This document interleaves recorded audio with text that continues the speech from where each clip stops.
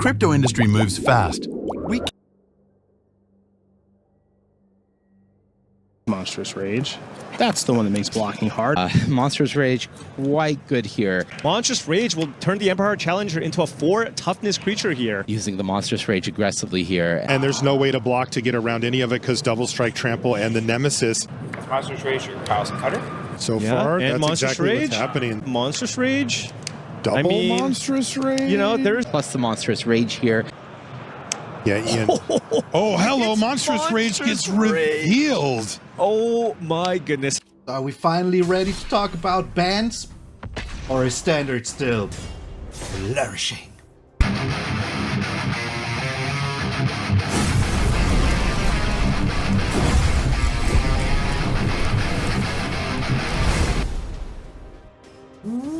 Welcome, brothers and sisters, and welcome to MTG Malone with me, Matches Malone. Thank you all so very freaking much for tuning in.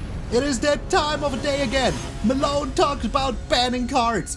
Yes, and I've been talking about banning this card for so freaking long now. And now it finally won a Pro Tour. And it was in every single deck in the top 8 in the Pro Tour. I've been talking about it.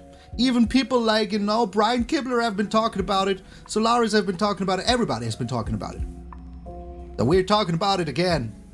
Ban Monstrous Rage. Boom! Just ban it. It's time. The hammer needs to come down. Before we get into that, hey Malo, where have you been? Hey, check out this video. If you haven't seen it already. Search for the video bad news and you will find out everything you need to know. I'm not going to talk about it right now. TLDR, I'm sick. Sometimes I will be missing for a day or two or a week, but I'm fine. If you want to know if I'm alive, just join the Discord. Ask me there. I will be alive 90% of the cases, so don't you worry about that. Let's talk bans, baby. Let's talk bans. We know that there will be a banning announcement on the 30th. Wizards has announced it. So let's check it out. As you can see, in the last announcement, they said, Standard is flourishing. Welcome to Flourishing Party.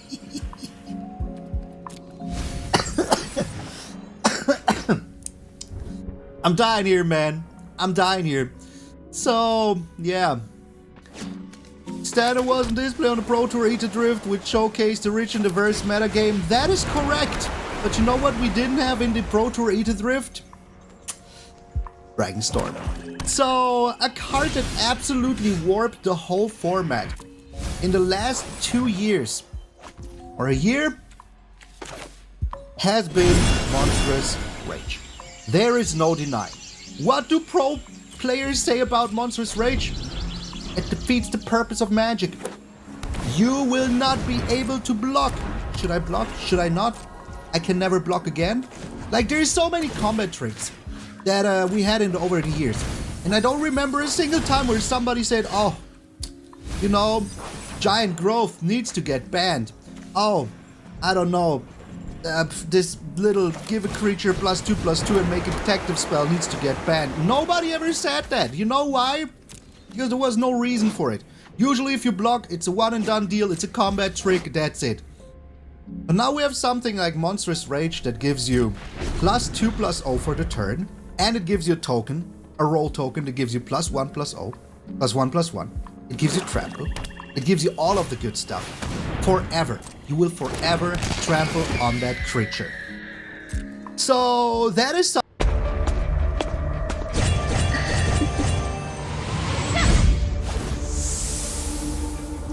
something that we don't like. So what happened? Well, we got Cory Steel Cutter then. So let's go through the timeline real quick. In case you're wondering why I'm calling for bans. Mono Red has been a problem ever, but we haven't seen it too much. In the Pro Tours and everything, there has always been an outliner. And somebody played Mono Red, people were always like, crazy, this person is playing Mono Red, that's insane. Then we got Cory Steel Cutter. And everything was freaking prowess all of a sudden. Let's look through some of these things. So we have the regional championship here, right here, in Montreal. It was won by Azorius Omniscience, which is super understandable because Omniscience is one of those decks that can beat Cory Steel Cutter. So, Remember that. We had 1, 2, 3, 4 Izzet Prowess in the top 8. We had 2 Izzet Prowess in the semis, and we had an Izzet Prowess in the finals. It went 2-1, lost 2-1 against Azorius Omniscience, which once more, this happens, but I've seen everything happen, so yeah. It was taken by Azorius Omniscience. What does Azorius Omniscience have? Temporary lockdown. That is it. And a combo that finishes the game on turn 4 if you're lucky. And if your opponent doesn't have answers and they go all in because they have to, well, now you win on turn 4 with a combo. Let's go to the Ultimate Guard Championship, Regional Championship, where I was in Bologna. I was playing Jeskai Oculus. What did we have? 1, 2, 3, 4. Izzet Prowess in the top freaking 8. Izzet Prowess won the whole thing. Pretty good. Freaking good. Let's go to the Regional Championship in Indianapolis in May. 448 decks. Where is it Prowess? I don't remember who won that one. I didn't find a list later, but I think it was Izzet Prowess. I wouldn't be surprised. Yeah. Let's look at some MTGO standard challenges also. What is happening online? Oh, what is this? All Izzet Prowess? Yes, all Izzet Prowess. Mono red aggro Izzet Prowess. Mono red aggro Izzet Prowess. Oh, mono red, Gruul aggro, Prowess, mono red, Prowess, mono red. Wait, what is happening? Didn't you say that, Izzet Prowess is the problem? It is. It is. And it warped the meta so much. So there was this one back and forth with me and Jim Davis, where I said this is unbelievable, where I was talking about the regional championship in Indianapolis. At 448, that is more than the next 4 decks combined, which were Oculus, Overlords, Omniscience, and Control. You know, you put them all together, they're not as much represented as Izzet Prowess. I played 5 games against Izzet Prowess. There was somebody in the Pro Tour right now that played 10 games in a mirror against Izzet Prowess. So, what is the problem here? Well, the problem is that Izzet Prowess was very, very strong, but there was one deck that could actually beat it very consistently. And that, my friends, is Mono Red. But what do these 2 decks have in common? Well, Monstrous Rage. That is all there is to it. Monstrous Rage is just too good. Monstrous Rage was in every single top 8 deck of the last Pro Tour that we had this weekend. Monstrous Rage is the problem. So, to make you understand something real quick, there is always like a rock, paper, scissors system in Magic, and I am very happy about that. That is very important. You know, you have something like Izzet Prowess. It can be beaten by Omniscience, you know. And then you have Mono Red that can beat Omniscience because it's just so fast that you should not survive on turn 4. They have to react to literally everything that you do. And then you have Izzet Prowess that beats all of the 2, but all of the 2 can beat all of the other ones, so you know, it's fair. I like this. My problem with this is that red is too strong right now. I don't remember a time where red was this strong, but I do remember that almost every card that needs to be banned is red, which is also crazy. I think red is one of the hardest colors to print cards for. You know, just not that easy. So, why is this card so good? There's other cards that are played a lot. Like, what about Stock Up? You know, Stock Up is a card that is played super often. Yeah, that is true. Stock Up is a card that is played super often, but it's not like format warping, you know? It's not like, oh, you have 1 mana open. Oh, yeah, you're dead. I have Monstrous Rage. You cannot even block. You cannot even block, you know? So, let's put all of these thoughts together. We had this timeline. Mono Red was very strong, but never like a powerhouse, you know? I played against Mono Red decks on my way to the RC, and I beat him with Dimir midrange. Pretty good. Where is Dimir midrange now? Nowhere to be seen. Ogari Demons, Dimir Demons, Mono Black midrange, even something like Zur Overlords, which was one of the most played decks in the previous Standard Pro Tour, nowhere to be seen. Well, it is seen, but you know, it's so marginal. You could even say that it's just inexistent. Just freaking inexistent, you know? It's insane. And that was one of the hardest to beat decks, you know? What was good against it? Well, something like, you know, mono red aggro. But then we have Corey Steelcutter that just consistently wins on turn 4. Coming out of nowhere. Just like warping the whole metagame around it. It's in every single format that you go, you see Corey Steelcutter. And that is insane. But is Corey Steelcutter unbeatable? No. Just play Omniscience. Now Omniscience won some, you know, tournaments against Corey Steelcutter because it's targeting exactly that deck. And what happens? A new deck that targets Omniscience and Corey Steelcutter comes out of nowhere and brings the Powerhouse. The card that I brought because of Arne Huschenbeth to the RC, which is the Magebane Lizard. Hi, Hamad here from Zen HR. Let me show you how Zen HR is transforming HR for companies across the... I have been playing Magebane Lizard since the day it came out. It was always in my arsenal. Always. I had it in my modern mono red deck as a sideboard card against decks that play Storm, against decks that play a lot of instant sorceries, you know, like Murktide or stuff like that. And now it's the answer to the meta. This Lizard is so good that people are playing it mainboard in their mono red deck. So, I'm very happy about all of this. That is good. That is actually Standard is flourishing because people are finding answers. It's said that, you know, the answer to a red-blue deck is another red deck, but hey, I still don't think that mono red would have a chance without Monstrous Rage. So, are we saying Monstrous Rage is needed? Kinda, but it's too good. If it was a one-time effect, alright. But the roll? You know, that roll is so good. It enabled so much stuff. You now have a Forever Trampler. You now have a creature that is +1/+1. You now have a freaking enchantment that you can use for your Torture Tower. What you gonna do about it? What you gonna freaking do about it? That is the crazy part, you know? So, it is just such a high value card. So now we're talking about other cards. People are like, yeah, but I hate Up the Beanstalk. Ain't gonna get banned. You don't see Up the Beanstalk anymore. It is a super good card. Don't you get me wrong. And if we would ban Monstrous Rage, the decks would still be strong enough, but I think we would see all the other decks again.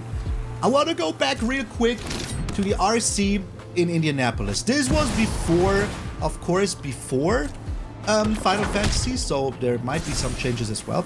But if you look at the decks, there's actually a lot of different decks, which is super cool. Absolutely amazing. We have Izzet Prowse, Jeskai Oculus, Zur Overlords, Azorius Omniscience, Jeskai Control, which is completely different than the Oculus deck. We have Pixies, Dimir Midrange, more Pixies. Let's not talk about more Pixies. Azorius Control, that is not Omniscience. Gruul Mice. We have Mono Black Demons. We have Gruul. We have everything. Even Absent Pixies. Was 10 decks with Absent Pixies. If we have a field like this, absolutely amazing. Absolutely amazing. If we have in the Pro Tour 4 different decks in the top 8, that is amazing. Absolutely amazing. The 2? We had 2 decks in the Pro Tour. Oh, di ba, Beshi? Izzet Prowse and Mono Red Aggro. And they both move towards each other until they met in the finals. Therein lies the problem, my friends. Therein lies the problem. There is cards that have been problematic, that have been banned immediately because they have been problematic. Let's look at Modern. Hey, Modern is flourishing. You know, there's so many different decks. I went to a Modern RCQ. I have played not a single time against the same deck. I played 4 games, and all 4 of them have been against different decks. It wasn't the same like a year ago, but now, right now, it's pretty good because they take care of the format. Standard. I applaud them for banning the ley line back then in best of 1, but the ley line was never a big problem in best of 3 or whatever, as you can see right now. Like, you know, Jean-Emmanuel Deprat was playing it back then and said the ley line is absolutely busted. But right now, you know, we're good. The ley line is not a problem for any deck. The problem is and will stay freaking monstrous rage. And I'm saying it, everybody's saying it. It's a problem. 2 decks in the top 8. 2 decks in the top 8. That's whack. That is whack.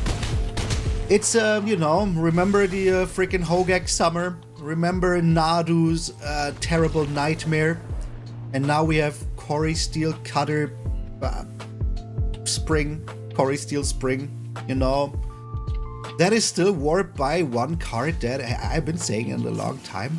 It's to go. That is Monstrous Rage. Your win rate with Monstrous Rage in your hand is 60 or 70%. On the play, on the draw, doesn't matter. That is insanity. We have way too many cards that are way too good for a card like that right now. The mice package, you know, it's a problem. That is the freaking problem. So what would I do? I would actually keep Corey Steel Cutter. I think it's okay. There is a strongest deck in the meta right now, which is It Prowess, which is fine, you know. It will change. I think we will see other decks coming soon. In a month, in a freaking month, we will already have the next set. In 3 months, we will already have the next set. So there will be new cards. There will be new archetypes. I think artifacts will be making a huge comeback, as we will have an artifact meta with, you know, with Edge of Eternity coming down. That is it. So in my eyes, the solution is pretty simple. Ban Monstrous Rage. Get a resurgent of mid-range, because mid-range right now is non-freaking existent. So ban Monstrous Rage, keep all the rest. But banning Monstrous Rage will already change the format so much. So much. Status flourishing? Yes. But we have like one root of evil that is just like, you know, growing all over it. And that, my friends, is freaking Monstrous Rage. And I've been saying this since years now. Since Monstrous Rage came out, I hated that card. I hated that card. And before we had Is It Prowess, it was one deck that would really use it, but that deck was like easily controllable because usually best of 3 keeps mono red in check. But now that we have another deck that profits so much from it, we need solutions. And once more, I don't think Corey Steel Cutter is the huge problem. Yes, Corey Steel Cutter is a very snowbally deck, but if you are playing like best of 3, you will find ways to answer it, you know? We have temporary lockdown for some more months. But until then, you know, what is afterwards? What happens after temporary lockdown is gone? Well, I don't know. Find out together. But until then, hey, I'll be back tomorrow with the streams. I will be back tomorrow with the videos. Everything will be going back to normal. Don't you worry, but I needed this 1 week. And yeah. I believe you're looking for me.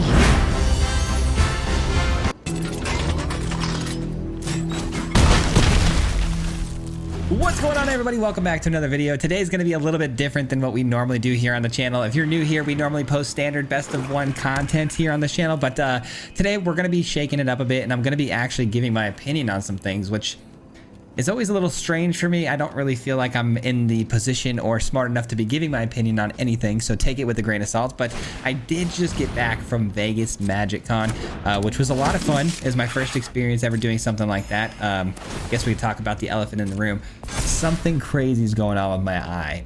I don't know what happened. Maybe it was the hotel pillows, who knows, but my eye is messed up today.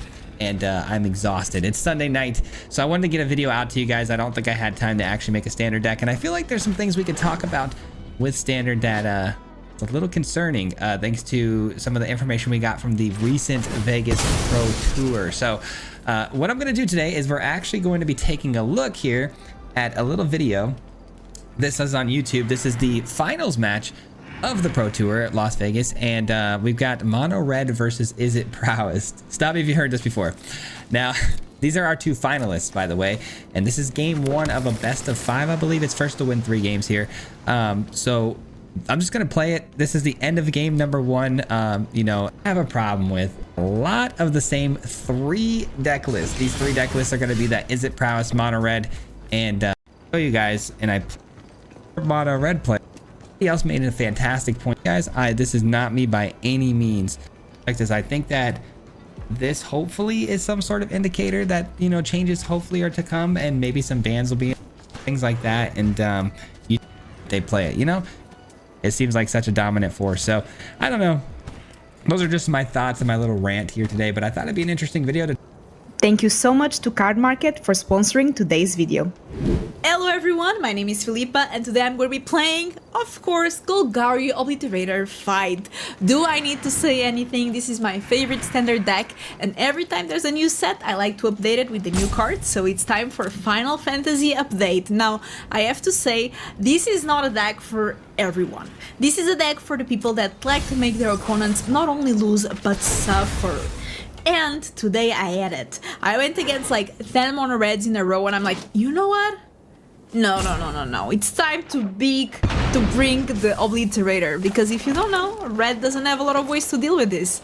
Phyrexian Obliterator is a 4-mana card, 5/5 trample. Whenever a source deals damage to this creature, that source controller sacrifices that many permanents of their choice. Now, mono red does not have a way to deal with this, unless they kill you with trample, which can happen sometimes before they have to sacrifice something, but every spell that they have that its removal deals damage. So if they want to frenzy this, sacrifice 5 permanents. If they want to attack with their big creatures and give them trample, if you don't manage to kill me, you're going to sacrifice everything you own. So Obliterator is just such a great card against mono red, and we are going to ramp into it, don't worry, to get it earlier than expected. And yeah, another cool card that this deck plays is, of course, Tail Swipe. Choose target creature you control and target creature you don't control. If you cast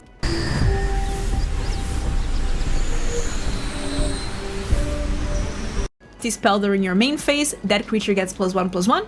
But now the important part, then those creatures fight each other. So you're going to force your opponent to go against Obliterator and just sacrifice a bunch of things. And it's instant speed, which makes it really good, because as I said, mono red does not have ways to deal with it, but unfortunately Izzet does. They do have the bounce spell, which is a very good way to deal with Obliterators, so you have to keep those tail swipes and be able to fight in instant speed against those big prowess creatures. Now, I said we have some new cards from Final Fantasy, actually quite a few.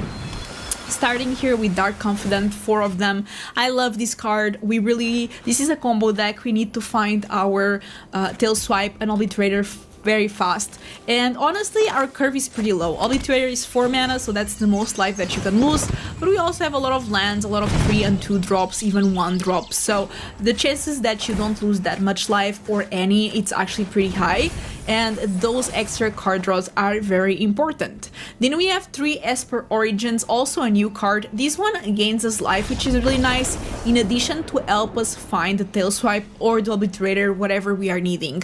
So at level 2 you gain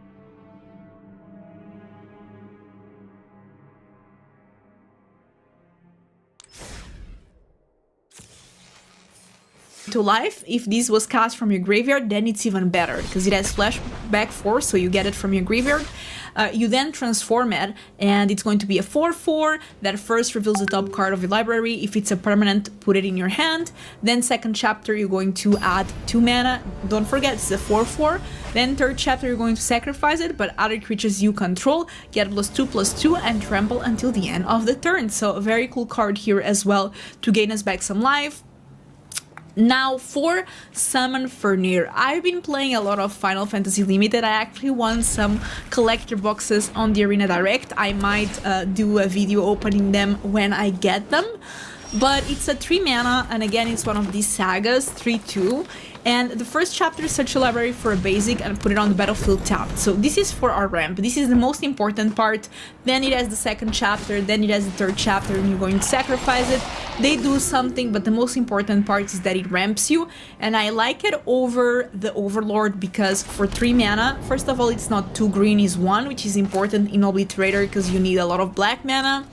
And then another thing that I really like about it is that it's a body on the battlefield, which we do need against the aggressive deck. So turn 1 Llanowar Elves into turn 2 Fenrir, it's very good because it's going to allow you to then get an Obliterator fight very early on the game. I feel like this is game changer. Then another card that we have that is also new is the Starting Town.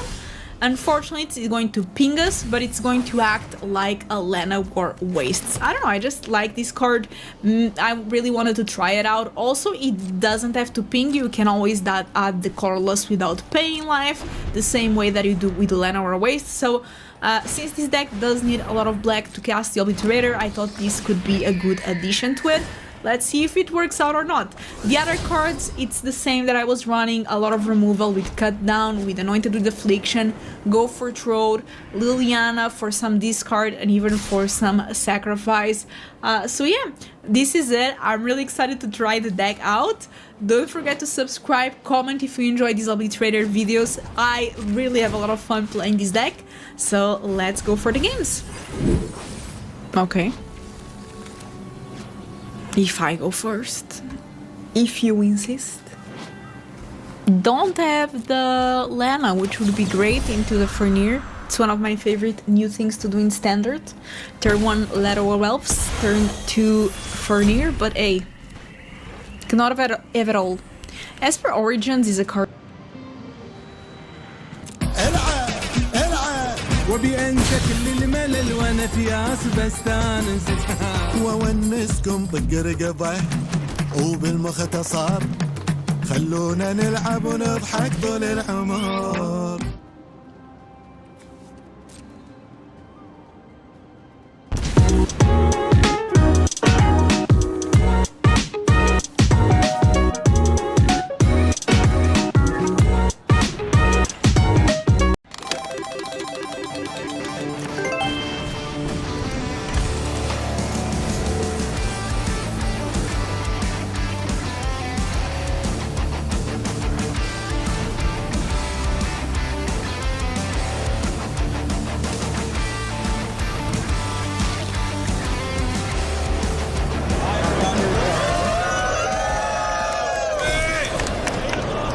We're live on Twitch if you guys want to say hi. Thank you everybody for coming. This is overwhelming. We're doing a live Magic Monday. We're going to open a beta starter deck from Ancestral MTG, and hopefully we won't get hosed.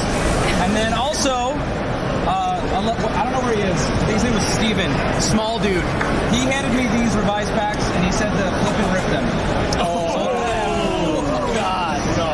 Canyon's here. Hey! Creeping the cast! And hi chat. I don't know if they can hear well. Sorry, the mic situation fell apart right before we started. Do you have any predictions on the mic? We're pulling a Lotus. How about you? I too think the Lotus. You think the Lotus as well? Yeah. I feel it in my gut, yeah. Do you want to take it out? No, I don't want to take it out. That's all yours. I don't even want to touch it. I got bad luck, dude. I'm not fucking touching it. Oh! She's so pretty. Okay. Now, Max, how's it look? Looks great. Are we going to get hosed? I don't think so. I hope not. How much is this valued at? If someone wanted to buy one of these right now, 40,000. All right, great. Who's counting? Everyone's watching. I know. Stop. Weird. Stop. Okay, I'm gonna do it. There are many ways to lose 40 grand in Vegas. This is one. Here we go. Here we go. Can we get a playmat for you? No, we don't do playmats. do you have one? Okay. We're so unprepared. We didn't even have a knife or anything. Yeah. Playmats. Well, hold on. Send them all. Send them all over. Keep them coming. Who's got more? More. This one. All right. Great one here. that is good. Get that one in there. That is good. All right, here we go. Oh, the bunny one. Yeah, fuck it. Throw it up there. Just layer them all. Perfect. Thank you. All right, I'm gonna lose 40 grand right now. So sad. But then we're gonna make it back. Here we go.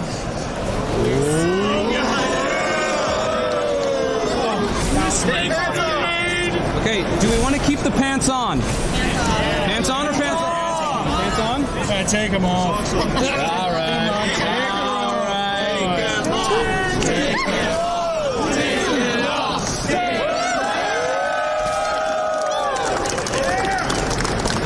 Okay. Once we start, there's no going back. I mean, I'm so nervous. Okay, I want to make sure no spoilers. Okay, that is the top. They're Digimon cards. I'm shaking. I don't shake. Ooh. There we go. There we go. Okay. How's it look? How's it look? Tom, you're the expert. Go ahead, take a look. He's full of shit. Ooh. Do you want to spoil right now just for us, for the camera? Spoil the bottom? No, I don't. Oh, yeah, actually. What is this for? You ready? Sleeves. I mean, you want to sleeve it. That's good. That's solid. That's pretty. That's uncommon. Okay. That's pretty good. All right. I was supposed to study. Very good. Very good. Yeah, that's good. All right, let's begin. The rares supposedly can be in 2 spots? Yes, they are either behind the booklet or in front of the booklet. So the rares are either right here. You're going to do this part. I'm not. Yes, you are. How do you? No, I don't know. So, okay, you take this and you just... You just stab it on top. You typically cut on the booklet. Cut on the booklet. Oh, hey. Fuck off. That's so fucked up. That was fun. That's so fucked up. All right, everyone needs to actually shut up. No one's watching. No one's watching. Oh my god. Jesus, take the wheel. I'm so nervous. There you go. That should be good. That's good. That's gotta be good. That's good. Okay, so thank you. Thank you.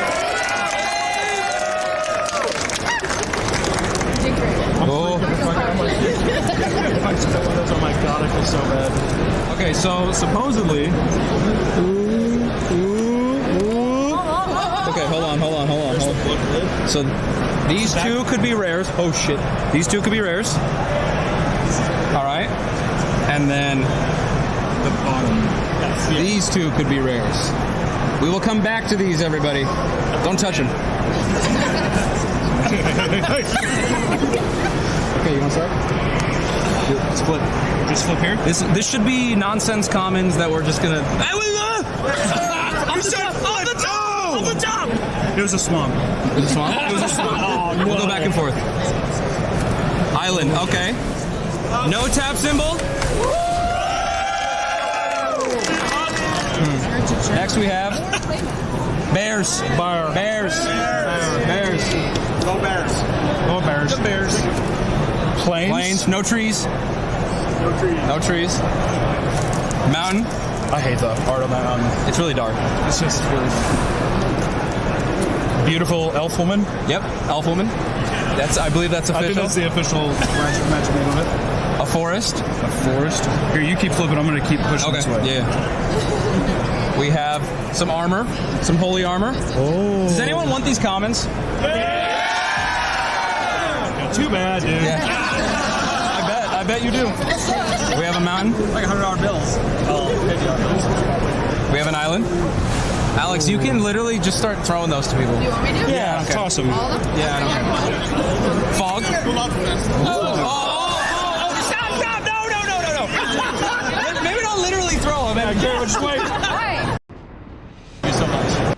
This is Pod 5, the first fully immersive sleep system. Intelligent, adaptive, effortless. I do also. The pony's dead. Oh, the ponies. Oh. Over here, this guy handed me a revised pack. We're saving the good ones for last, I think. We have a Cobra. Jesus Christ. And? That already goes hard, though. Okay, so the commons were... Common. Not great. Look at the eyes on that, though. That's okay, though. Uncommons. Papa, would you do the first uncommon? There could be some heat in here. You can just flip those. Circle protection red. Here we go. Can we flirt? A little bit. Oh my.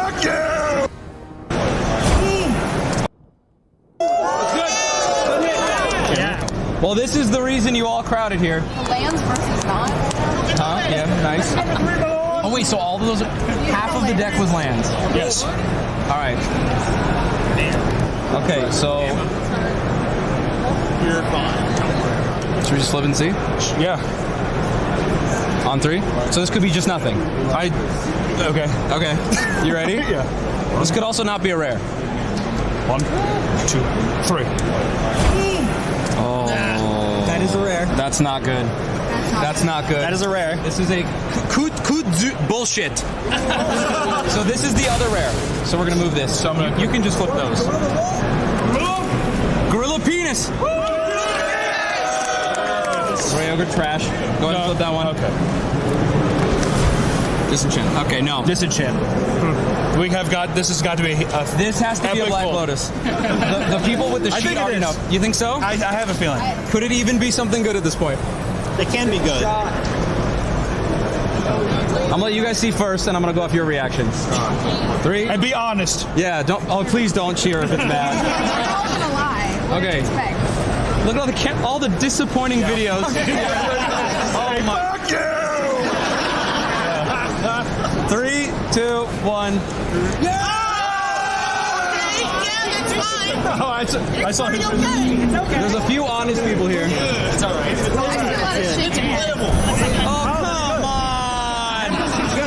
come on! You cheered over that? All right, that was ass. Everybody go home. This was shit. Who wants a booklet? What's speed say? Green apple? Just fucking cut the camera and walk away. You can't. You'll destroy it if you pull it out. Hi, chat. He's strong. He'll do it. He'll destroy it though. I'll figure it out. Hi. Hello. What's up? Not much. Would you guys mind signing my playmat? And then I have either my favorite commander or I am building a new deck. It's Cliven's Dog. Oh shit. Okay. So your guys' choice. Is your favorite? This is my favorite. Yeah, it's my ultimate deck. I'll do it. Incredible. I don't have to wear this. Absolutely. I don't have to wear it. I signed the favorite. Now, Chad, I want you to pay attention. Alex will insert herself into signatures and photos that she was not asked to. It's a very awkward dynamic, I've noticed. It happens often. So just brace yourself up. She even just, she just said, now, can I sign one? What's he going to say, no? You're putting PMW. This is for you to give out at your discretion to anyone else. Okay, here you go. Awesome. Thank you. Yeah. Yes. Oh, did you? Yeah. This is for you to give out. Oh, okay. Oh, we got this one. Beauty. Oh yeah. Remember, you're signing your name. I had to remember that. It's hard when I'm seeing you sign and all that. Yeah. In my head. You enjoying the con? Oh yeah. No, I'm having a lot of fun. Good. This is my first time going to any of them. Really? So long. I just got back into Magic after like 10 years. If you could keep moving this It's way, a- sorry, something. This is for you to have and to enjoy for yourself. Thank you. However, this is for you to give out at your discretion to anyone else. Okay, here you go. Oh, awesome. Thank you. Yeah. So you just keep going. The drip is very uncomfortable. The card up next to you. It looks nice though. Beauty is pain. It is. I don't even think I look beautiful though. It's just pain. Shut up. Thank you so much. You're welcome. I do also. I have this desire. Okay. You want me to sign it? Can I? Yeah. I don't want to like bring it out. I don't think so. You know? This is cringe. Hey everybody, so today we're opening another Final Fantasy Play Booster box. This is box.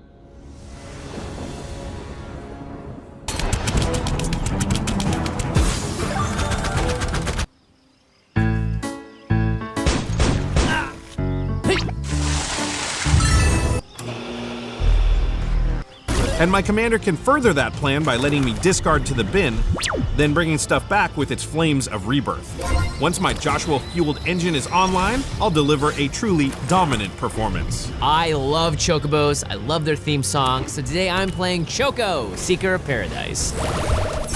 This deck is all about the birds. including a few new chocobos from the Final Fantasy set. And whenever my birds attack, my commander can give me a little bit of card draw and potentially lots of ramp. Add in some of the best bird typo synergies in Magic, and I'll be the first to walk across the finish line. And my commander is Go-Go Mysterious Mime. This deck is all about doubling up on some heavy-hitting combat abilities. And with my commander's ability, I can give one of my creatures haste and have him become a copy of it. If I can find my powerful finishers, this deck will easily go the distance. Let's race the save file. Time for new game. It's time to go for the win-win. My opponents are gonna need a Phoenix down. I'm taking this one to the chocobo races.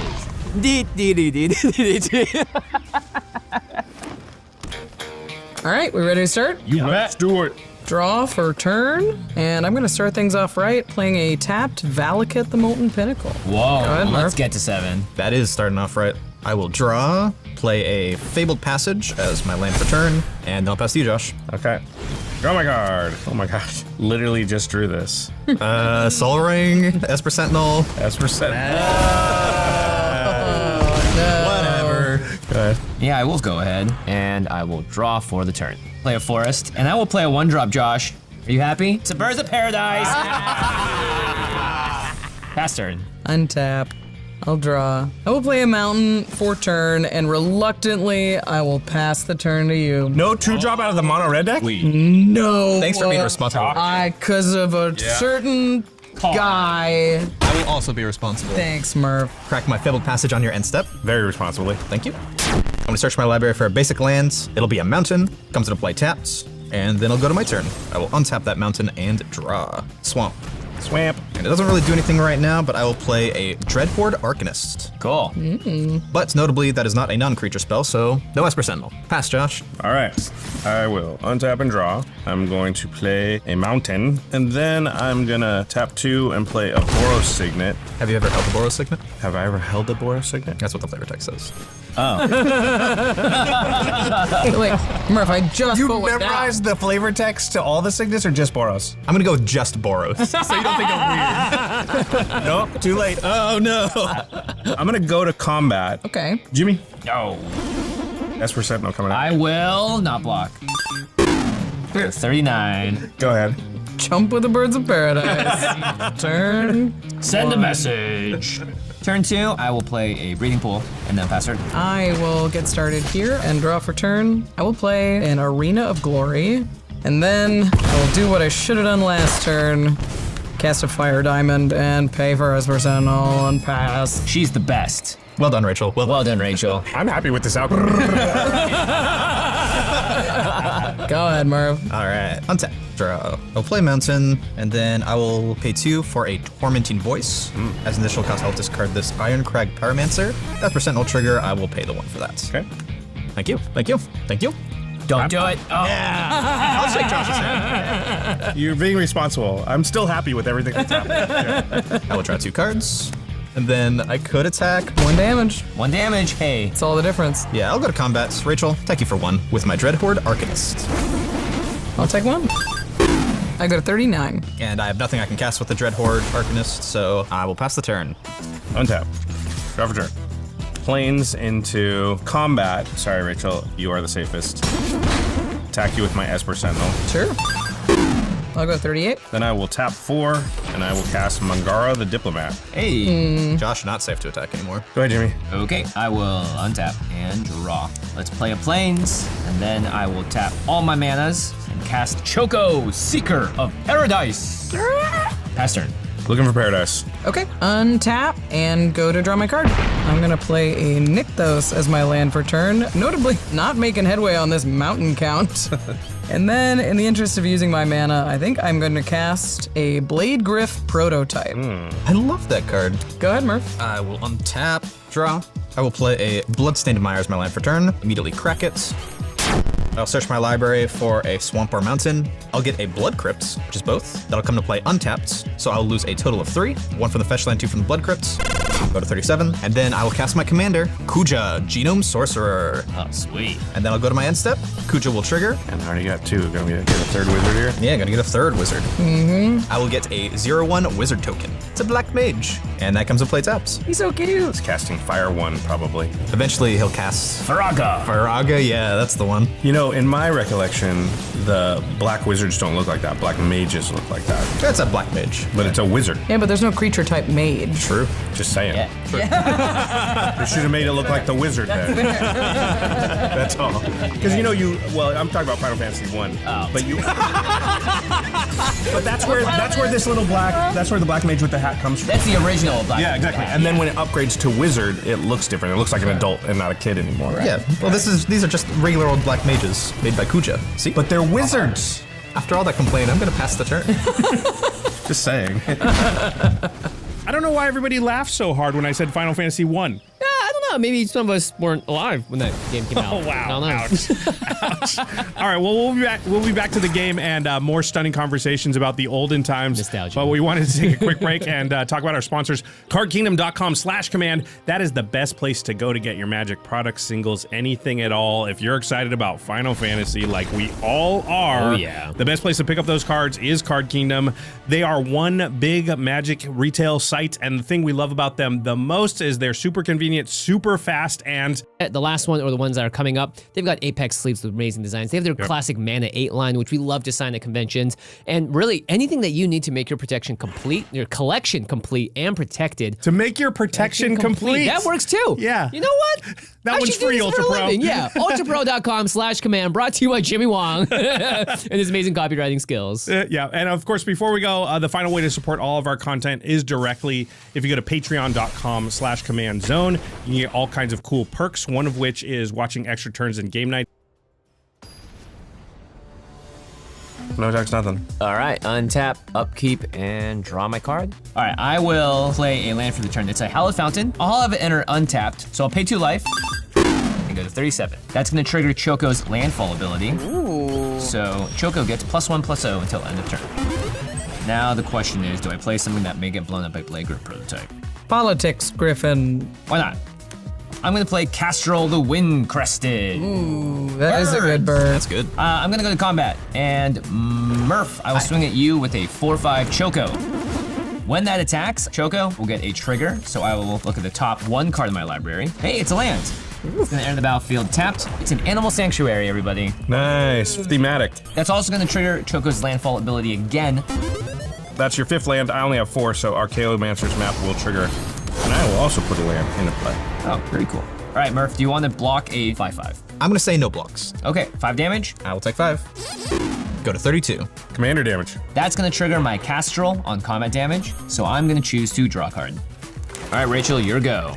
All right, I will untap and I will draw for turn. I will play Sekenzan Crucible of Defiance as my land for turn. And I can't play around all of Josh's draw effects forever, so I'm going to play a Thought Vessel, paying the 1 for Esper Sentinel, but I will cast a second spell. I'm gonna cast Go-Go Mysterious Mime. Go, go, go. Yep, that's gonna trigger Mangara. I will draw a card. Wake me up before you go. Don't leave me hanging on like a yo-yo. Hey, how about this, Rachel? I'll let you hit me if I can blow up something. You wanna blow up something? I don't know. I just feel like Castrol's 100% gonna get blown up. If you would like to get hit, I'm happy to hit you with one of these. The obvious targets on the board are Castrol, Kuja, and then a mix between Esper and Mangara. Mm-hmm. I think so. Or Archaeomancer's map. Let's all be ready. All right, I will go to combat, and I'm gonna have Go-Go become a copy of Blade Grip prototype, which means both of them get +2/+0 and haste. And then, Josh, I'm gonna attack you with Go-Go, and Jimmy. Get ready to elevate your shopping experience at Lulu. ADCB Lulu Platinum Credit Card. Guys, I have a problem. A lot of my decks lean towards the Power Matter strategy. It's just my favorite strategy, and because I have those biases whenever I'm brewing, they kind of just get baked in there. I will say though, I do try to steer away from that sometimes, and I do want to give you guys a solid variety on the channel, and I think I've achieved that. But if you go down a rabbit hole and you click on maybe 5 random videos, it has occurred to me that maybe 3 out of 5 of those videos are going to be Power Matters, and they're going to look like they have the same core, because honestly, they might have the same core. So I'm aware of that, working on it. I'm trying to veer away from that, and that's exactly what happened with this Noctis deck tech.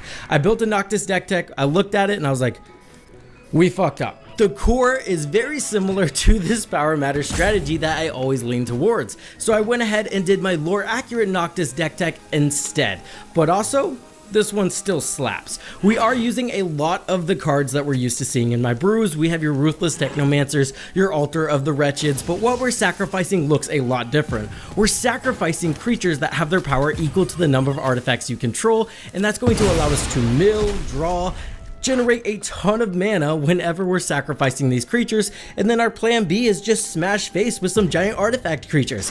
I do think the strategy is pretty unique to the commander, and I built a pretty fun deck that's honestly pretty consistent, so putting it to waste was not something I was going to do, so I pulled you guys, and 11 of you failed, alright? The answer is yes, we always want more Power Matters deck.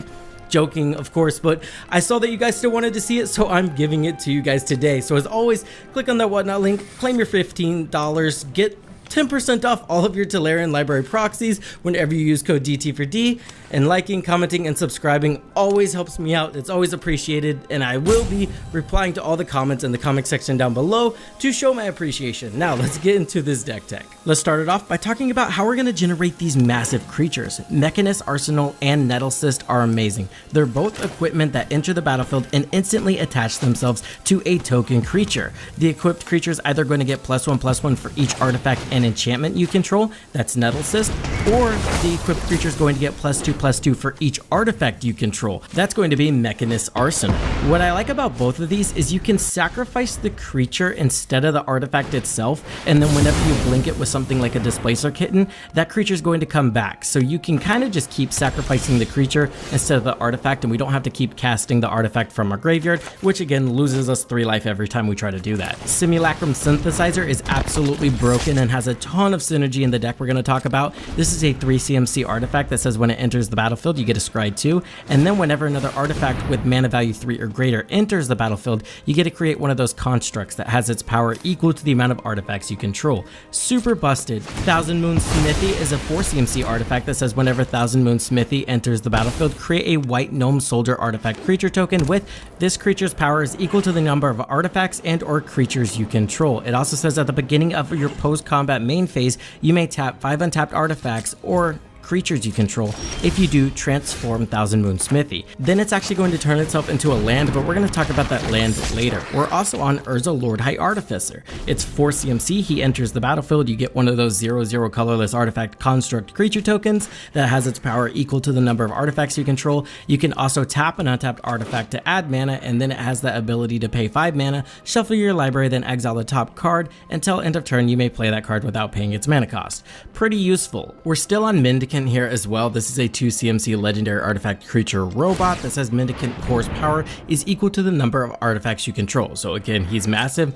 Then he has that start your engines ability, and then whenever it gets to max speed, it says whenever you cast an artifact spell, you may pay 1. If you do, copy it, which is really good. Phyrexian Metamorph can also enter as a copy of any of the super powerful creatures. Let's talk about the payoffs though. We have Altar of the Wretched, arguably not our best since it only works on non-token creatures, but it allows you to draw X cards and then mill X cards, where X is that creature's power. We also have Ruthless Technomancer, which enters the battlefield, allows you to sack a creature and generate treasure tokens equal to its power. Notably, this is absolutely insane since most of our creatures scale off how many artifacts we control.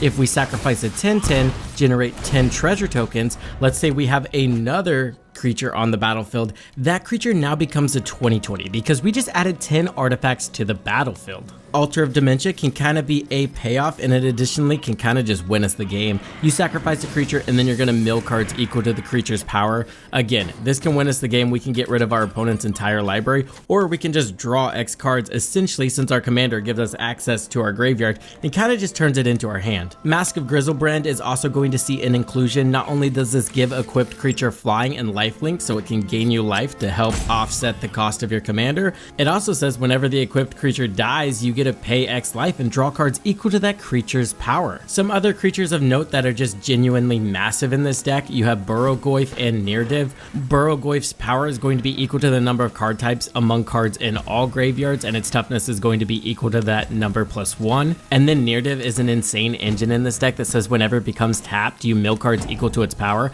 Additionally, it says whenever you cast a spell from your graveyard or activate an ability from your graveyard, you get to put a 1/1 counter on Nirdiv and draw a card. So it's insane card advantage, and she gets massive, especially when we're casting card after card after card from our graveyard. Alright guys, let's talk about some jank for a second. Let's say we have Displacer Kitten on the battlefield. This allows us to blink a card whenever we cast a non-creature spell. Let's also go ahead and put Archaeomancer on the battlefield as well. It's a human wizard that says whenever it enters the battlefield, you get to return target instant or sorcery card from your graveyard.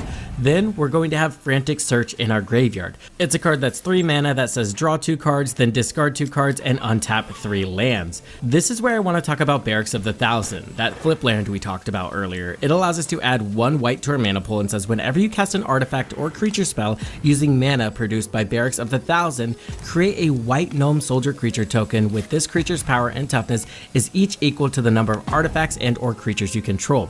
So I think you see where we're going here. We cast an artifact with this spell that's going to allow us to blink our Archaeomancer, returning Frantic Search from our graveyard to our hand. Then we're able to cast Frantic Search to untap our Barracks of the Thousand. This allows us to generate a massive board state. It's not infinite or anything. It can be with a lot more pieces, but at that point, you know, we've entered Rube Goldberg machine territory, but I just thought this was a little fun combo or synergy that I found. Moving on to the core of the deck, we are still running a top combo, but it's not the top combo, if that makes sense. We're going to have Sensei's Dividing Top, Golbez, Crystal Collector, and Aetherflux Reservoir. 2 of those cards you recognize, 1 of them maybe not so much. Golbez says whenever an artifact you control enters, you get to surveil one. That means you look at the top card of your library. If you don't like it or you like it and you want to cast it, you can go ahead and throw it in the graveyard. What's really cool about this is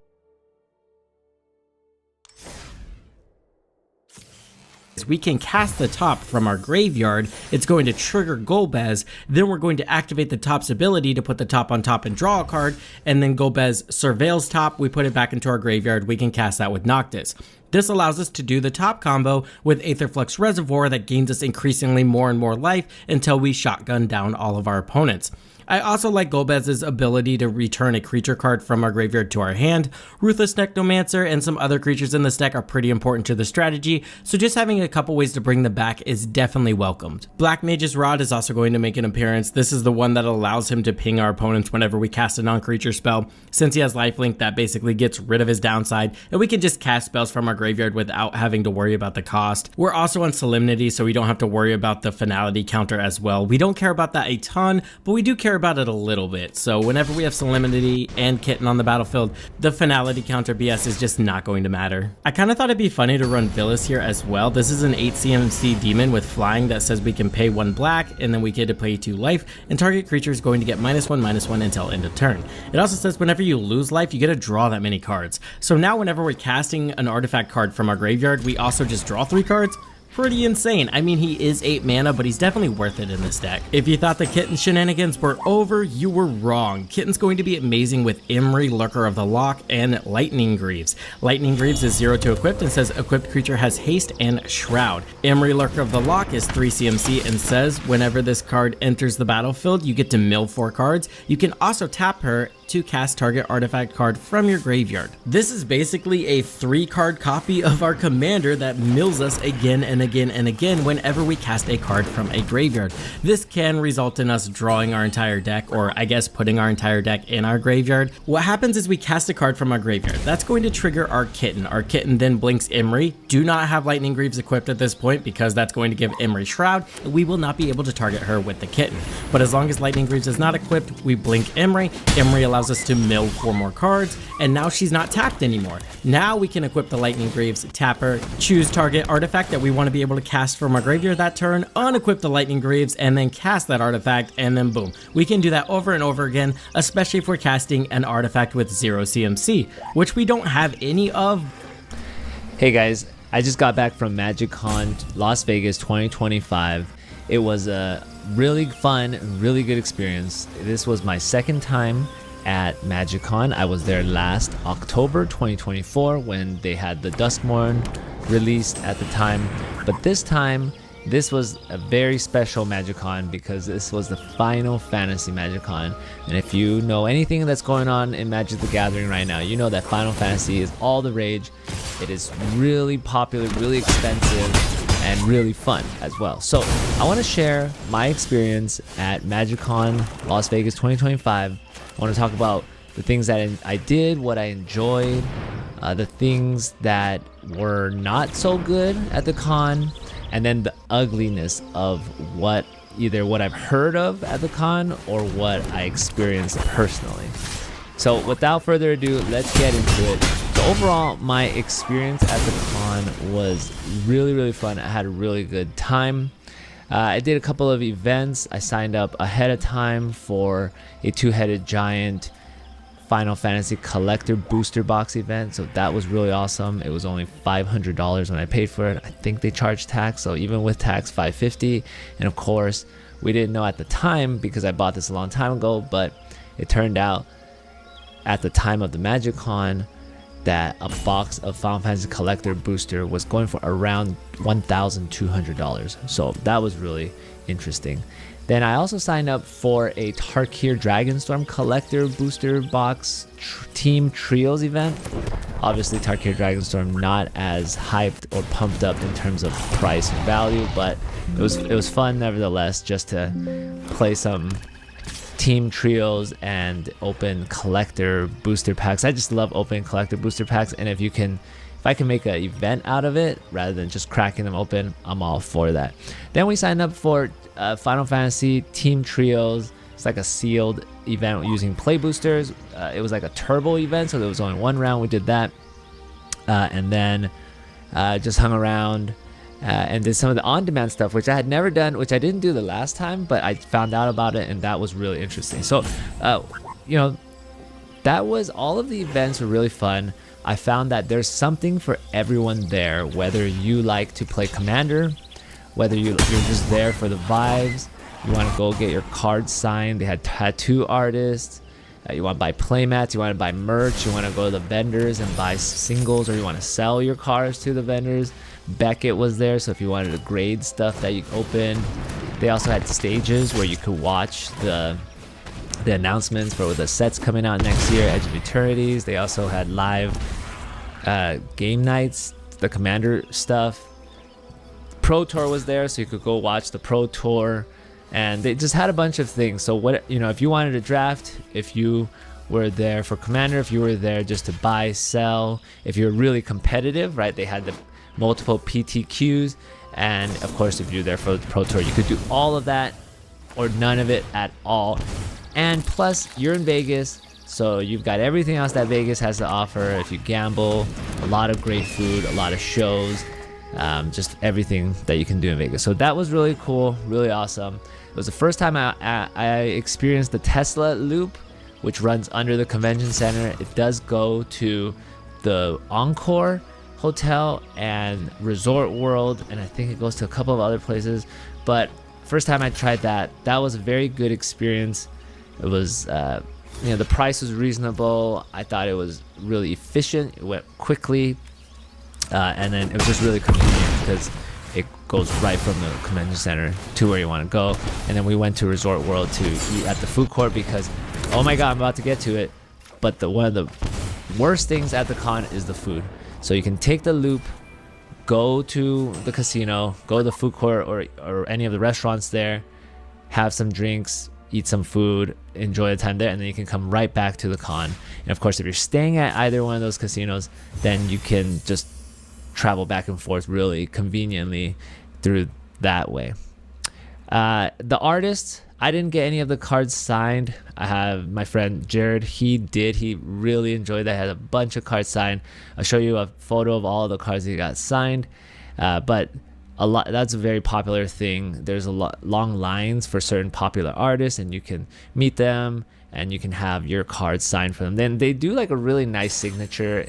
Sometimes some of them use like 2 markers or pens, and it'll make it golden or shiny or rainbow, or there's special effects. There was even a black light one, so that was really cool. And then you can play Commander. You can just sit down at a casual random table, just ask anybody, play Commander with them, or you can sign up. They have some Commander events. They also have like really interesting mystery booster events or events that's hosted by like the Gavin Verhey and also the professor and things like that. They have a lot of meet and greets. You can meet some content creators or other personalities in the Magic the Gathering space. So all of that, really awesome. Had a good time. And it goes by really fast because like the con opens at 10 a.m. and I think it closes around 10 p.m. Yeah, it sounds like a lot of time, 12 hours. But if you think about it, if you do one draft event or sealed or any of those events, that's like 4 to 5 hours. And so it's only open for 12 hours. You can do like 2 or 3 events and it's over. So, you know, even if you play a Commander game, my Commander games, and I don't play too much Commander, but the Commander games I play, they usually take over about an hour or more. So you don't really, they're just, time flies really quickly, especially when you're having fun. There are a lot of long lines. So I want to move on to the bad of the con, and the lines is the first thing. So you got the 12 hours and you have all the things you want to do, but you also have a lot of lines, long ones that will eat up a lot of your time as well. So we waited about I would say about an hour in the line to purchase vouchers. So you have to use vouchers to participate in on-demand events, whether that's on-demand Commander events, they have on-demand drafts, on-demand competitive drafts, things like that. So the line to purchase that was about an hour. And then we also wanted to check out the store. You know, they have some merch. They also have, you can buy products.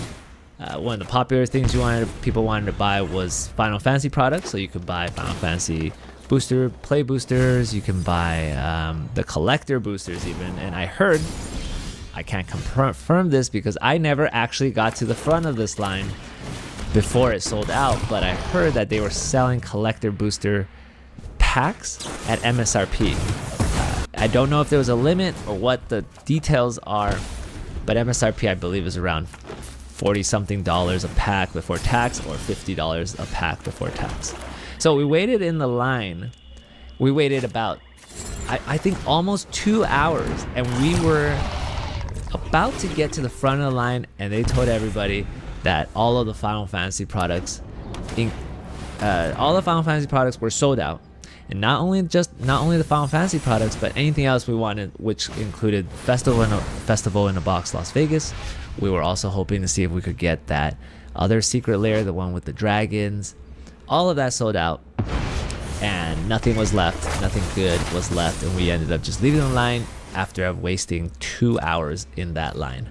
And anytime we went by the line or went back the following days, the line was just as long. It looked like it was going to take about 2 hours, and we just didn't even bother, and we figured anything we want would already be sold out. And then the food. So the food at the con is terrible. It's horrendous. I think it was almost $20 for a tiny single person pizza.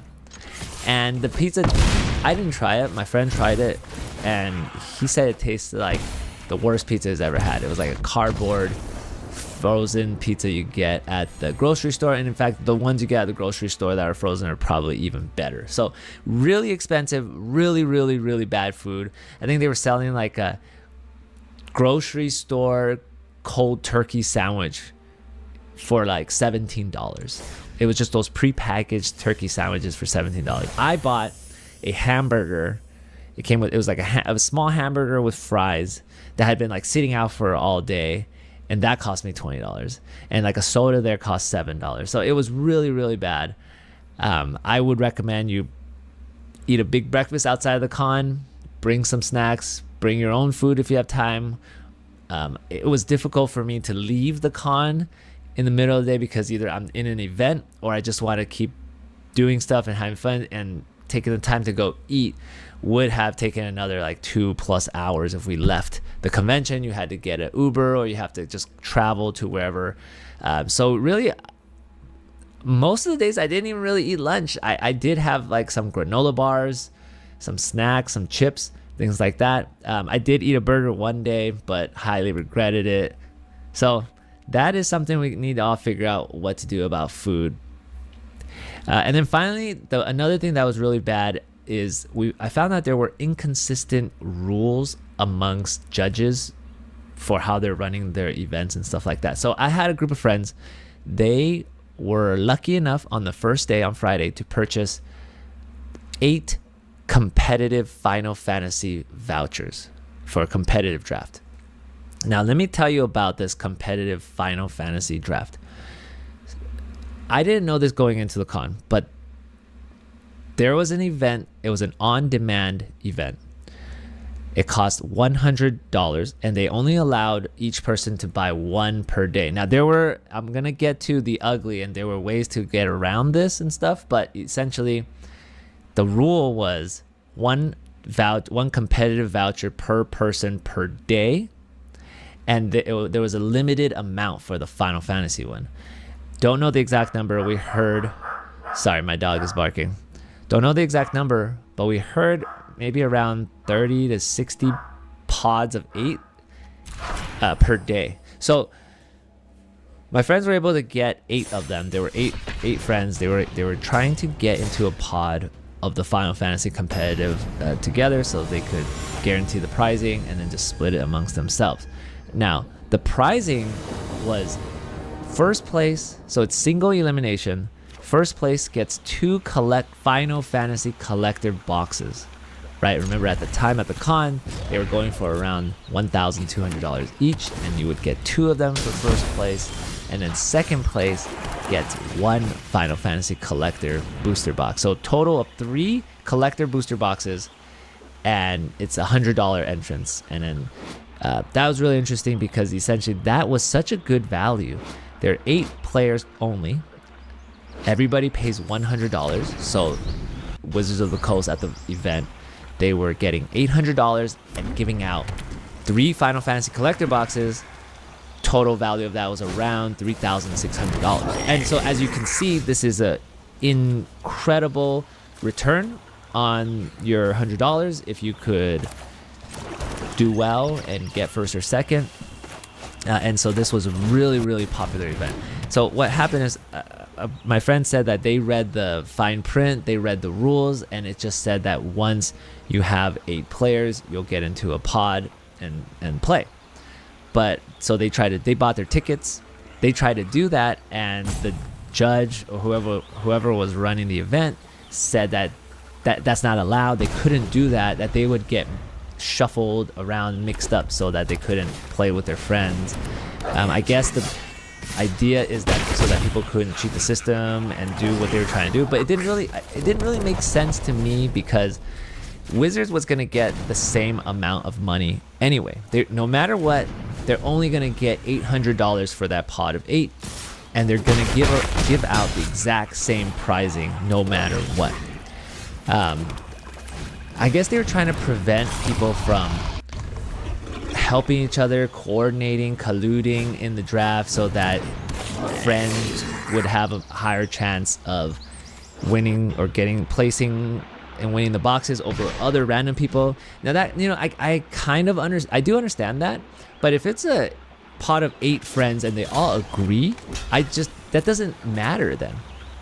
I guess it could mess up other pots, but here's the kicker. So they didn't let them do that, and my friend's like, okay, well, we don't feel confident enough to make first or second place in a competitive draft. So they wanted to get a refund on their ticket, and then they were very strict about not refunding those vouchers, which was strange because there were thousands of people who would want those vouchers. So they allowed my friends to sell the vouchers to other people, which is really, really weird because that would lead to scalping of those vouchers, which are very valuable. And as the days went on, it became really hard, nearly impossible to get those vouchers. So they didn't let them refund it. They did allow them to sell it. I was lucky enough. I bought 1 voucher off of them for $100, and then I went in to compete, and they sold 7 others or 6 others, and that happened. But so here's the kicker is that once I bought that voucher and I went to join the queue, I sat down at the table to play in the competitive draft. Well, they just took the first 8 people that showed up. They didn't shuffle us around to any other pods because there weren't 2 pods waiting. They didn't set up 2 pods and then randomly assign people to those pods. All they did was just once the first 8 that showed up, all right, we're gonna fire this 8-person competitive draft, and there you go.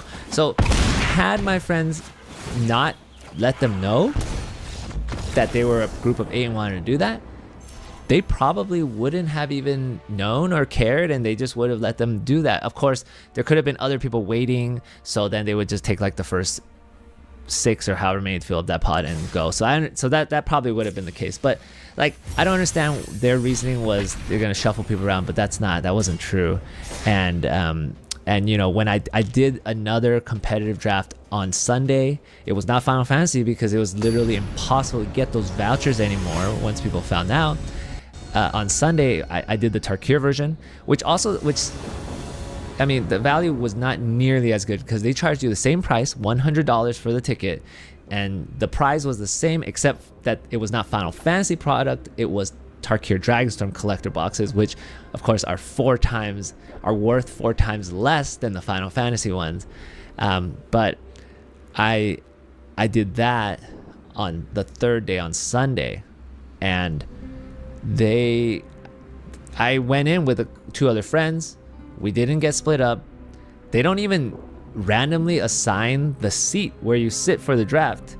So because we had participated in that before, we knew that we could sit however we want, and that would be our spot for the draft. So we sat in a specific way, and same with others. People already knew this. We also knew how they were going to assign the brackets for the competitive draft. So we knew that we had to sit one spot away from each other so that we didn't get matched up against each other, at least in the first round. And so there were a lot of ways to game the system. There are probably more ways that we figured out, but it was not well run. And while for Tarkir Dragonstorm, it didn't matter that much because there wasn't that much demand for it, since it's not Final Fantasy. But there were a lot of loopholes, and I'm sure a lot of stuff happened with Final Fantasy. So I want to just move on to the final thing and talk about the ugliness of the MTGCon. Now, I want to preface this by saying I did not experience all of this, and I'll tell you what I did experience and what I didn't. But the things that I didn't experience, I heard about either through Reddit or other people, and I can definitely see this happening very easily. So the first thing I want to talk about is the fact that you can't buy anything, like anything good, you just can't get it. So this is not uncommon, right? When a product is so popular like Final Fantasy is, and you see this in the Pokemon world, and I'm sure you've been seeing it in Final Fantasy. Like, you can't get any product, you can't get play boosters, you can't get bundles, you can't get collector boosters, especially. You can't get any events where the prize is Final Fantasy either. So on Friday, there was the possibility, like it was easier to do that because most of the hardcore Magic competitors or whatever, they were in the Pro Tour or they were doing Pro Tour qualifiers, big tournaments like that. So Friday, I would say, was mostly the casual crowd, and everybody else was like locked into their events. Even Saturday, because I think for the Pro Tour qualifier, the sealed, they ran like a second one on Saturday. So fewer people, but still a large amount of people were also locked in and doing that event on Saturday. And then on Sunday, most people who were those type of serious competitors, they were likely done with their events, except for very few who were going to day 3 or whatever on Sunday. So Sunday, everybody was at the con, fewer people, fewer casual people, because a lot of people would also leave on Sunday. But you couldn't get anything because they had the legendary Black Lotus VIP ticket thing, right? I think it was like $1,000 per ticket or maybe a little more. And they allow those people to go there on Thursday night, so the day before the con, and they can go to the shop and buy whatever. And I think they also get like a 10% discount at the shop. Well, they also allow those people to get into the convention center an hour earlier or 30 minutes earlier. So while everybody is waiting, right, you go to the convention. It opens at 10 a.m. for everybody else other than those Black Lotus Legendary VIP people. And you line up. And it depends on what time you line up. People start lining up hours before 10 a.m. so that they can get in earlier. But it doesn't really matter too much because I don't know how many Black Lotus VIP people there are, but hundreds, if not 1,000 or so, people are already inside because they have that, and they are already in line for whatever you want to buy. Like they're already in line for the store, or they're in line to buy the vouchers. There was also some merch that was like worth a lot of money. I think they were selling the Final Fantasy like Cloud and Sephiroth Ultra Pro foiled playmats for like $75. I haven't confirmed this, but I heard that those are going for like 400 plus on the secondary market. I tried to get one for myself. I thought it looked really cool, but it was impossible. So that's the ugly is scalpers. Yeah, I don't even know if they're called scalpers or what you want to call them, but people going in buying up anything that was worth anything, and then nothing remains, nothing's left for anybody else. And that's really just like what's going on with Pokemon and Final Fantasy, right? Like you can't get any product at a reasonable price. You have to go to the secondary market because people are going in and buying them at like MSRP and stuff like that. And we can't even and at MagicCon you can't even participate in any of the good events because they've already bought all the vouchers or whatever. So you can't get anything if you're not Black Lotus VIP. I think it's possible for maybe like the first 100 or 200 people who waited in line but before the con opened, but you really have to get there. Opens at, you probably have to get there like 2.5 or 3 hours. You have to line up 2.5 or 3 hours before, because on the third day, so on the second day, the con opens at 10. On the second day, we got there at around 9:40 a.m. to line up. We were like row 17 of like the line that where they allowed you to go in. 17 in each row. I estimated about, I don't know, 300 people, 200 people or so. So that's like there were like 2,000-3,000 people in front of us in line, and by the time we got in, there were like 2-hour lines for everything, and everything was sold out. So I was like, okay, on the third day, on Sunday, let's go and line up really early, or what I thought was really early. So we went to line up at around 8:20 a.m., over an hour and a half before con opened, and we were on the third row of the line. So maybe 500-600 people, no, maybe just 400-500 people before us. But of course, don't forget, all of the hundreds or potentially 1,000 legendary Black Lotus VIP people were already in even before the others, right? So you're even if you go at like 8:20 and you're in the third row of the line, there's still 2,000 people or whatever, 1,000 people in there before you, and yet again couldn't get anything. Everything was sold out. Lines were very long. So you probably have to line up at least 2 hours before the con opens if you're not Black Lotus VIP.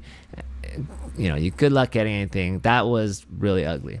Now, I heard about somebody made a really long Reddit post complaining about similar things, and one of the things was they were saying that there was bribery.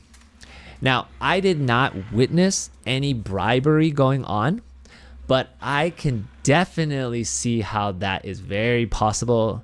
So, for example, I can see that if you know one of the workers, or if you were able to somehow bribe them, you know, I think many of them are probably not that loyal, not that, you know, to the company or whatever. So if you were able to bribe them, they would slip you or, you know, get you in the front of the line or something. So here's an example that happened to me. Now, on day 1, on day 2, okay, on day 2, I waited like an hour to try to buy this competitive Final Fantasy voucher.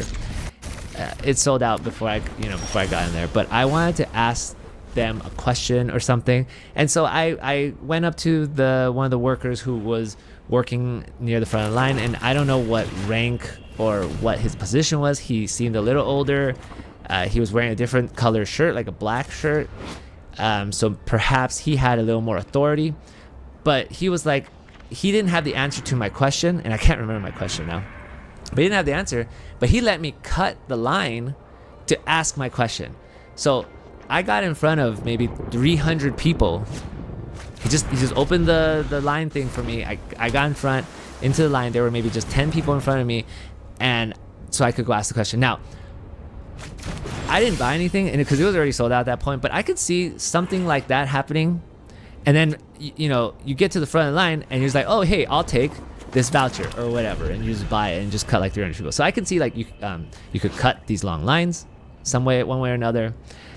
When we were submitting our tickets to get product at one point, you know, some of the people who were working there, and I'm sure they're supposed to like carefully count out how many tickets and then align to the product. Now, what happened was on the very last day, and it was in the afternoon, so the people started rushing the ticket place because it was about to close, and this was the last day of the convention, and the line was really, really long. So they were really busy and everything like that, and there were hundreds, if not thousands, of people in line trying to get product, and they were trying to move everyone really fast, everyone through really quickly. Now, some of the workers, they were, you know, I'm sure they were tired. They've been working all day. This was like 6 p.m. on Sunday on the third day. And then there was, you know, 1,000 more people in line waiting, and they're getting pressured to just move this along. We got to go home. So they didn't even check our tickets, and we submitted a lot. Like, I think we pulled our tickets together, and we wanted to get a play box of Final Fantasy. So it was a stack of the tickets. But he didn't check. So it was, you know, we didn't, but it was, I can see it being possible where you turn in much less than what is actually required, and you get the product for much less, or you know, you have a big stack, they don't check, and then you just say, hey, I want multiple boxes or something like that. I don't know. I can see things like that happening. And then there were promos. So the promos for like the more competitive events, they were giving out this Tifa promo, and if you qualified higher, you get the full version, and you can get multiple of them. And I heard it's being sold for like $3,000 or $6,000 each, or some ridiculous price. Well, when there's that much money involved, you know, obviously this I didn't even hear of happening, but I can just see a possibility where you like bribe someone, or you get some connection or whatever.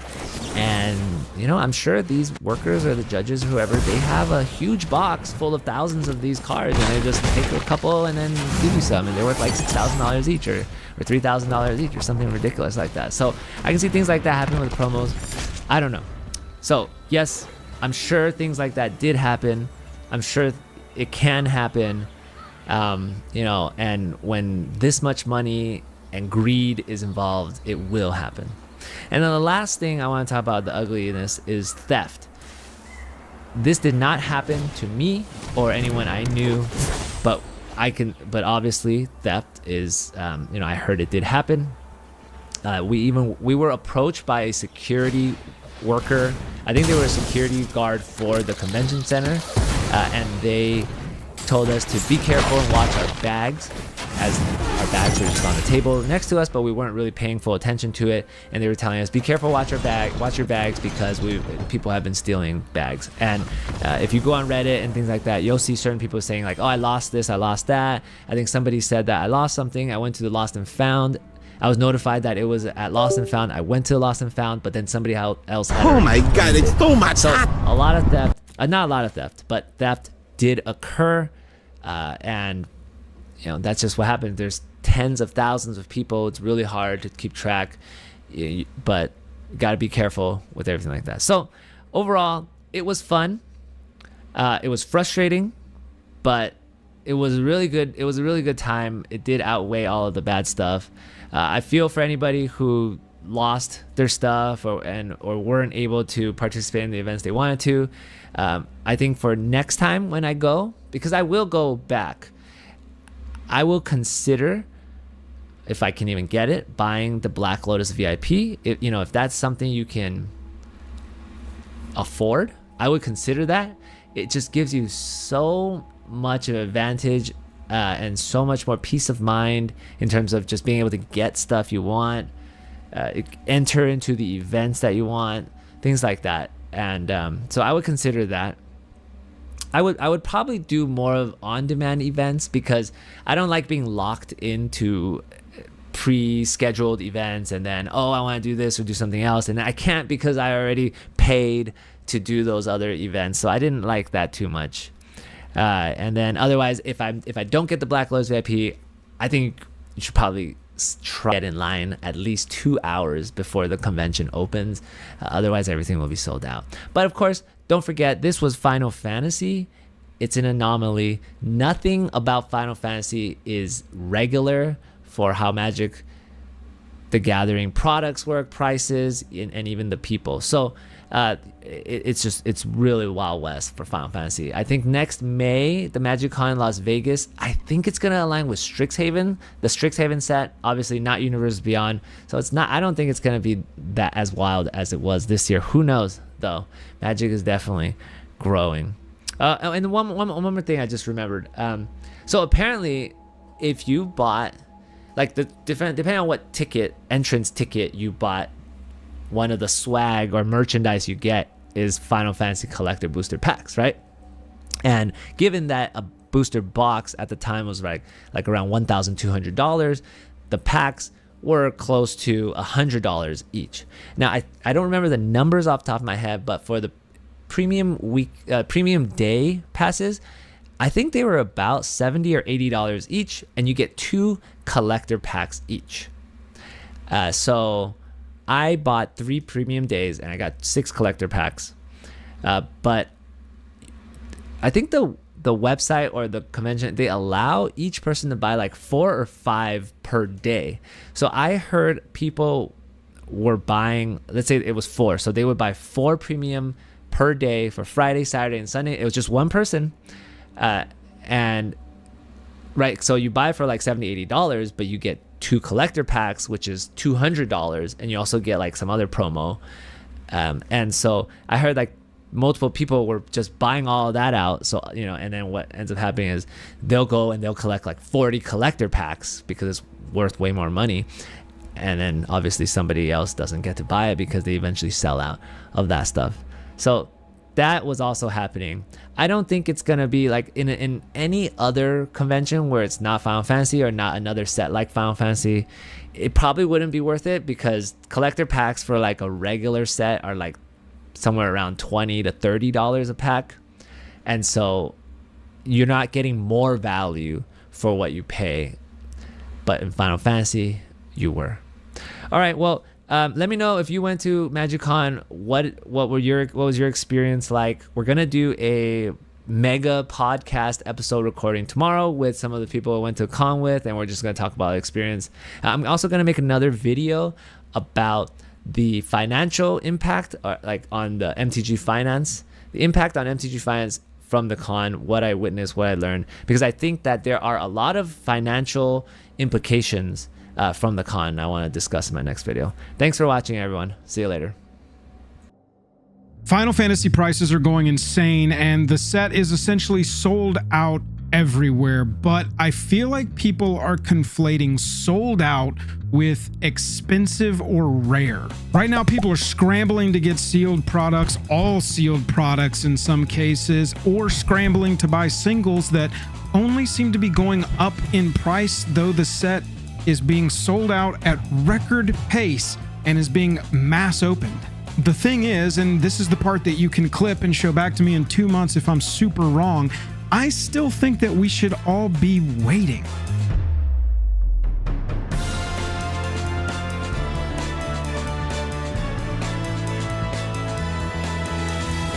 Joel R. Magic is brought to you by Card Conduit, the best place to sell your cards quickly and easily on the internet. TCG Player, the best place to buy them. Dragon Shield, the best way to protect them. And Moxfield, the best place to put your deck lists on the internet. Let's start with what I think is going to be my biggest point here. The Final Fantasy set is going to be legal for 3 years. We have got 3 years of shelf life for this product. Now, that's not everything. We are not going to have collector boxes reprinted. We're also not going to have the collector commander decks reprinted, and we're not going to have the gift bundles, the bundles that have collector boosters in them. Those also aren't getting reprinted, but play boxes and commander decks and standard bundles are all getting reprinted. There was a crazy rumor going around about a week ago that we're going to talk about, and we're going to talk about how that rumor was completely untrue. 3 years of Final Fantasy shelf life. That is longer than the entire NFT thing lasted, okay? Do you know how much can happen in 3 years? Marvel has released 10 movies in the span of 3 years before. Don't believe me? Black Widow, Shang-Chi and the Legend of the Ten Rings, Eternals, Spider-Man No Way Home, Doctor Strange in the Multiverse of Madness, Thor Love and Thunder, Black Panther Wakanda Forever,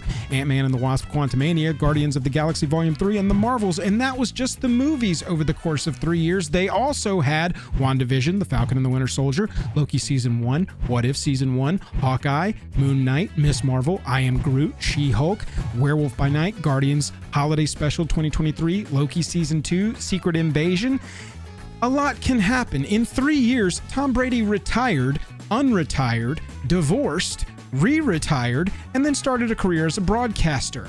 My point is that Final Fantasy is going to be around quite some time. We are just a week into a 3-year shelf life for this product.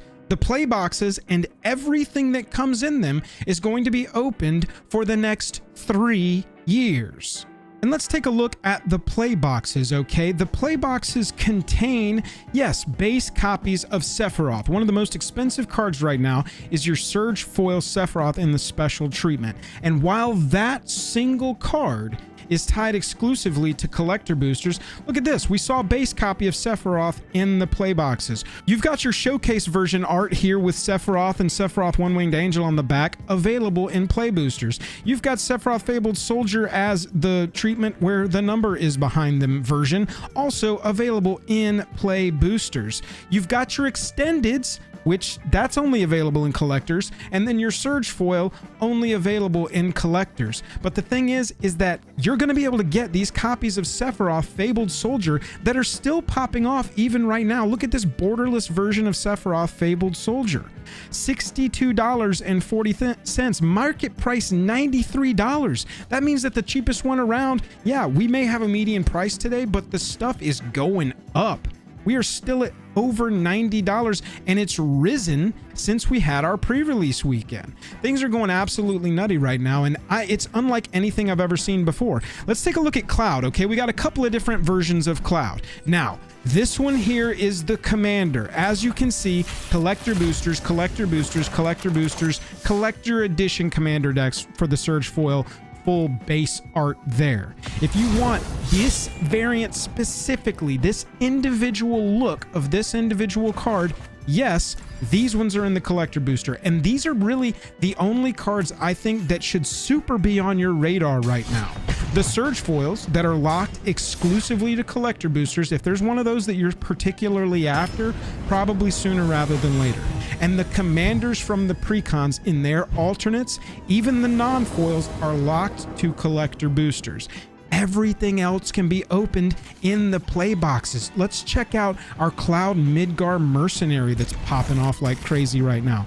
Base copies, play boosters. Special version non-foil, play boosters. Special version foil, not. Collector booster only. Extended, collector booster only. However, I'm telling you, these are going to be available. Looking at the market on our Cloud Midgar Mercenary, borderless Surge, we're way over right here, $447.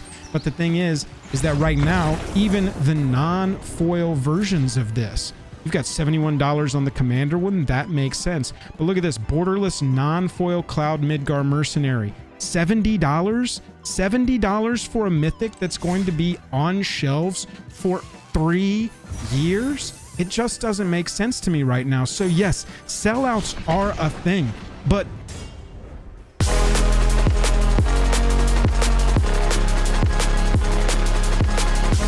let's look one more time at what sellout actually means, and the fact that it doesn't mean the play boxes. It just means collector boxes, collector commander decks, and gift bundles. And look, I get why everybody's freaking out a little bit. There are two major things that have happened over the last week that are contributing to this. The first of which is there was a rumor going around from an email from the store MVP Sports and Games. Now, if you don't know about MVP Sports and Games, MVP Sports and Games has a bit of a reputation, without going too far into it, for stretching the truth just a little bit. MVP Sports put out this email that got obviously posted across all the subreddits talking about we're not getting Final Fantasy again until Q4. Now, I was super skeptical of that already. I've been hearing that after they saw the demand for Final Fantasy early in the year, they rearranged a lot to make sure that the printers were printing so that we were going to have Final Fantasy ASAP. This is also the same store that has multiple times been accused of misrepresenting the truth or straight out just lying up their ass. They were speaking with confidence, saying multiple sources have confirmed that Commander Legends Battle for Baldur's Gate is going to be on the same power level as Modern Horizons or Commander Legends 1 with the Jeweled Lotus stuff.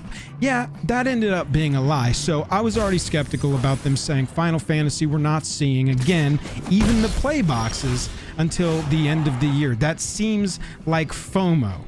By the way, just a side note, Commander Legends Battle for Baldur's Gate, that set was 3 years ago, almost to the date right now. So think about that when you're trying to contextualize how long available this set is going to be. It's going to be on shelves forever.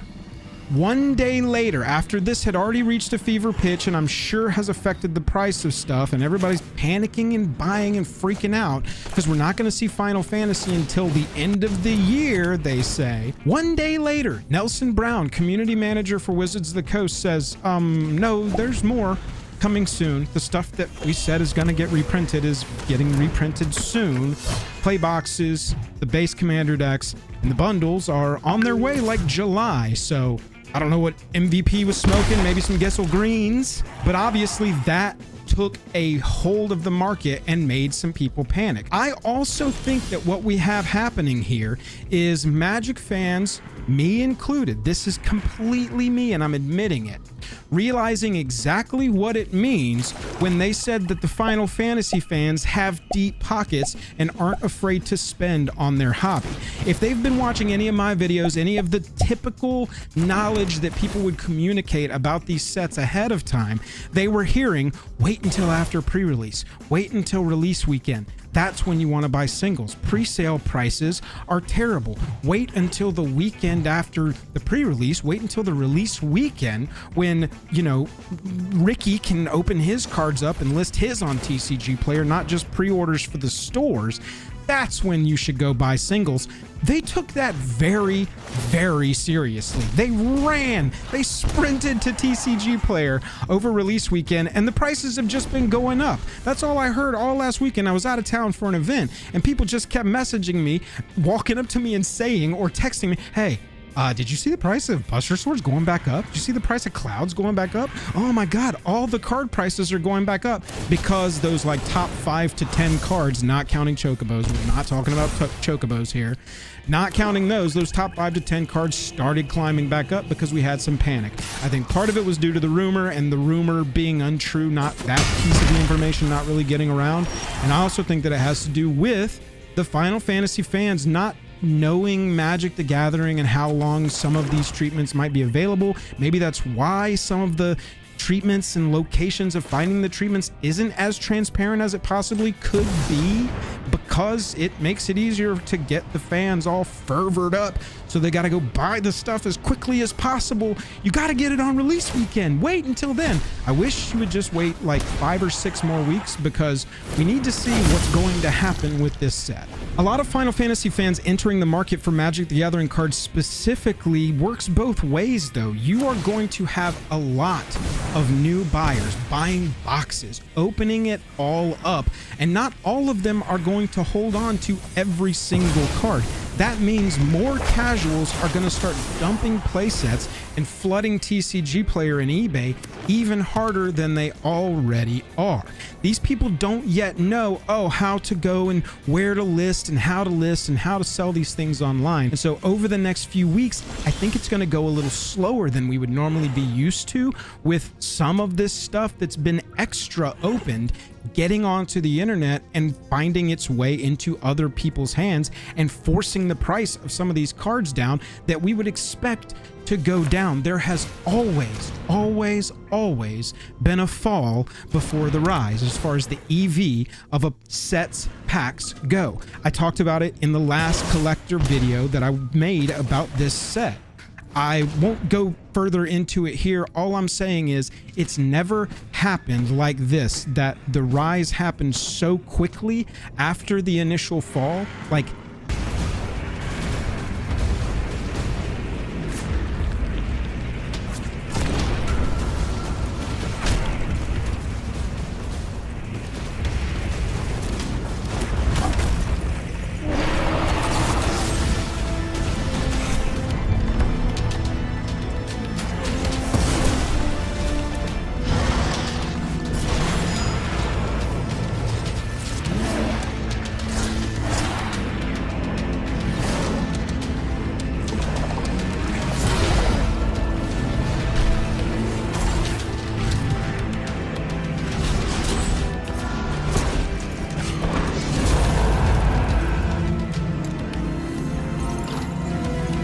days, like hours after the initial fall, it was already recovering and going up past some pre-order prices for some cards.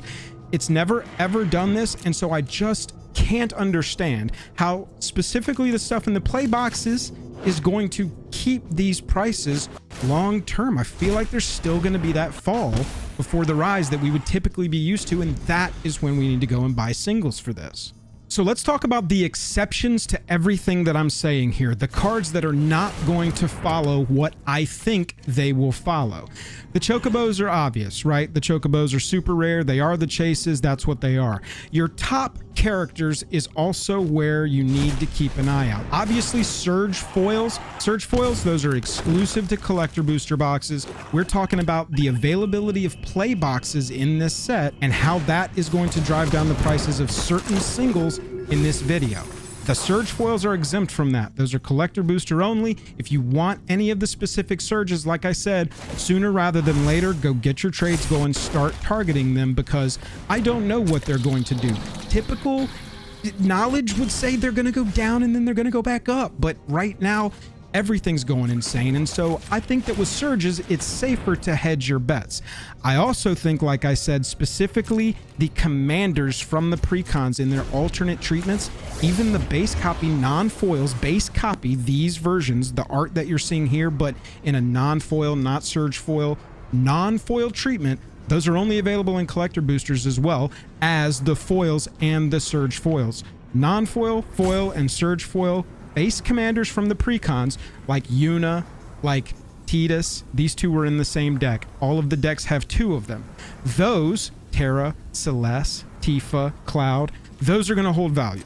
Those, I'm personally trying to target a Cloud X soldier in a non-foil version like this as soon as I possibly can, just to be completely transparent. Those are only in collectors. Those, I have a little bit more FOMO of missing the boat completely on those. Cloud is one of my favorite new decks in a long time. I'm not particularly tied to Final Fantasy, but I'm really tied to making my commanders look cool. So I want this version for sure.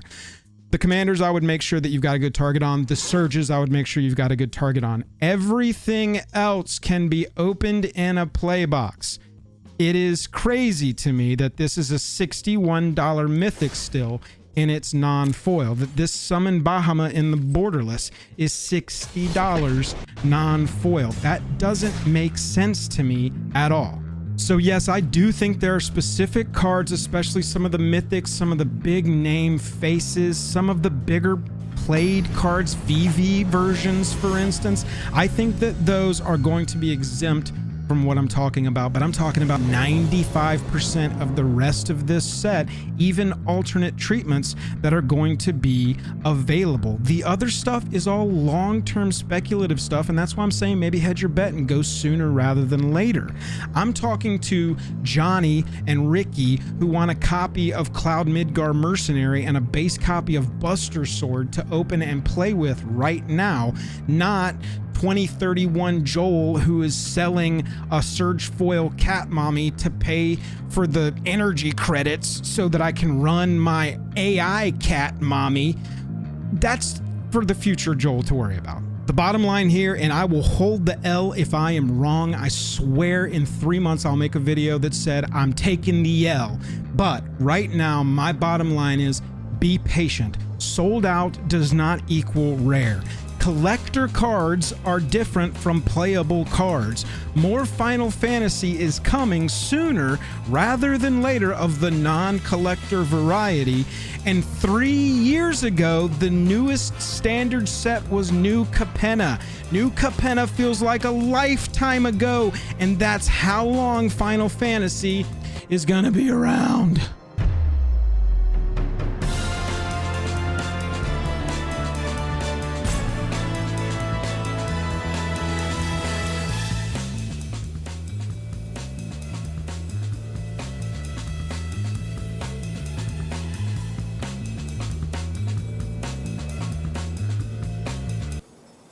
Over the last few days, I've watched nearly 30 collector boxes of Final Fantasy get opened, and I want to change my mind on something I recommended the first time I talked about Final Fantasy collectors on the channel. I suggested in that video that maybe $700 was going to be the right price to purchase this box and open it and potentially get your value back out of the box. If you can find a box of this for between $600 and $700, I think that's a really safe, low risk grab of a $600 to $700 box. It sounds crazy coming out of my mouth, but that's where I think we're at. After watching a bunch of these boxes get opened, I'm gonna lower that. I think that $600 is closer. I even think that $500 is the real right price for opening this box. Are you gonna be able to find it for that price anywhere? Absolutely not. It's all crazy. Everything that's going on right now is insane, but I think opening these boxes at $700 is too.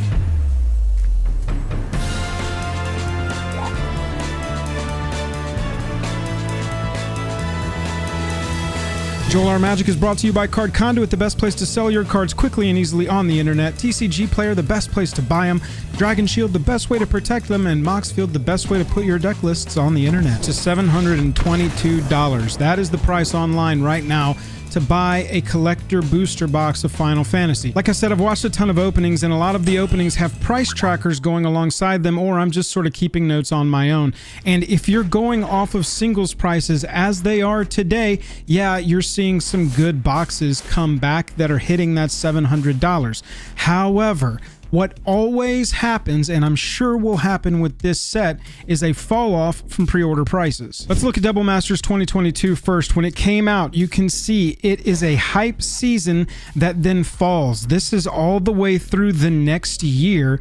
This one is falling. We've got Commander Masters. This one jumped a little bit earlier, but you can also see here, it starts high expected value-wise and trends downward. You've also got Modern Horizons 2. There is that point where things jump, but what is consistent with all of these sets is the pre-order prices start high and then fall off. This is the expected value of packs of these sets that you could open, what they start out as, what you could potentially open, not counting commons by the way, just uncommons, mythics, and rares for all of these sets. You see the trend, start high, fall off, start high, fall off. It is consistent nearly every single time. So looking at some of the singles prices on this set right now in particular, they're ridiculous, y'all. It's Pokemon style out here. Oh, but Joel, those weren't IP sets. This is an IP set. It's got to be treated differently. There's no way that there's going to be that dissension. These prices are for real.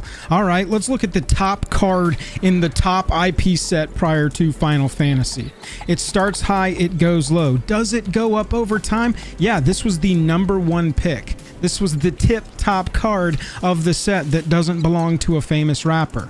And so when you look at this card and there's that very slight fall off, like there always is, you start to go, oh, maybe this is a trend. Sauron, one of the other top hits here in the borderless poster version, starts high, goes low. The One Ring Showcase version starts high, goes low. Orcish Bowmasters starts high, goes low. Do they go up? Yes, absolutely they do over time. The tip top cards typically do, and we'll talk about that. But I want to show you the trend. This is down in the 20th most expensive card range of the entire set. You're looking at a market price foil 91, market price 65 card. There's the fall before the rise. That's what happens nearly every time with nearly every single card that is printed in Magic the Gathering. Now, looking at the tip-top examples there from Universes Beyond Lord of the Rings, you can see they don't stay down for long. Most of the middle to low stuff falls off heavy, and you saw how long it can take for some of that stuff to recover with the charts from Double Masters 22, Commander Master sets like that.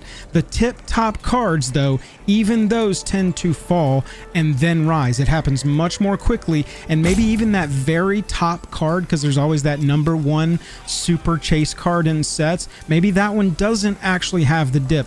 But for 99% of Magic cards, there's going to be a fall off before there's going to be a rise. I just want to drive that point home before we get to the next section. So when I'm seeing boxes go for $722 right now online, and I'm watching box openings like Saffron Olives. Saffron opened up 5 collector boxes of this product, $700 each on those 5 boxes for a total of $3,500. Now I'm going to go over numbers from his video to make a case for my video, but what I want you to do is go and give Saffron's video some love. This one's not going to do near as well as his video has done by any means. I just want to make sure you go over there. The link is in the description and in the pinned comment for all of the videos that I'm going to go through today and all of the channels that I'm going to mention or shout out. Please go click on their links, go leave a heart comment on their video or something. Show them some love, because I'm basing a lot of my information on what I've seen around the internet. So what Saffron does with his box openings when he goes to price them and see if he can kind of guess the EV, especially early during preview season, he applies a 40 to 50% drop on all those prices just out of the gate. It's not going to be exact, but it's going to be much closer than preview prices to go ahead and say, I'm going to take half the cost of that. That's a good rule of thumb, I think, during preview season, prior to that release weekend, not even pre-release weekend. Release weekend leading up to that, I'm going to look at a card price, any single price, and I'm going to go, that's actually going to be half that in 6 weeks. That's going to be half that in 8 weeks or so. Like I said, 99% of cards that applies to. The top 1%, they act a little differently, and we'll talk about the chases in the set that are going to give you any value.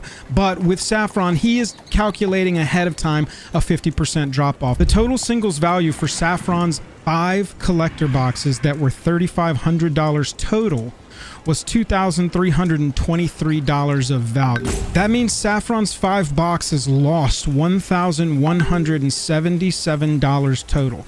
To break even, those 5 boxes would have had to have been $450. And you know what's crazy? The MSRP that Wizards suggested for this set is $450 for a collector box. When I saw that, and then I started exploring other collector box openings that had already been posted, I went and saw Veggie Wagons. I watched Master Case get opened over on Bad Boy Gaming. I watched Jake open his box on Martitious Magic. I watched Zebek's opening, and she actually got a Neon Chocobo. Again, make sure you go watch all of these openings. Go give some love to those channels. All the links are in the description. And then I talked to my buddy Lance over at Rip and Ship. Lance and his team have opened 60 English collector boxes and 10 Japanese collector boxes through their pre-sales that they've been streaming over the last few days, which I've been watching a lot of. Across all the openings, across all the channels, one thing has been consistent. If you're not hitting a Neon Ink Chocobo or a serialized Chocobo, getting your value back on a $700 box is nearly impossible. I asked Lance if I could use his video of him hitting a Neon Chocobo in this section of the video to highlight the fact that these packs, those last 2 slots, that's what you're aiming at, and it is completely feast or famine. If you are in that last slot hitting a Surge foil, and it's the right Surge foil, you're probably in good shape. Obviously, if you're hitting a Neon Ink Chocobo or a serialized Chocobo, you're definitely in fantastic shape. Your value was insane on the box. However, looking at the Surge foils, it's hard to say whether or not all of these are going to hold the value that they have right now, especially when you look at historic comps. I have never seen cards with this power level at this pre-order price level. It's kind of crazy to me. It seems like there's a lot of pre-order pricing based on character and not power level. Like there's a ton of that. With power level, this set is solid. It's not game breaking. A lot of the most powerful stuff I've seen are creatures that have to be in combat or some of the very few bonus sheet hits that are good value and don't look super strange. But you're seeing it in those last 2 pack slots that have the heat. You can get foil alternates of like just rares from the set. You can get foil alternates of sagas whose power level doesn't really look great and isn't going to have the same pull that a named character would have.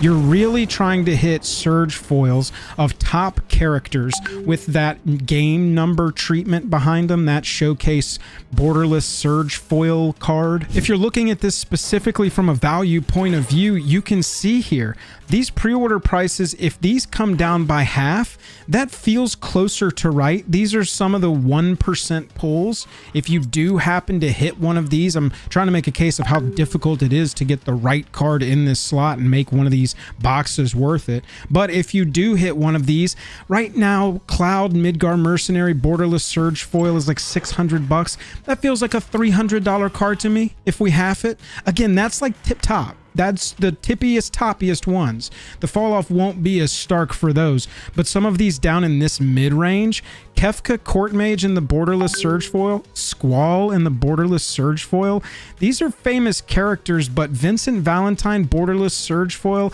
I just have a feeling that some of these are not going to hold some of the hype prices, some of these insane preview prices that we're seeing right now. And look, I'll tell you, mostly when I was seeing these packs opened, it was like Jill, which I think these kinds, this row down, I think these prices are going to tank compared to where they're at right now.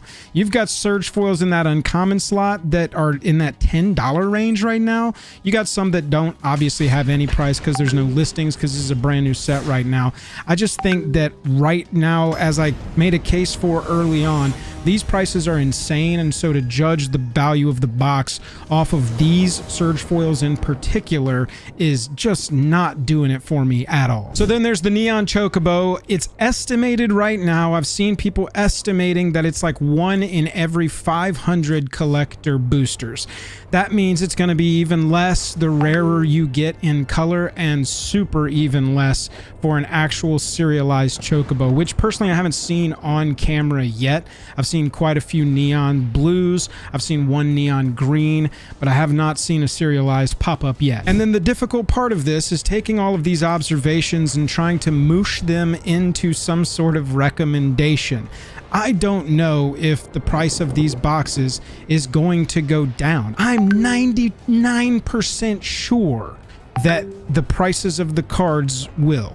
That's what always happens. I just can't see how this is sustainable with versions of Cloud over $500. That seems crazy to me, especially right from the get-go. That feels like nostalgia traps for people who don't really get Magic the Gathering or haven't engaged with it before, which there's going to be a lot of with this set. It's already the best-selling set of all time. We know that in advance. And so for me to sit here and go, yeah, you shouldn't open this box for any more than $600. Like, that would be my ceiling of opening this box at this point. And really, $500 is where I think it should be if this was a normal world. If these cards didn't have these IP faces on them, I just don't see this set doing what it's doing right now based on power level, which would be the typical thing that would move a Magic the Gathering set. Because we are in IP world, Universes Beyond land now, and things are happening that I've never seen before, I'm just trying to communicate my observations to you as I'm seeing them, so hopefully we can help make these decisions together. Now, please be aware, when we're having this conversation, I'm talking specifically collector product, collector boxes and collector commander decks, which with those, we're talking in this video specifically about the collector box, but those collector commander decks, if you can find them anywhere, go buy them. If it's a price that you're like, okay, I've got that money, I'm not gonna miss my rent because I bought this, go buy them for that price. They're like impossible to find. I don't even know what to recommend with those. But specifically with this video, we're not talking about play boxes and we're not talking about the regular commander decks. Those are going to be printed so much. And I think a lot of what I'm feeling about the prices as they are right now with some of these pre-order cards that are driving the value in these openings I'm watching is that they are also available in play boxes, which are going to be printed into the dirt.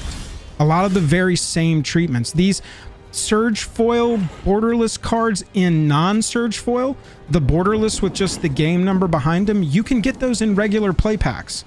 Those are available. So it's not like that treatment itself is locked to the Surge Foil treatment either.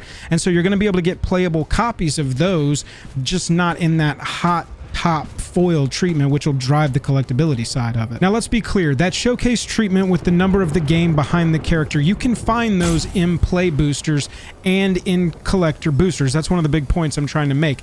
That is not true with the commanders, with the 8 commanders that come in the precons.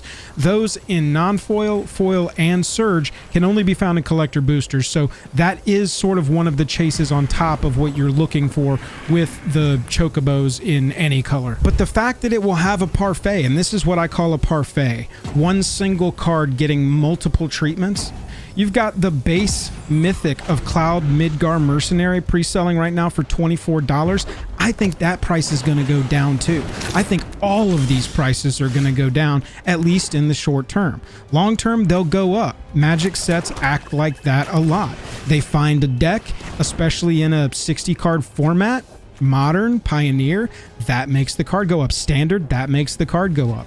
If a commander deck suddenly has to have that card, that makes the card go up. And we find that over the first 6 weeks of a set typically. But right now, with the parfait being represented from $24 up to $600, I just feel like there's too much disparity here, even though those surge foils are quite expensive. And what I was talking about with the borderless that are available in play packs, $143 card with that borderless non-surge foil Cloud Midgar Mercenary right now, $143 card pulled from a play pack? No thank you. That's not going to stick. That price doesn't work, and it's not a real price, and that is kind of my main point. So that last slot in the packs is really where you're aiming for the surge foil. You've also got the next to last slot in packs that has the Through the Ages bonus sheet. That's where our bonus sheet sits. Now, Aristic Study with Tidus and Yuna standing in the water in an iconic Final Fantasy X scene. Yeah, I could see that pulling down some dough. But right now, this is $250 for the foil and $170 for the non-foil. You can get this card in a play pack. I want to repeat that. You can get this card in a pack of play boosters from Final Fantasy. This is not locked to the collector box. I feel like some of this pricing is basically treating it as though this is a really rare collector's item that won't be in print for long, but it will be. The Through the Ages bonus sheet is in play packs, just not in foil. And that's the difference. I think that players are acting right now, collector stores are acting right now like all of these cards are super rare and really hard to find, when we know that for a standard set, a play booster experience, having these cards, those are going to get opened for a while. And we know that every pre-release that we can find is sold out right now. People are clamoring for this set. That is good for singles purchasers. That means that the singles in particular are going to go down because there's a lot of this getting opened. That's another reason I'm so confident that it's going to follow a similar trend graph-wise with the prices of these singles. They're going to fall. Be patient on that. And just to reiterate the ridiculousness, that foil price right now is at around $700 for the Aristic Study from Final Fantasy X. Things are out of hand right now. Yes, this card is only in collector packs. and you could get that, and if it holds this value, man, that could make opening a collector pack worth it. There's a lot of non-hits in those 2 slots as well. I hope by this point I've made the case that those last 2 slots of the collector booster, it's hard to hit a card that is relevant, and even then, if you do, the short term, I think that those prices are going to go down. If you get one early, sell it into the hype. All in all, I wouldn't be opening these boxes for $700. I just don't think you're going to hit your value. Maybe long term, if you just hit the right cards and then sit on them, that's potential, but I would also recommend you just buy singles from this set. Wait 60 days and start buying singles then, because I think you're going to save some money long term and get the cards you want. If you like this video, I appreciate you watching this far. Hit that like button or hit that subscribe button if you haven't done that. I'll catch you in the next one.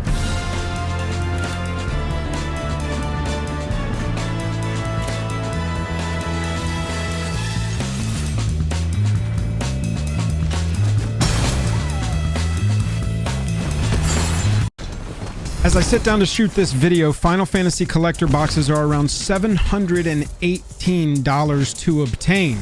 That price will probably drop as we get to mid-June and the set releases. However, that leads us to the question, is this the right price to pay for a Final Fantasy collector booster box? If you are buying this box specifically to open, it's looking like $700 is gonna be the price. It's a little outrageous to me, but if you can find a box of this for between $600 and $700, I think that's a really safe, low-risk grab of a $600 to $700 box. It sounds crazy coming out of my mouth, but that's where I think we're at. As you start to get up into that $750 range, you really either need to value the experience, like I'm a Final Fantasy diehard. My dad was John Final Fantasy, and I have to open a box of this. And I'm assuming if you're John Final Fantasy, you can afford the risk. But once you get above $800, I would not recommend this for purchase for specifically opening it. Any of these boxes, $600 box, $800 box, most of these boxes are not going to recoup their cost unless you hit one of those top hits, which we're going to talk about in this video. Now, if you're buying this specifically to hold, I think that's a completely different story. I've looked back at the last year plus, more than that, of collector boosters to come out, both regular sets and Universes Beyond.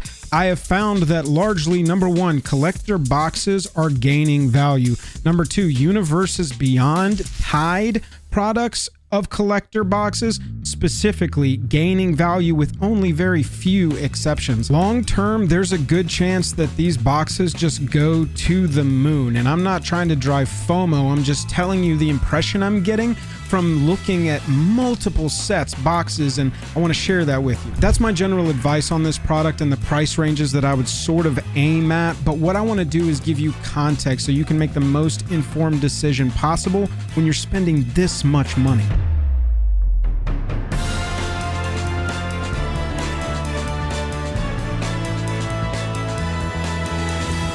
Joel R. Magic is brought to you by Card Conduit, the best place to sell your cards quickly and easily on the internet. TCG Player, the best place to buy them. Dragon Shield, the best way to protect them. And Moxfield, the best place to put your deck lists on the internet. I want to start with talking about opening the box and what you're likely to find inside that's going to drive value to help you potentially recoup the cost. And then we'll look at the historical breakdown of how these collector boxes have been doing to see how we think maybe the Final Fantasy one will do over the next year plus.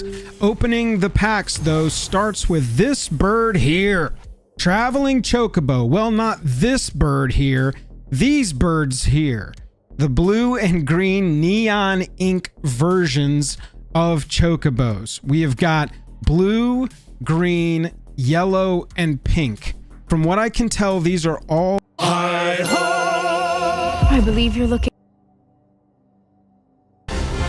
Everybody's really excited right now to spend every last dollar they have on Final Fantasy, but I want to take just a moment and step out of the hype season to zig while everybody else zags. I found 12 commander cards that are all at all-time lows that you might be interested in, and as we go through, I'm going to tell you what commander decks they might play really well in. You're welcome to scrub through and just see which cards I suggested. I totally get it, and that's completely fine, but if I'm able to help you find a card, if you would hit that subscribe button for me or that like button, it would really help me out.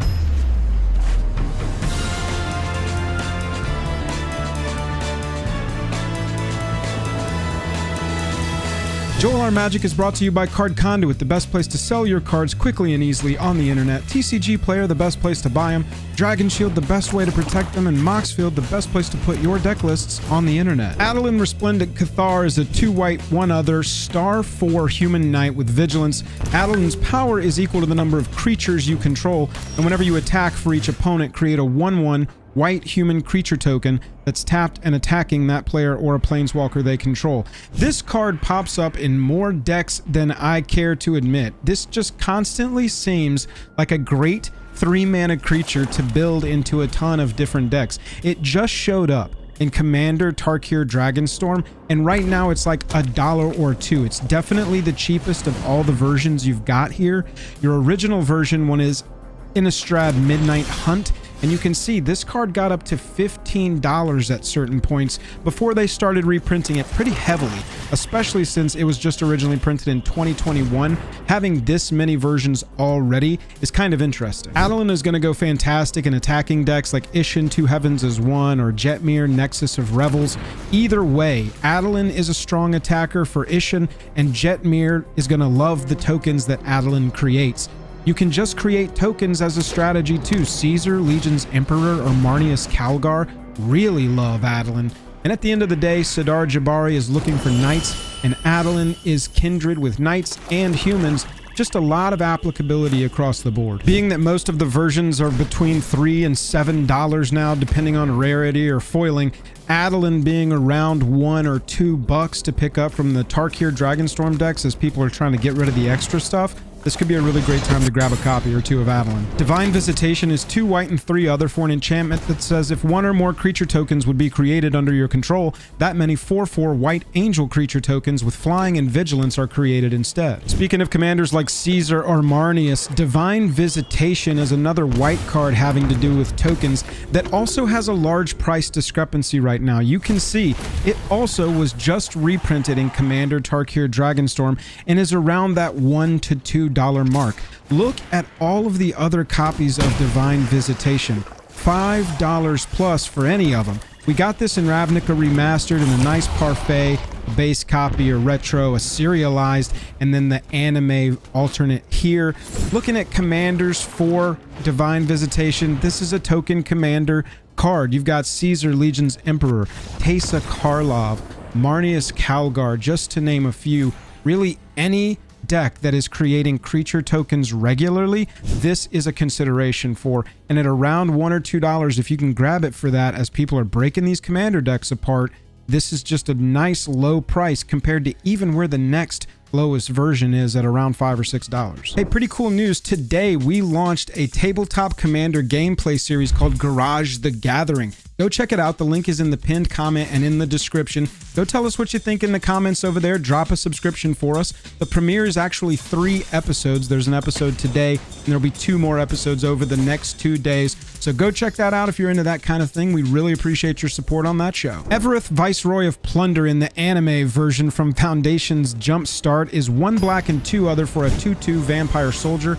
It's got flying, and it says sacrifice another creature or artifact, put a +1 counter on Evereth. If the sacrifice permanent was treasure, Evereth gains lifelink until end of turn, activate only at sorcery speed, and when Evereth dies, you can pay 1 and either a black or a red. When you do, Evereth deals damage equal to its power to each opponent. Foundation's Jumpstart is the last Jumpstart set to come out, and this happened when the first Foundation set came out, and tends to happen with these types of print runs. This was a rarer card in those, and as you can see, was over $50 for days at release. Was around $30 for a while. We're in above $20 for weeks. This card was highly desired and very expensive, and now we're down to $5 on this. This is me sort of raising the flag on Foundation's Jumpstart. It's a good time to look back and see if there are any of the unique cards from that set that you might be interested in. With Evereth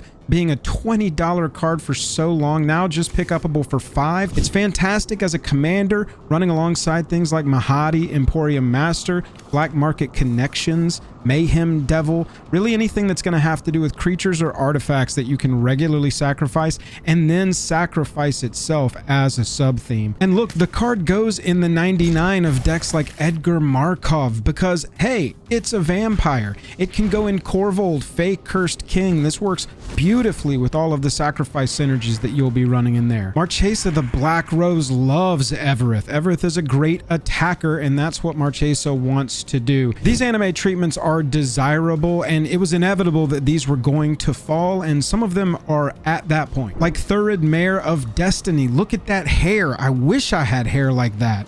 2 white and 2 other for a 2/4 Pegasus with flying and lifelink. When you cast a Pegasus, Unicorn, or Horse, copy it, and other Pegasi, Unicorns, and Horses you control get +1/+1. I sort of stumbled on Pegasi there. That's not a word that you read or think very often, and my brain went, what is that? You can look at the chart for Thurid and see the same thing as we saw with our Treasure Vampire. It was above 10 for weeks. It was above 20 for a brief time, and it has just been falling and falling and falling. And now we're down at that $5 mark where I'm like, hey, the mythics from that set are now in a range for pickup. Go check them out. Build yourself a mono white Horses, Unicorns, and Pegasi deck. Sword of Light and Shadow, seen here in the Universes Beyond Assassin's Creed treatment, which, look, as far as like Universes Beyond art goes, this isn't that offensive to the sensibilities of an MTG purist, right? It's a soldier holding a sword up. It's not that, you know, Universe Beyond-y. It's a 3-mana artifact equipment that says equipped creature gets +2/+2, has pro white and pro black.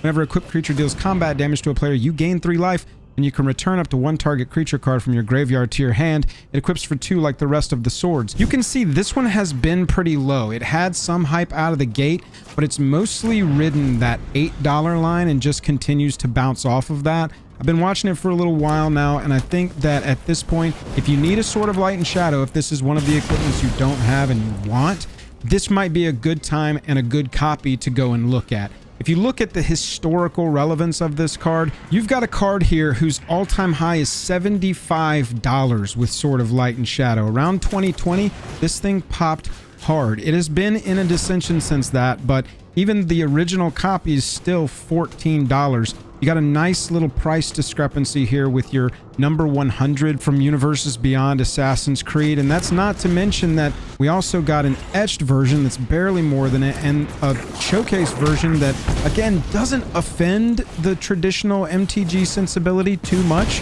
besides like the set symbol, I guess. But it's a pretty cool version that's around the same price as the original. While we're talking about artifacts, I want to talk about one that defies physics, and that's Soul Ring in the Future Sight treatment from Mystery Booster 2. This thing had some hype. You can see it was above 20 a couple of days after release, and it's been sort of in a free fall. This was bound to happen with this set. It started out scarce, and it has gotten more and more into the market as they've sold more of those festivals in a box. And you can see this slight dip when they're like, oh, there's going to be more festivals in a box. Oh, there's going to be more festivals in a box. I'm calling it out at this point because it's down to $5, and it's a pretty cool looking Soul Ring if you like it. Some people, they look at this frame and it offends them. Some people like me, I look at it and I'm like, ooh, different. I like that.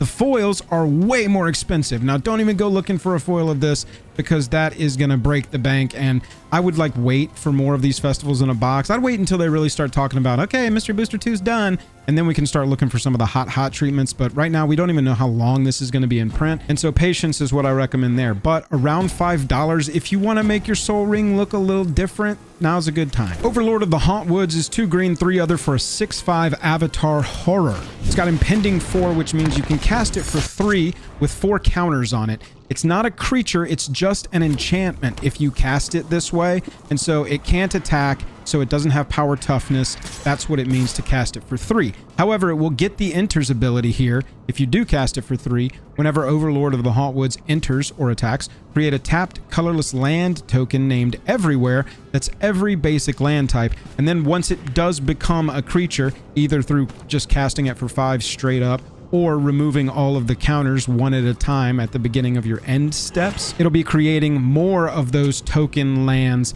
that tap for any color. Overlord is one of the best creatures from Duskmourn House of Horror. I personally just love this card. It fits beautifully into stuff like Henzi, Toolbox Tori. It's got great enters and attacks abilities. It fits great into decks like Omnath, Locus of Creation. Let's just have some more landfall, but off of a creature.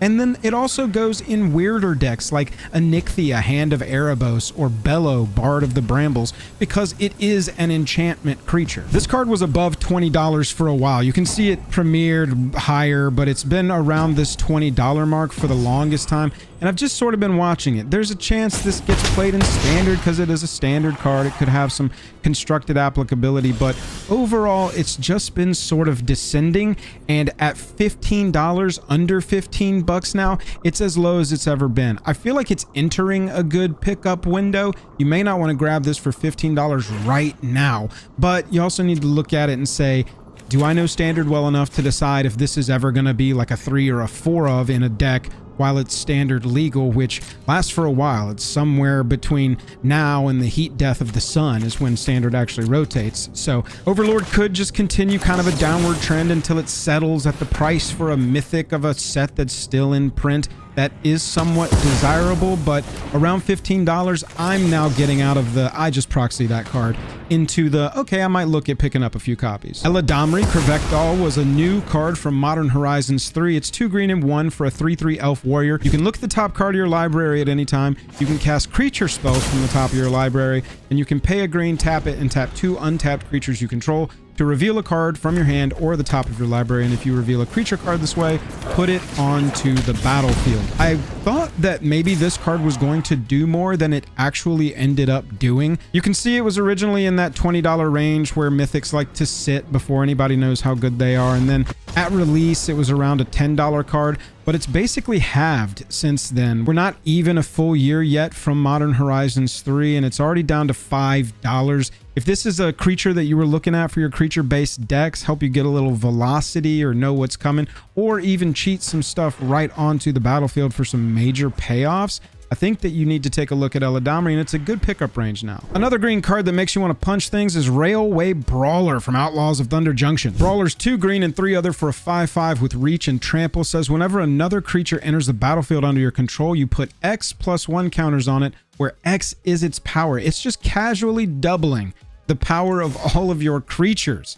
I love this card. You can also plot it, meaning you can pay 4 mana, exile it from your hand, and then cast it at sorcery speed for free on a future turn. It gets run a lot in decks like Helga Skittish Seer that cares a lot about creatures and +1 counters. Indominus Rex really loves this, just a counter-based strategy. And if Railway Brawler's on the battlefield when you play the Indominus Rex, it's going to come in with 6 counters on it regardless of what else you do. And that's going to make you draw 6 cards. Really love it in there. This was a Mythic from Outlaws of Thunder Junction, and so you were up in that $9, $10 range-ish around the time it came out, and it's just sort of slowly fallen. It hasn't found a home really and constructed, and recently it's fallen even lower, and now we're getting under $6. Might be a good time to pick up a Railway Brawler. In true Zig While They Zag fashion, let's take a look a few sets back at Innistrad Remastered and see if there's anything in there I recommend. And I recommend you take a look at the showcase version of Meat Hook Massacre. Now, this is not the cheapest possible copy of Meat Hook that you can buy right now. That honor belongs to the retro frame from Innistrad Remastered, currently around $20. This is a card, y'all, that we needed a reprint of. It first showed up in Innistrad Midnight Hunt, and you can see all-time high of $79. This one got up there and even rose again when Enchantments Matters cards and decks came out around Duskmourn. That's the kind of thing that can send a card like this. We needed the reprint. We got the reprint. Now it's time to grab you a copy before this starts to creep back up. You can see this is pretty much flatlined. This is your cheapest copy, around $20, currently at its all-time low. You've also got the showcase for just a little bit more right now, and everything is pretty much around the price of the original base copy right now. Go look at Meat Hook Massacre. Speaking of Innistrad Remastered, have you looked at the rare land cycle from that set? These are the base copies here. These are the lands that enter tapped unless you control 2 or more other lands. That makes it fantastic for Commander, y'all. Deathcap Glade is the most expensive of this entire set, and you got the whole thing. You got all 10 of these in Innistrad Remastered, around $6, and look at that chart. We have fallen, we are climbing. This is a great time to grab on. Now, these could get reprinted in precons, they could show up in other places, but if you need them, lowest risk we've had on some of these since the originals came out and were cheaper because they just hadn't caught on yet. Sundown Pass, Haunted Ridge, and Shattered Sanctum are your next 3 in order of price. This is a really great time to go and look at this rare land cycle and grab these for really cheap. And while we're talking about lands, let's look real quickly at Mudavault. The Magic 2014 version is right now at an all-time low of about $7.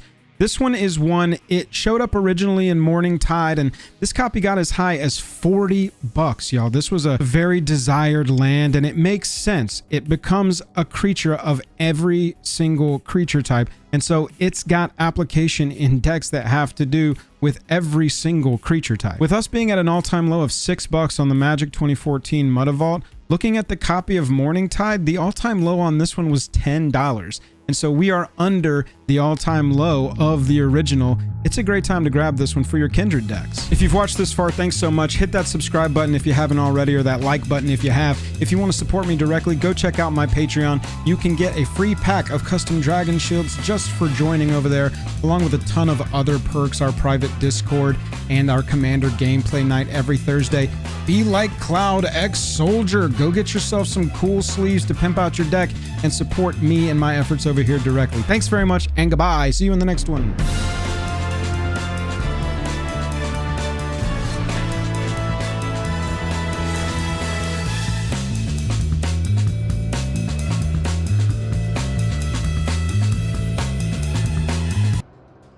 I know that you've probably got some cards in your collection that have gained some value that you don't even know about, like our featured uncommon in this video, Into the Flood Maw.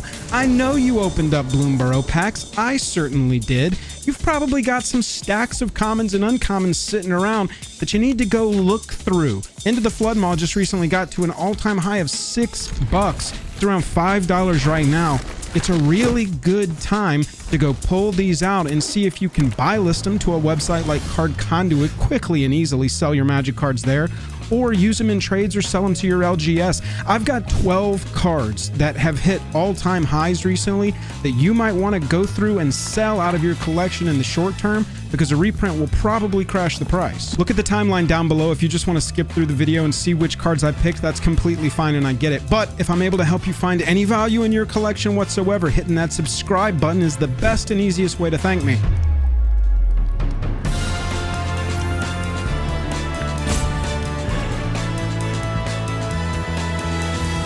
Joel Our Magic is brought to you by Card Conduit, the best place to sell your cards quickly and easily on the internet. If you find any cards in this video that you just want to move quickly, send them to Card Conduit. They'll buy list them for you and send you a check. It's that simple.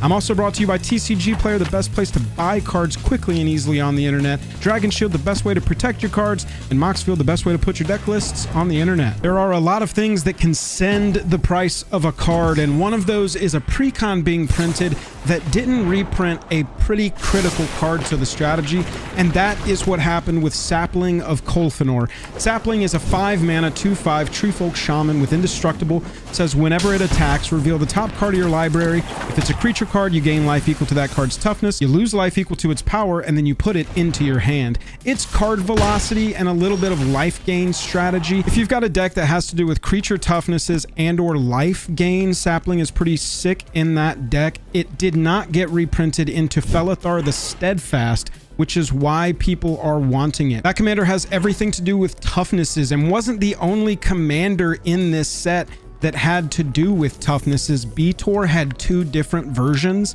that this card can also go in, and so with the precon applicability and the fact that there were other commanders that players wanted to build, the fact that this didn't show up in those precons is why the price is doing what it's doing. Just recently at an all-time high of $13. If you got the Commander 2021 decks, you've got this card sitting around somewhere. It was in the Witherbloom Witchcraft Strixhaven Commander deck with Willow Dusk. at the front of it. So if you've got that deck sitting around, or you had it at some point, Sapling of Kolfenor's in your collection ready to sell. That deck also sent the price of Doran the Siege Tower. Doran is a green, a black, a white for a 0/5 Treefolk Shaman that says each creature assigns combat damage equal to its toughness rather than its power. Doran the Siege Tower did not make an appearance in Tarkir Dragonstorm, and with so much emphasis on creature toughness decks, Doran was bound to do something. This one has had some reprints, as you can see. Originally Lorwyn, it was in Double Masters 22, and that's what we're looking at here. It had a other copy in there as well, but you can see right at the same time as Dragonstorm came out, it was seen that this card wasn't getting a reprint, and it has sent it. It's up to $5 range-ish, which for a set that you opened a lot of, probably Double Masters 22 rares just sitting around, having those Dorans just jump from nothing, where they were 50 cents, up to around that $4, $5 mark. If you've got a couple copies of this sitting around, that could help you. It wasn't just Toughness Matters cards getting sent by Tarkir. I warned players, collectors, that these ancient dragons were going to get some attention coming out of this set, especially if we didn't see them in the main set or in a secret layer. And Ancient Silver Dragon is proof of that. This is one of those cards that it's not particularly spiking right now, but it's just going to consistently go up until we get a reprint. And that go up is going to be driven by things like Tarkir Dragonstorm. You can see big jump, up nearly $10 from high 30s up to high 40s thereafter Tarkir Dragonstorm, but it was already sort of on the move. Ancient Silver Dragons, 2 blue and 6 for an 8/8 flyer. Whenever it deals combat damage, you roll a D20, which all of the dragons, ancient dragons, do that and have an effect. Ancient Silvers is draw cards equal to the result. You have no maximum hand size for the rest of the game. Really great way to fill your hand up. You've got decks like Ureni that was just spitting out free dragons onto the battlefield. And so when you've got those and they've got some cool combat damage triggers and you can kind of sneak them on, give them haste, that makes creatures like this even more powerful. I've also seen a lot of movement with Two-Headed Hellkite, the 5-color dragon that came out of the Commander Dominaria United precon. That was 5 colors. If you got that one, this card is somewhere in your collection, and it has spiked for real. I think it's being driven by the fact that cards like Call of the Spirit Dragons was printed into the set, pulling more players into 5-color dragons. We didn't get an dragon, like 5-color dragon replacement commander really in this set. They really focused on the 3 colors for all of their archetypes here, but players are going to go back to Dragon and be like, I want to run Call the Spirit Dragons. I want to run the 5-color dragons that are cool. And Two-Headed Hellkite is definitely that. This is the kind of card that is fairly difficult to reprint, though I think we could see it pretty easily in a secret layer or something like that. A 5-color precon is pretty rare. A lot of times 2, 3, that's where they like to leave those, most likely 3. They really like 3-color precons. But with a 5-color one, that's a little bit tougher. It's a full scarcity play right now, but if you're not using the dragon, or you don't think you ever will, around $13 to $15 is where this one's gotten up to recently. Might be worth flipping out of your collection. Speaking of the 3 colors that they really like to focus on with precons, that's what we just got in Dragonstorm Tarkir. The most popular of those is Tevel the Balanced Scale, but Zergo is not that far behind as far as popularity. People are still posting deck lists online with that commander, and these are scarce. This was just Ikoria. You can see we're up to an all-time high of about $25 in May of this year. These have to get reprinted at some point. They've really locked themselves in with these triomes and with the lands from Capenna that finished off the cycle. They have very specific names. All of the Ikoria ones are named after locales there, and all of the Capenna ones are actually named after characters, like it's their hideout or something. I'm not sure exactly where we're going to see these pop up or how.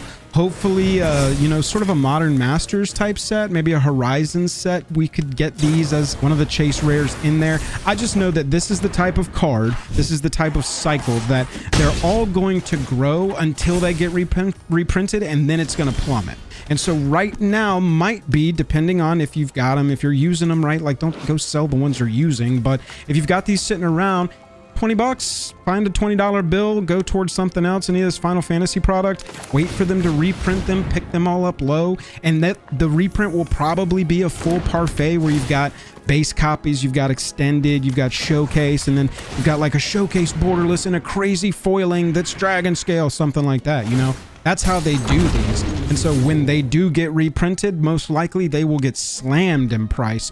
Might want to see if you want to part with them in the short term. It's not just Tarkir moving prices though. Final Fantasy is a little bit as well. The Tidus deck has to do with counters, as did the Commander 2020 deck. This was a counters-based precon, and lots of the cards in this deck are popping off because, one, we've already seen the precon lists, so we know what is and is not going to be in those lists in and of themselves, so there's no guesswork there. You've got a creature here with Slippery Bogbonder, 1 green, 3 other for a 3/3 with flash and hexproof. Enters the battlefield, you put a hexproof counter on a creature, then move any number of counters from among creatures you control onto that creature. So it's defensive in that it provides hexproof at flash speed. It's offensive in that you could, after attacks are declared and blocks are declared, pull all of your counters onto one creature at instant speed and that be your kill shot. Slippery Bogbonder's got some pretty cool application. If you've got a copy of this sitting around, this is the kind of card that when it gets reprinted, plummets for sure, but who knows when it's going to get reprinted. I'll call your attention to the chart though. You can see this card pop multiple times when there's a precon that shows up that's like, oh, counters, Slippery Bogbonder's back, let's go, and then it plummets back down. Maybe the move here is sell this one into the hype, and then eventually we're gonna see this card again and it'll be easy to pick up for cheap. I feel the same way about Agent's Toolkit, a blue and a green and 1 for an artifact clue. It enters the battlefield with a +1 counter, a flying counter, a death touch, and a shield counter on it. And whenever a creature enters the battlefield under your control, you can move a counter from the toolkit onto that creature, and then you can pay 2, sack it, and draw a card because it is a clue at the end of the day. You can see why with the Tidus deck, this would be a very popular card. It didn't show up in the precon, so players are really liking it. This is a deck that's moving a lot of kinds of counters around, mostly focused around +1 counters, but the fact that you could get a shield counter, then be able to proliferate it with your commander and then move those shield counters around is a really interesting way to protect your attacking line. So with Agent's Toolkit, going from, look, nothing, y'all, seriously, sense. Hi, Hamad here from ZenHR. Let me show you how ZenHR is transforming HR for companies across the UAE. ZenHR simplifies your HR operations, from attendance and time management to automated payroll processing, so you can have time to focus on what truly matters most, your people. Built for the United Arab Emirates, ZenHR ensures WPS compliance, a bilingual interface for a diverse workforce, and nevertheless, a multi-branch and a multi-payroll setup so you can manage your operations seamlessly. With ZenHR, your people come first, so empower your employees with the tools that they need to manage their HR tasks anywhere and anytime. Join companies across the UAE and the MENA region that trust ZenHR to transform their HR strategy. ZenHR.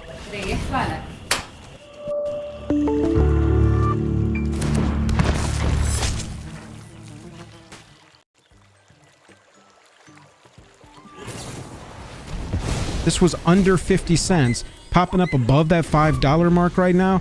If you're not interested in the Tidus deck, just get rid of this one right now. And if you are interested in the Tidus deck and you want this one, I would just say be patient, because this card, just like the Bogbonder, Slippery Bogbonder chart, I feel like it's going to do the exact same thing, where in the short term, people are going to really want it, and then in the long term, the demand is just going to completely dry up. By the way, this one was from the Bedecked Brokers commander deck from the Streets of New Capenna commander set. I told you there are cards whose chart just sort of goes up and to the right, and Archangel of Thune is one of those. This is one of those under the radar mythics that when it gets printed, you can see it's not super hyped, but it stays around that $10. But over time, without reprints, this card just goes up. It's crazy. It's because you've got Angel as a creature type on here, one of the most popular creature types and will remain one of the most popular creature types. You've got a card that says whenever you gain life, put a +1 counter on each creature you control, so it has to do with life gain, and it comes with lifelink, so it can fuel its own ability. You don't necessarily have to have it just in a life gain deck, but then you're putting +1 counters on each creature you control, so it's also good in go wide decks.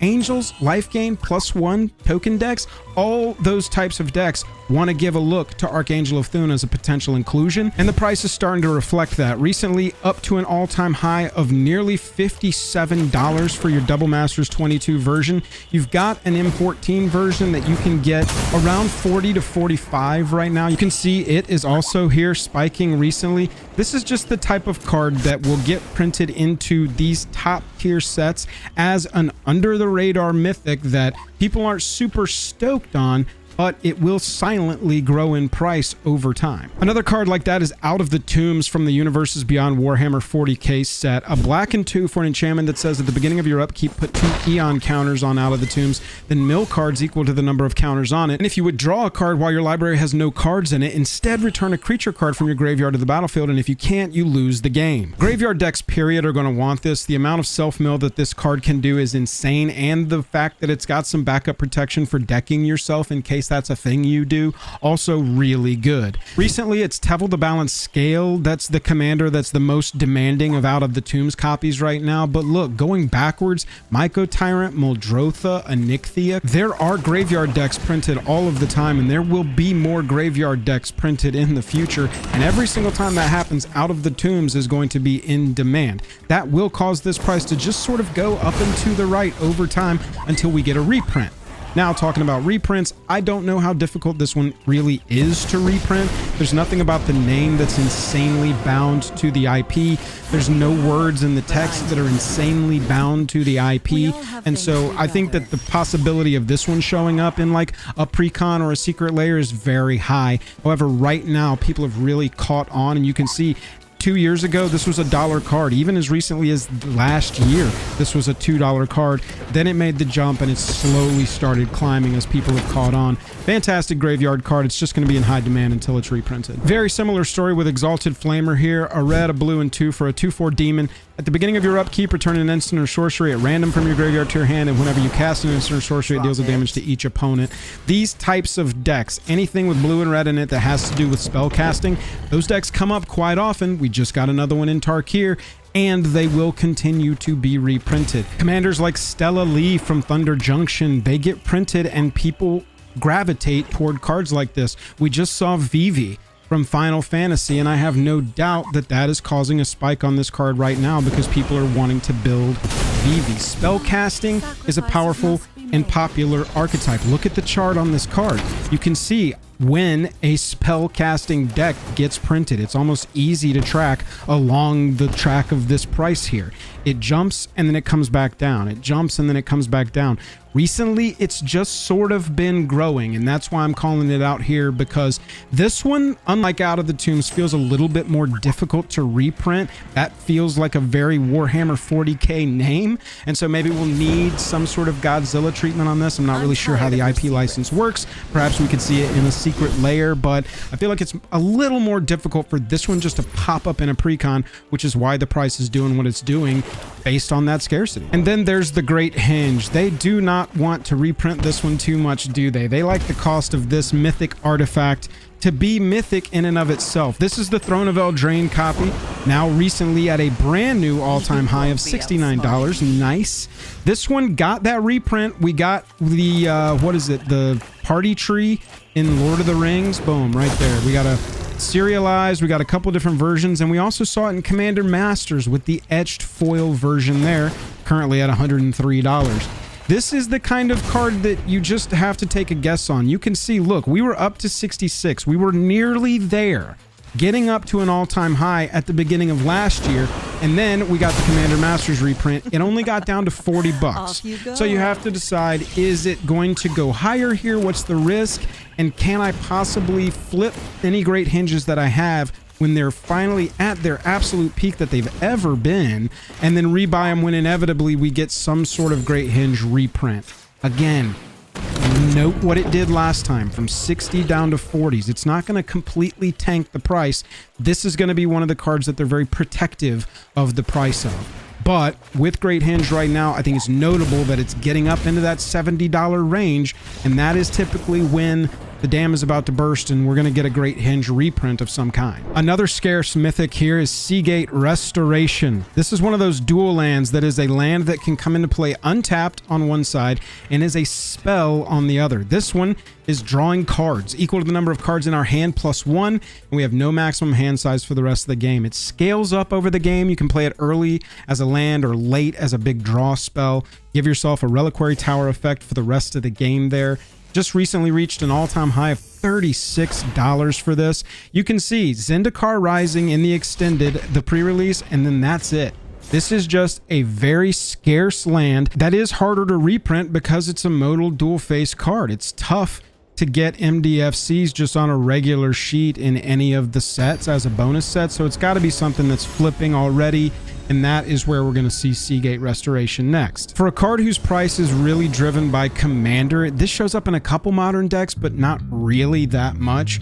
This is a card that I feel like when it does get reprinted, since we haven't seen it since like 2020, the price will tank if and when we do get a significant reprint of this. Hey, if you're still watching this far, thank you so much. Hit that like button if the video gave you anything at all. Subscribe if you haven't done that. And think about jumping into our Patreon. Got free channel sleeves over there, perks up and down the Get ready to elevate your shopping experience at Lulu. Get 8% back as Lulu.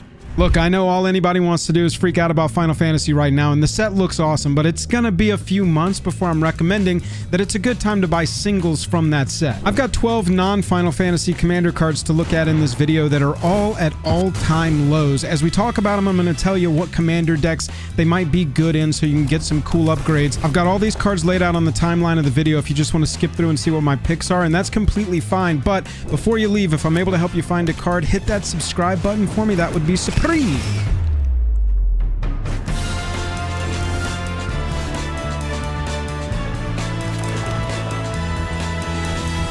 Joel R. Magic is brought to you by Card Conduit, the best place to sell your cards quickly and collectively sort of moved on from Eldrazi. The people that wanted them got them already. They've decided I've purchased at the price I'm comfortable with. But if you were waiting on Kozilek at $5.42 market price as I'm shooting this, it's very low risk to pick up a copy of this Eldrazi now. I'll even mention that with Kozilek in particular, the super version is only $14 and the retro frame, if that's something you're into, is just under $8. So there are a lot of ways right now to get a copy of Kozilek for way more affordable a price than when it came out. And Kozilek's not the only one. Ulamog the Defiler's also a brand new Eldrazi from Modern Horizons 3. This one's at an all-time low, around $23 right now. Ulamog's a 10-mana 7/7, says when you cast this spell, target opponent exiles half their library, rounded up. Ulamog enters the battlefield with a number of +1 counters on it.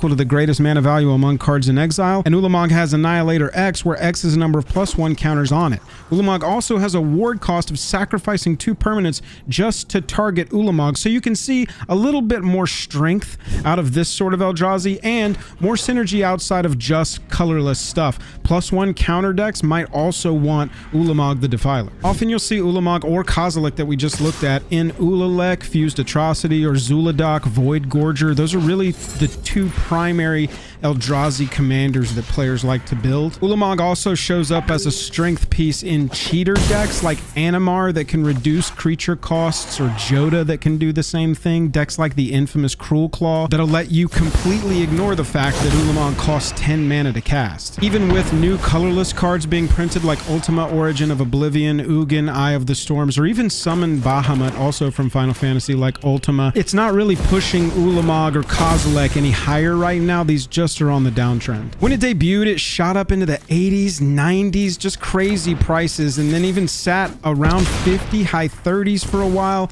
But as you can see, toward the end of the year, started drifting, stuck around 30, and then fell even from there. With this specific card, you've also got the retro frame that's just above 30, and you've got its special concept version here around 56. Those are also worth a look when you've got base copies that go to all-time lows. That's not even the only Ulamog that I want to talk about right now. Ulamog the Ceaseless Hunger from Commander Masters is at an all-time low of about $17. Ceaseless Hunger is a 10 mana 10/10 that says when you cast this spell, exile 2 target permanents. It's indestructible, and whenever it attacks, defending player exiles the top 20 cards of their library. You can see the last time that Eldrazi really popped up in everybody's mind. This thing was sitting around 25 and then shot up to over 40 as people were really wanting cards for their commander decks. We've drifted back down though. This wasn't the original copy. Battle for Zendikar, also cheap right now, and it's not even the cheapest you can possibly get. If you like the profile version, I just figured I would highlight the base copy, regular looking Ulamog the Ceaseless Hunger.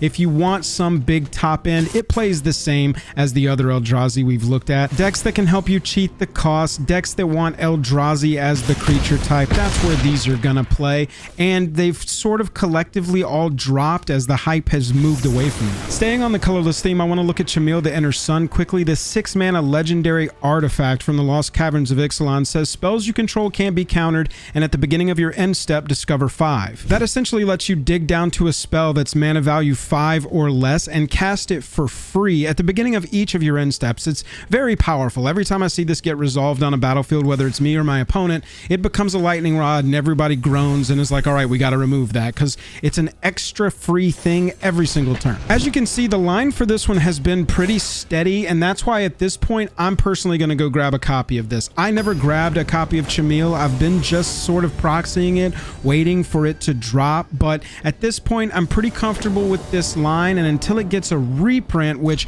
I don't know how reprintable this is outside of like a secret layer or another visit to Ixalan, I think that this one is just going to stay solid or go up. This one could get sent if there's any sort of like free spells commander thing that has synergy with Discover or Cascade. If anything like that's printed over the next year or two, this is the kind of card that pops, especially being a mythic. This one plays really heavily in decks like Zuladoc, Bellow, or Pantlaza. Pantlaza, it's just more Discover. It's more free stuff, more free dinos, and that's the kind of thing that I'm talking about with the possibility of Chameel getting sent before a reprint happens, is just side synergy. It doesn't directly even handshake with Pantlaza too well, other than, oh look, more free dinosaurs. This one also sees play in Lara Croft, where it's a nice legendary artifact to reanimate, Iron Man, where it's something that can be cheated on and just help your artifacts keep spitting onto the battlefield, or even Prosper Tomebound, and this is the exact kind of commander I'm talking about.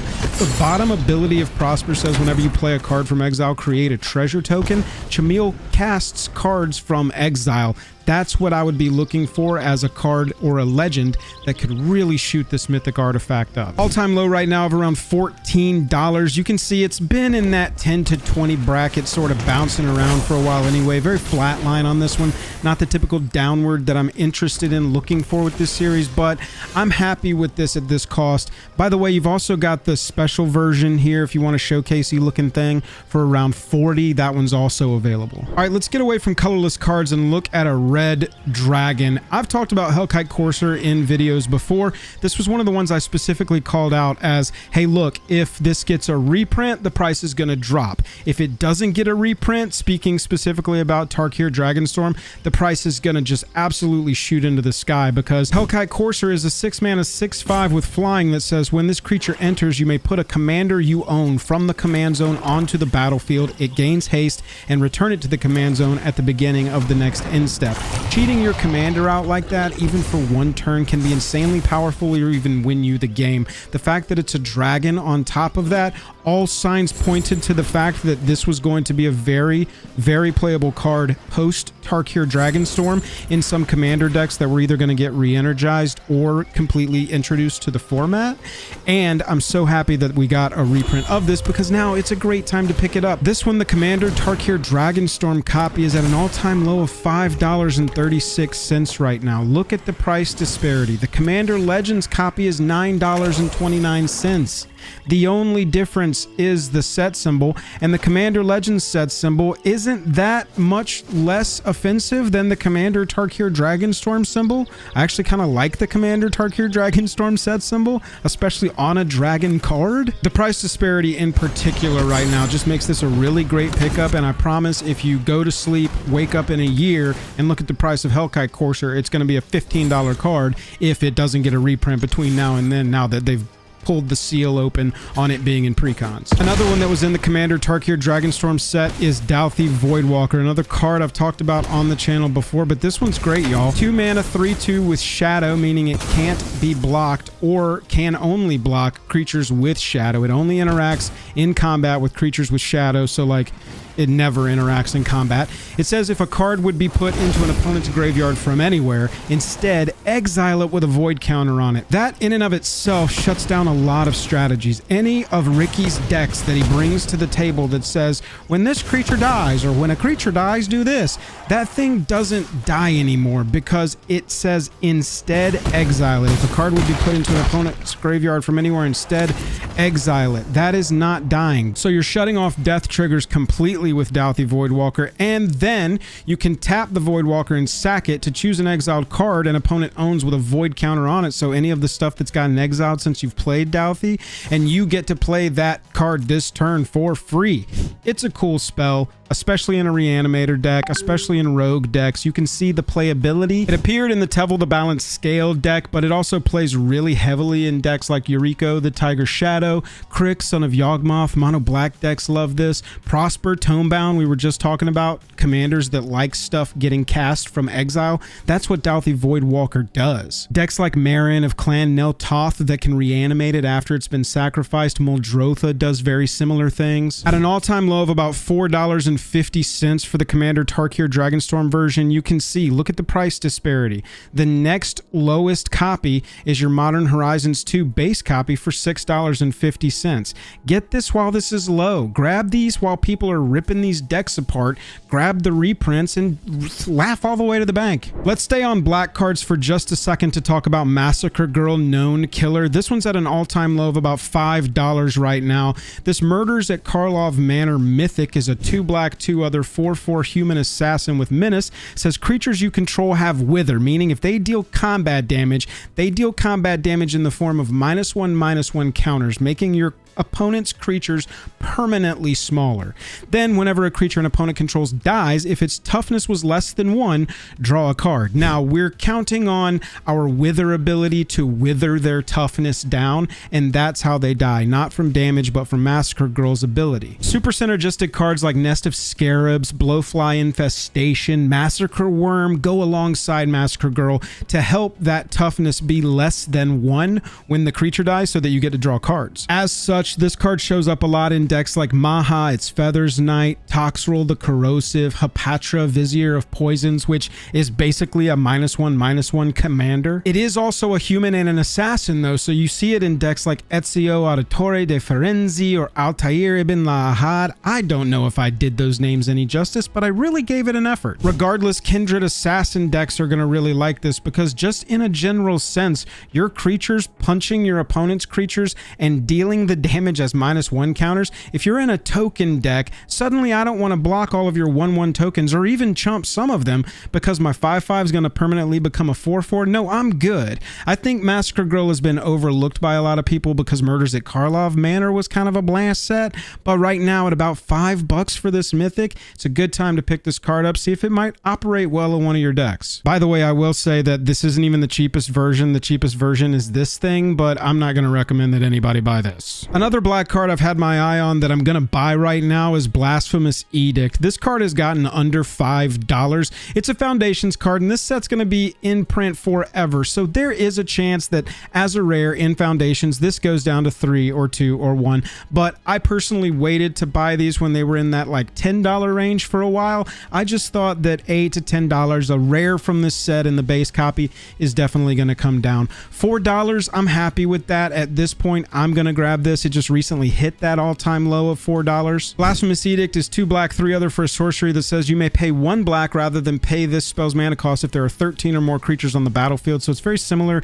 to Blasphemous Act in that it says each player sacrifices 13 creatures of their choice. I really like this effect. It gets around indestructible. You have to sacrifice the thing even if it's indestructible. And so Blasphemous Edict is a board wipe that I've always been interested in, just never picked up for some reason.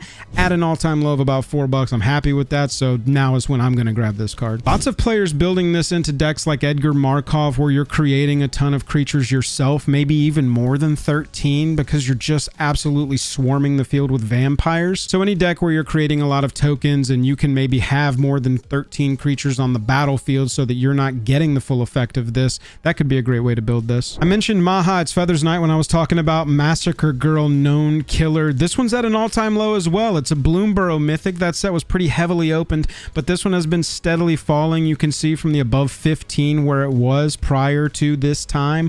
We're down to about $7.50 for this legendary elemental bird from Bloomburrow. It's a 5-mana 6/5 with flying and trample. It's got a ward of discarded cards, so your opponents have to discard a card just to target it with that removal spell. And it says creatures your opponents control have base toughness 1. That is insanely mean. This is a card that is brutal. This is a mean card to play, but it can be very, very strong. Obviously, with cards like Massacre Girl, any amount of -1 and all of your opponent's stuff dying, Massacre Girl partners with it to let you draw cards. You've got commanders like Kelsian the Plague that taps to deal a damage, and when it dies, you get an experience counter, and that gives Kelsian more power and toughness. If all of their creatures have base toughness 1, that's a really easy sniper job. Combine this with a card like Goblin Sharpshooter and you can wipe the entire board but leave only your stuff. Maha, it's Feathers Night, also has a really cool version that's only about $14 right now. This dreamy sketchbook looking, I think these were meant to look like field notes as if these creatures were observed out in the wild. $14 for that version looks pretty cool, but $8 is going to get you a base copy right now. All right, we're done with black cards. Let's look at a white card with Final Showdown. Yo, this card is down to $4. This is a Mythic from Outlaws of Thunder Junction that was above 10 for a few months after it came out. I basically ignored it because of that. I was like, I really want this card, but I don't think I'm going to pay more than $10 for a standard card, even if it's a Mythic in the base frame. I'm going to wait for it to drop. Hopefully it doesn't just stay up there, especially because it doesn't really strike me as a card that's like pivotal to anyone's strategy. It's like just really good.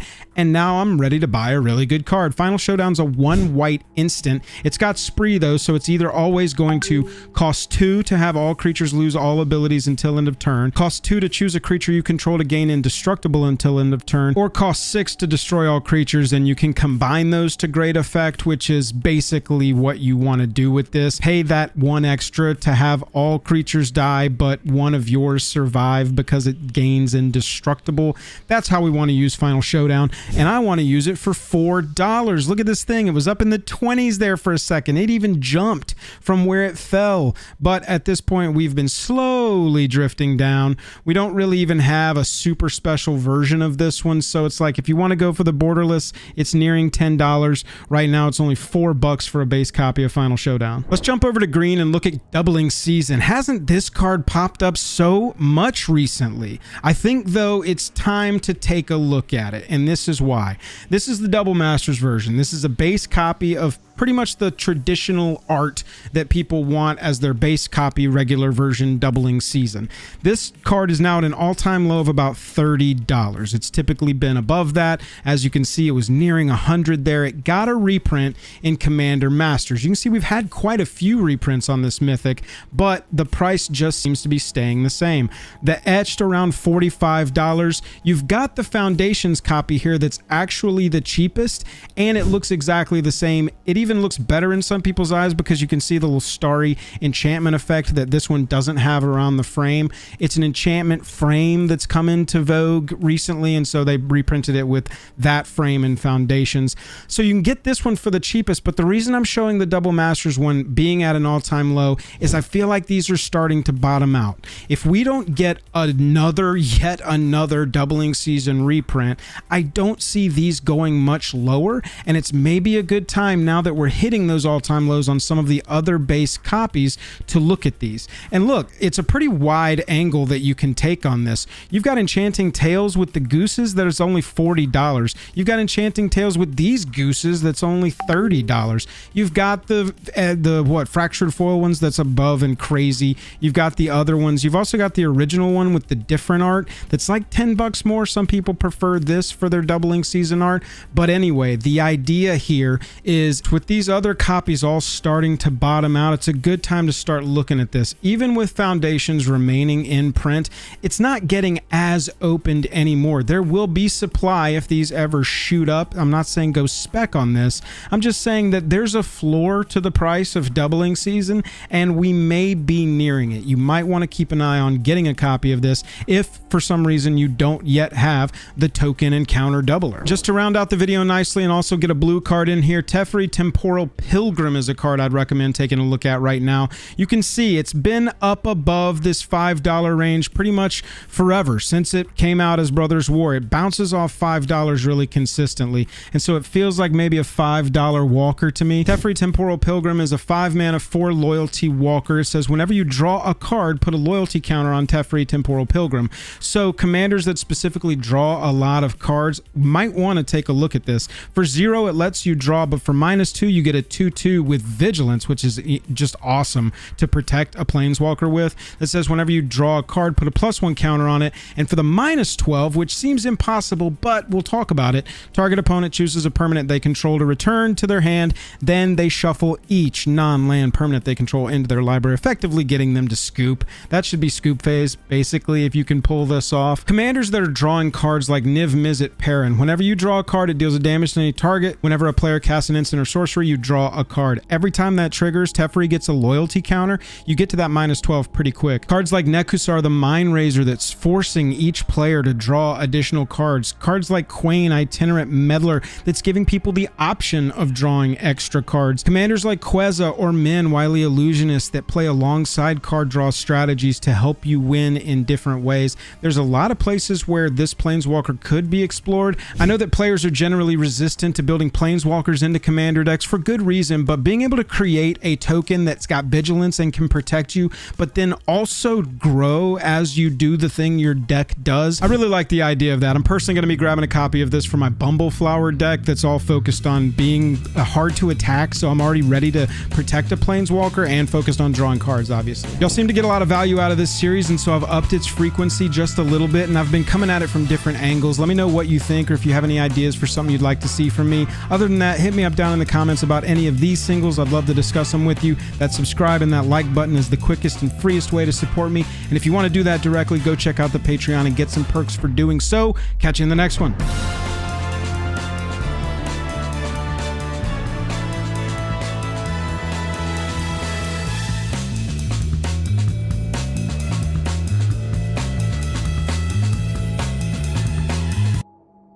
After the Deadpool Secret Lair, I was hopeful that WotC had this figured out, but obviously they did not. The Final Fantasy Secret Lair has come and gone, and most people have a bad taste in their mouth. It sold out in less than 24 hours, and worse than that, it wasted a ton of people's times. We have a bad website meeting with scalper exploitation with maximum quantity.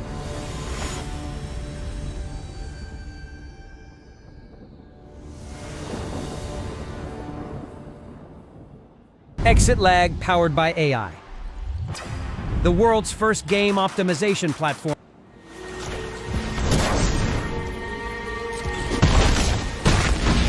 Yep. Trickery will always get you there with Power Zone. Trickery will always get you there.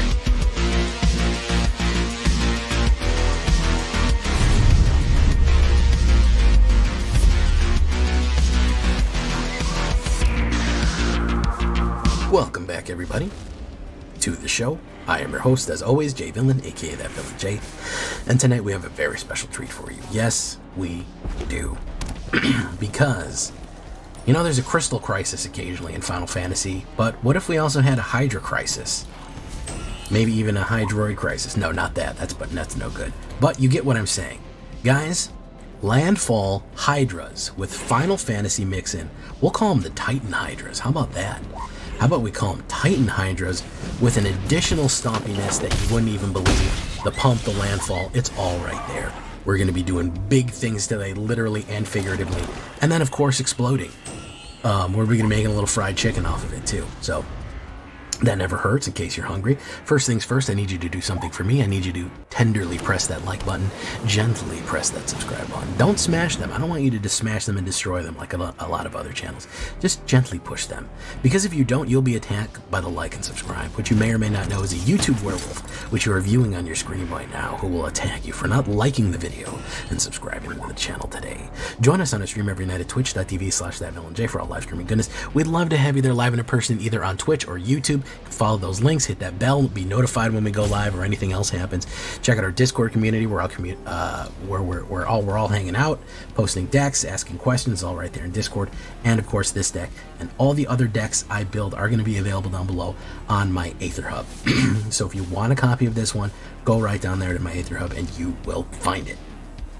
So that all being said, what are we talking about when we talk about the Hydra crisis right here? Removal. A little bit of burst lightning never hurt anybody. I like to play this in an early game. If I have this, it's good to just spot removal, or middle to late game. It has saved my bacon a couple of times by just being able to pop out a bad planeswalker or just win the game with a little bit of 2 to 4 damage on the kicker. Aside from that, one of the things that you'll see me start the game without that I kind of swapped in as we went is protection. Gotta have protection, guys. We're going to be making a little fried chicken off of it too, so that never hurts in case you're hungry.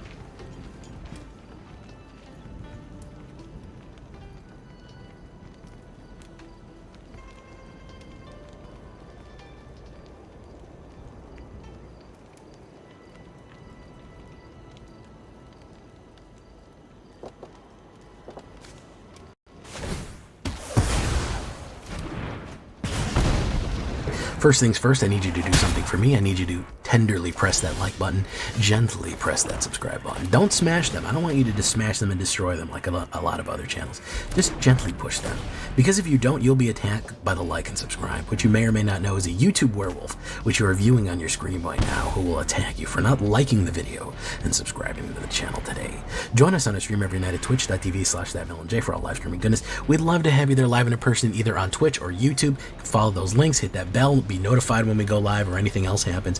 Check out our Discord community where we're all hanging out, posting decks, asking questions, all right there in Discord.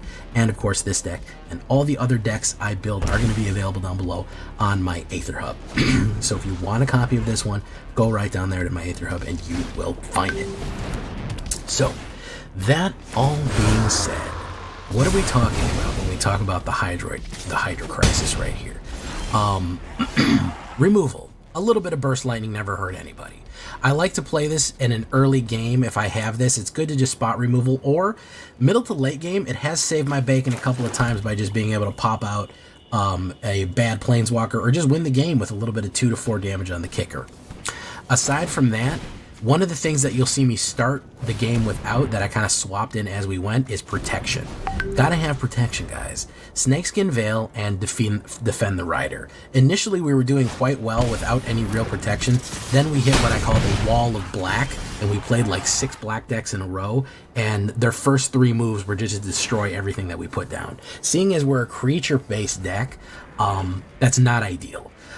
So Defend the Rider is a good one because it gets hexproof and indestructible as an instant speed, but also Snakeskin Veil is a very good one because it gets hexproof, not indestructible, at instant speed, but it also puts a 1/1 counter on people, which actually is extremely useful for Mossborn, Tifa Lockhart, and Bristly Bill because of the doubling effects that all of these cards have. So that all being said, if we're talking about that, don't lean into a removal. If you know they're playing black or red and you know they're probably going to pop it out, wait till you can get one of your protection cards down so that you can slow what your opponent is trying to do, which is smash you out right there. We're going to go with Saz's Chocobo. Look at the baby chickens. Oh, look at baby chicken. One green. I'm sorry. What's wrong with me today? I'm so scared of Simic. 1 green, 0/1 landfall bird right here. Whenever a land you control enters, put a 1/1 counter on this creature. So he's a pumpable, right? He will gain life he will gain power every time that you bring him up, and he will grow surprisingly fast as long as you have a steady stream of mana going into your hand. Tifa's Limit Break as an instant is pretty awesome. You get Somersault, Meteor Strike, and Final Heaven. I have never once played Final Heaven, however, it is not impossible in this deck. We do ramp quite a bit. Doubling the target's opponent power and toughness is a nice trick. +2/+2 is good. Yeah, I mean, +2/+2 is fine, especially if you know you're going to preemptively double or something like that. But if you get a Mossborn Hydra to 10, getting it to 20 is actually pretty powerful right there. So we're going to throw some Tifas in there. And of course, we're going to have the Goldvein Hydra, which really should be over here. This is an X card. It's 1 green and X. You can pay any number that you want. We're going to start with our first Hydra right here. Vigilance, Trample, and Haste. Everyone forgets about this guy. If you've got a ton of mana on the board, he can be a finisher. Vigilance, Trample, and Haste is very powerful, especially if you have a ton of mana to sink into it as you go. And when it dies, you grit all the treasure tokens that he equal to 1/1 counters on him, equal to his total power, which is super useful because then you have a lot of mana to spend on something else, even another Hydra as you go. So that is going to be our 1-drops. We have Self-Destruct. Let me tell you why this is different than a standard green. You're going to say, Jay, what's the point of the red in here? You know, I don't really get it. This is what I like. We have Zeldinkt, which, you know, he does okay. He's not fantastic, but he's cool. Self-Destruct is the reason we want to run red in this one. Because if we get one of these Hydras, we get one of these big hits in. We get a Hydra or Tifa swinging in for like 10 damage. And, you know, they trample over and they do 10 damage and boom. Do you know what you finish with? You finish with a Self-Destruct. Target creature you control deals X damage to any other target and damage to itself, or X is its power. Insane. If you have pumped one of these creatures through the roof, you've pumped them to a ridiculous degree, you can just immediately blow them up and do that huge power. You might as well use it. You know, if you're going to finish them out Bigly style right there with the Self-Destruct. I think this card is an up-and-comer. I think that you need to start thinking about putting this card in a lot of different things. It is incredibly useful as it goes. Tifa won't even die usually because, well, she will. She won't. She will die usually. But there are some that won't die all the time if they have a stronger power than their toughness. But exploding something, even like a Titan, and doing 7 damage to somebody is very powerful. Bristly Bill. 1 green and 1 2/2 landfall whenever land you control enters, put a 1/1 counter on target creature. Very useful for Tifa and for Mossborn Hydra, the Mossberg pump, as I like to call him right there. If you know what that is, you know what a Mossberg pump is. I know some of you out there do. 3 and 3 we're gonna do on those big pumps. 1/1 counter, and then of course whenever she has trample built in, she's a 2-drop green. Whenever a land enters, you control it, double her power. So if she's already a 2, she goes to a 4, you get a second land, she goes to a 8. It goes up and up and up and up and up for as many lands as you can play as you go. So we're going to really try to stomp in with her very aggressively there. Bristly Bill has another great ability right there where you double the number of 1/1 counters on each creature you control, which is extremely useful. Very good stuff for, generally speaking, even for the Hydra. The Hydra, of course, is a landfall. It's 1 green and 2 elemental Hydra. Trample whenever this creature enters with a 1/1 counter on it. So it comes in as a 1/1, but if you landfall it, it doubles the number of 1/1s. So this is going to go from 1 to 2 to 4 to 8 to 16. It gets out of control very quickly, especially if you're putting Bristly Bill. You're putting the extra counters on it first and then doubling them. Very powerful stuff right there.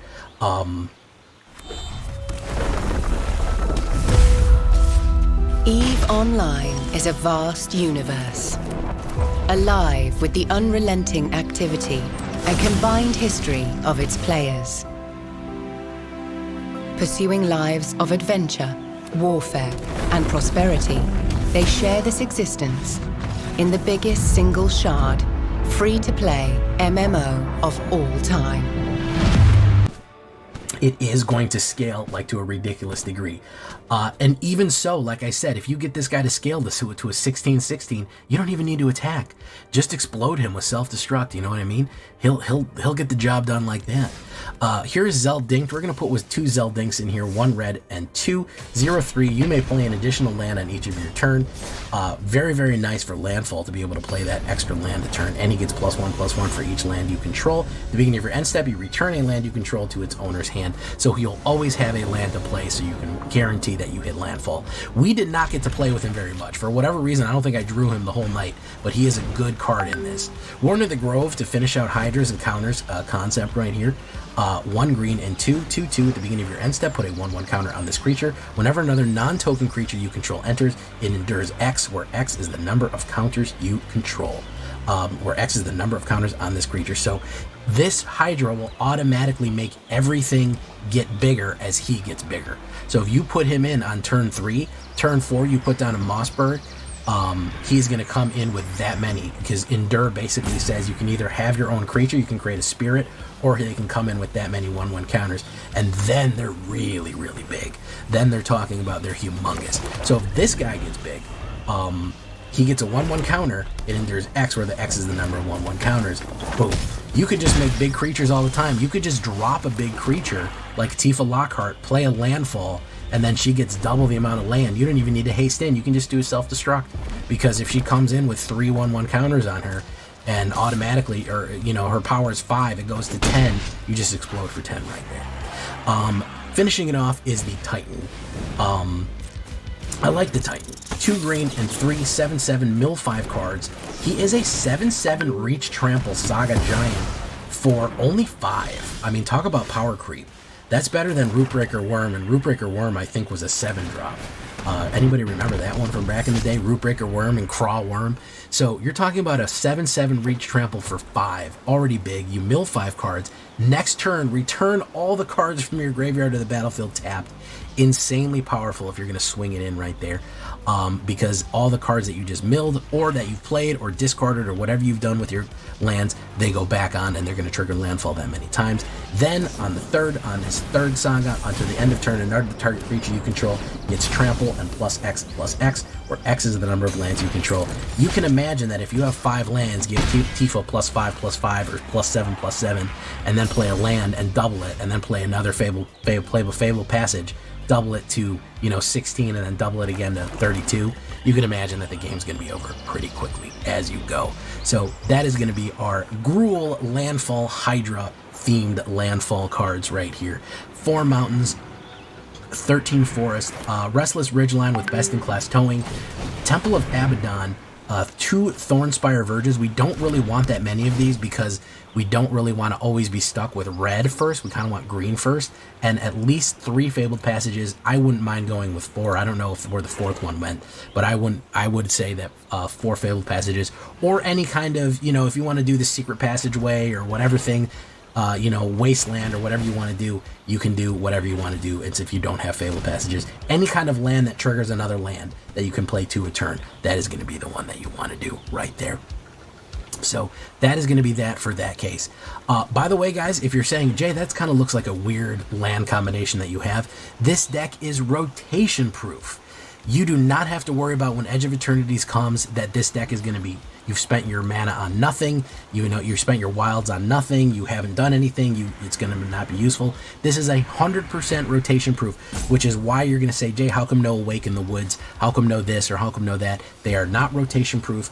This deck will see you through for at least another year. You don't have to worry about that happening too. You don't have to worry about it becoming non-standard anymore. So if you're new to the game and you want to invest in a deck, this is very safe for you. 21 creatures from birds to sagas, giants, humans, hydras, 7 hydras all around, 12 instants, 3 sorceries, 2 enchantments, 25 lands altogether on a 1.9 average if you want to do it. We have a little dragon right there, it's as close I have to a hydra as we want. Pretty cheap overall. You would think it would be more expensive, but it's actually pretty cheap. Goldvein has a flexible ability. You can put Goldvein wherever you want right there in case you want to put it in a position or modify this in any way. Now you can make it non-rotation proof. You could add things like Awaken the Woods or anything that you want to kind of round it out to anything else. That's perfectly fine. I don't care. But this is kind of the base that you have for the Hydra Landfall rule. Torch the Tower is not a bad one because that does exile a specific card. Royal Treatment, good too. Order of Nylea, I just felt like I've done this a million times, which is why I didn't want to do it again, because Order of Nylea on Mossberg or Tifa Lockhart is really powerful and will absolutely smash people. Overprotect is great for Trample, Hexproof, Indestructible, and +3/+3. I did have Rydia in this, and she wasn't as useful as I thought she would, but I did play a couple of hands with her, so I was hot swapping her in and out, 1 green and 1 red. She gives you that ability to landfall other stuff. If you have a bunch of if you have a bunch of junk in your hand, you have a bunch of mana or anything, and you just need it, you can just discard and draw, and then she can return Sagas with mana value X. Against haste, activate only as a sorcery. Bringing back a Titan with haste, a 7/7 reach trample Titan, just by paying 5 is actually pretty good. Lumbering World Wagon, as suggested by Trex, and of course Overlord of the Hauntwoods are both perfectly fine for this deck as well. However, I just feel like they're done to death, and I wanted to build with new cards. Can you blame me? Final Fantasy's pretty fun, and yeah. So rotation proof, Gruul Landfall for your pleasure. Leave a comment. Tell me what you think. We're going to get into it right now. We're going to start up some ranked. As you can see, I've been brewing some other stuff as well, so stay tuned for that one. Let's get into it. Here we go. Things then chasing meta currently. The meta is bad. Omni and Rage are gone if they listen to the Pro Tour players and everyone else. Yeah, Omni and Rage probably need to go.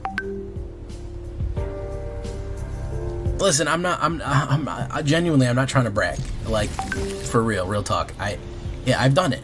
I'm playing this game for 5 years. I hit Mythic probably about 10 times a year. Maybe I miss it twice in a year. Do I need to keep doing it to prove something? You obviously know that I can do it. You know. At a certain point, it's just... It's a chore. It's not even a challenge or an obligation. It's a chore. And there's nothing people hate more than chores. I don't. I certainly don't like chores. So have the pros said that we want those cards gone? Because that will weigh in heavily on that, if that's the case. If the pros have said, hey, these have got to go, they're too dominant. If the general consensus is there, then yeah, probably.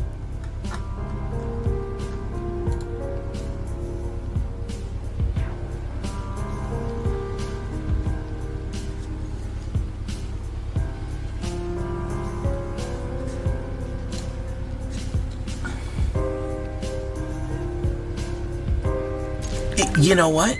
Very similar, Vlad. There's never really been an MMO that I've been super to get into. And a lot of it does feel like busy work. Yeah. As I get older, I like less and less fluff in my game. As a matter of fact, I'm kind of tired of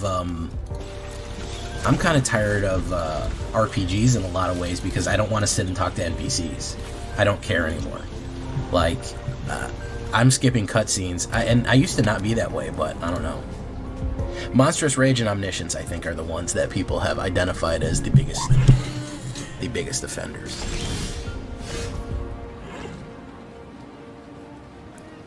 I didn't know that, Shadow Shane. That's interesting. Wizards will be very interested in that. You kind of need a diverse field. Nobody wants to watch Mouse Slop 24/7.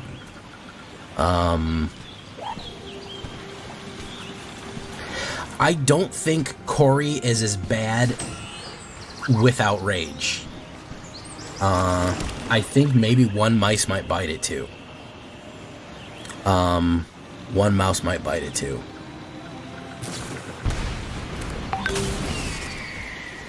Unfortunately, the bad news is if post-rotation and post-bans, it's going to be Bounce that takes over.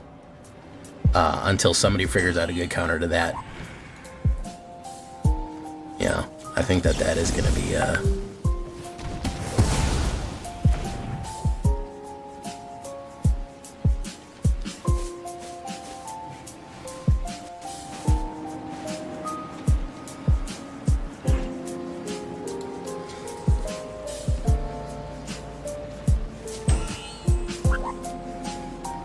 There we go.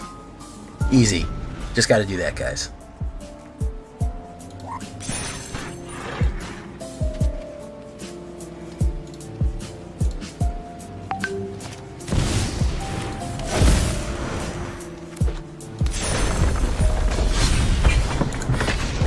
Corey's probably safe. Discard an Enchantment Destruction is pretty easy to kind of crack Corey. Genuinely, maybe stock up. This town probably should die. I'll be honest with you. This town kind of sucks. We're gonna mulligan. That's a bad opener. That's a little better. Let's get rid of the Hydroid Crisis right there. Thank you. The link is in the description, Beast Labeat. In case you're curious, I want to give credit where credit is due. It's not my song. I found it. And you can easily go follow the link to give the guy a little bit of credit if you want. Final Fantasy Lo-Fi Mix is what it's called.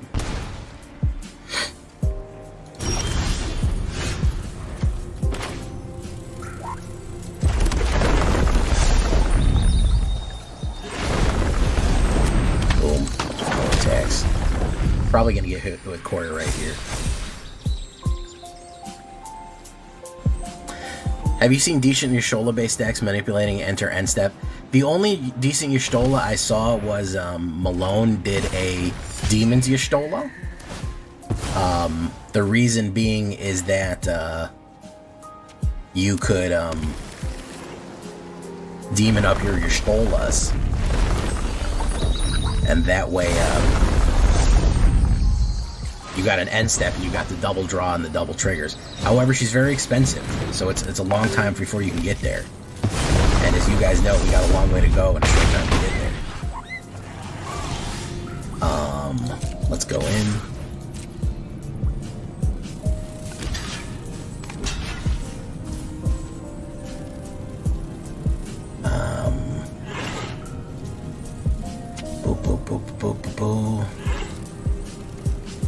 Okay, so we'll go next. I don't want the Drake Hatcher. There you go.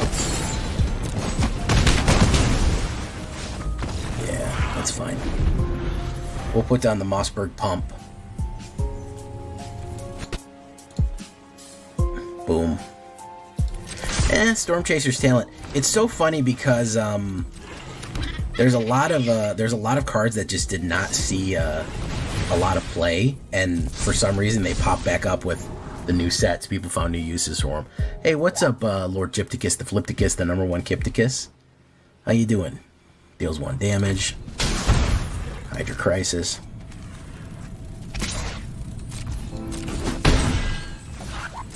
My turn. Put down Mossberg Pump. Put down that. We hit it again. We grab that sweet green. Sweet green never hurt nobody. Rock and Roll. What a silly name you have there. Rock and Roll. Target creature fights creature you don't control. Boom. Boom. Wabango. There's the Wabango Tango. I think next turn we can put down the Temple of Abaddon. Temple of Abaddon. And he'll probably get rid of the Mossberg. No? He'll do that? Okay.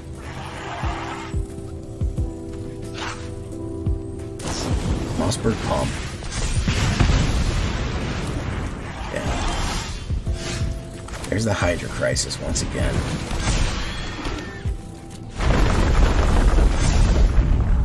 There's another mana. He's probably going to play a knockback. He's going to take the 6. Okay, so I just need to survive and I can fling it at him. BB Hornetier. Very nice. This is why I wanted the red in this, is so I can do this.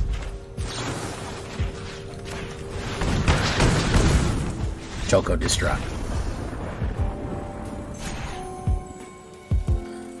Choco Destruct. We're gonna rock and roll tonight. We're gonna rock. Everybody, let's rock. Doot, doot, doot, doot, doot, doot.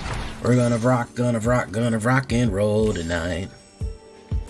Yeah, I know what the Vrock is. It's a bird demon. I was in hell one time. I get it. Out of context, that sounds funny. I fought a lot of demons. As a matter of fact, Roburn Black, as I often say, was based off of one of my favorite characters of all time, a paladin, who was just an absolute shit kicker. Was a lot of fun. Probably one of the best characters ever played. Roburn Black, the paladin, who was a paladin blood rager. So I figured out with the new expanded classes in Pathfinder, if you guys ever played Pathfinder, basically, what you could do is there was a class called the Blood Rager. And what the Blood Rager did is it had a rage, but it had a bloodline like a sorcerer. So it was a combination of sorcerer and barbarian. The funny thing about this is it did not have an alignment restriction. Okay, so you know barbarians have to be chaotic. They can't be lawful. They have to be chaotic or neutral. They cannot be lawful barbarians. Paladins have a smite attack. They have to be lawful good. So, boom. They have to be lawful good. You normally can never make a barbarian paladin. Well, let me tell you, I made a barbarian paladin. Let's do this. Search your library for a basic land card.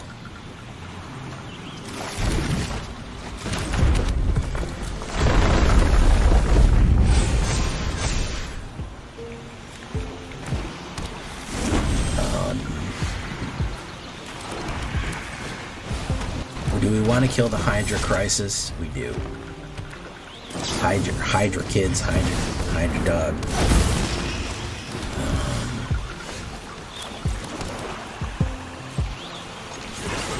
Actually, let's go in the hard way. Let's go in the hard way here. Let's rate to do Rydia Summoner. So yeah, I was able to smite and rage simultaneously. Oh, Jay's Lava Chicken? Yeah, I get what you're putting down, guys. Hey, what's up, True Yellow Dart? Anyways, he did an enormous amount of damage. He did a fucking insane. He was able to rage and smite simultaneously. The man was unstoppable.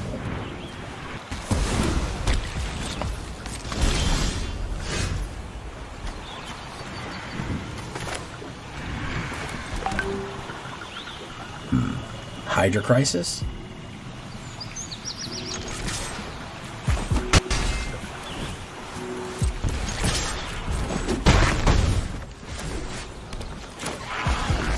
Well, we'll put down the Hydra Crisis.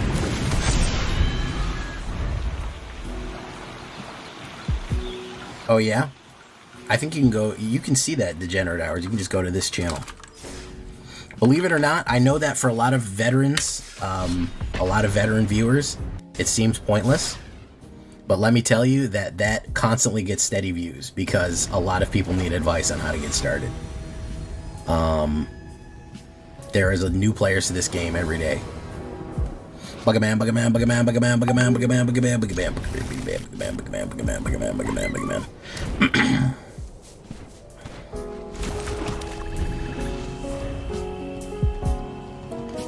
I have like 3 decks called Stay Hydrated.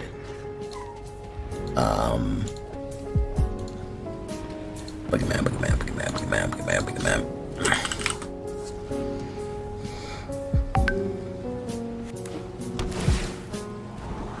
Hydra is very popular on my channel for some reason.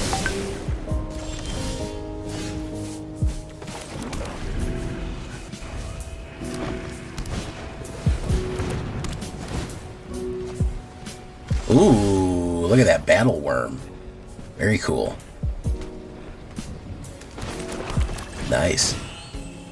He's gonna swing in on me. Boom, I really need a mana here.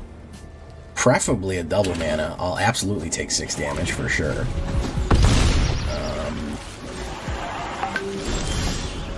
Colossus of Sardia.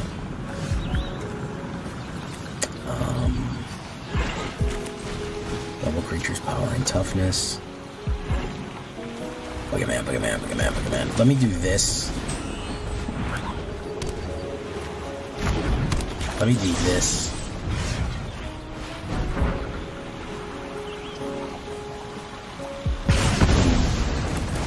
We got a 43% chance of drawing a creature gets +2/+2. We'll wait. No attacks.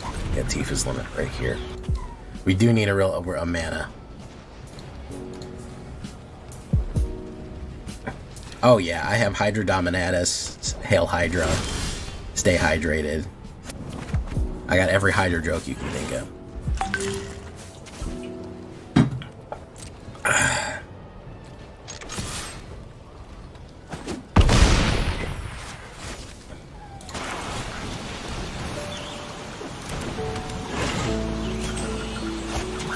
Ooh, great Quillworm. Look at that guy. Fucking crazy looking. Yeah, if I don't get a land here, I'm going to be in bad shape. He's probably going to use this to drive that.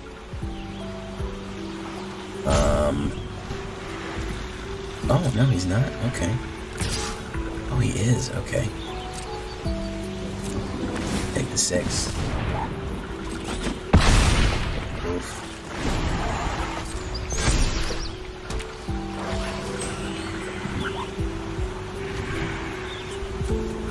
My turn. It's a self-destruct. Okay. So I'm going to have to do this in a weird way here.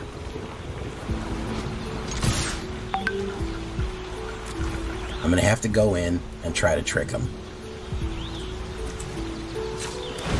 I don't think I have the power because I didn't draw mana.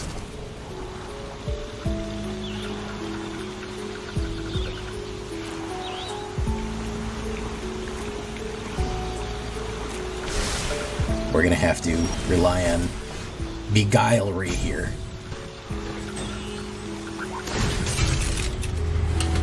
Do it.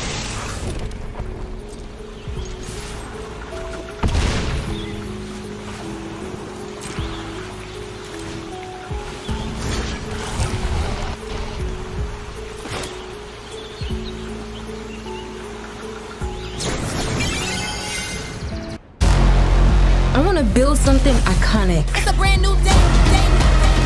Okay.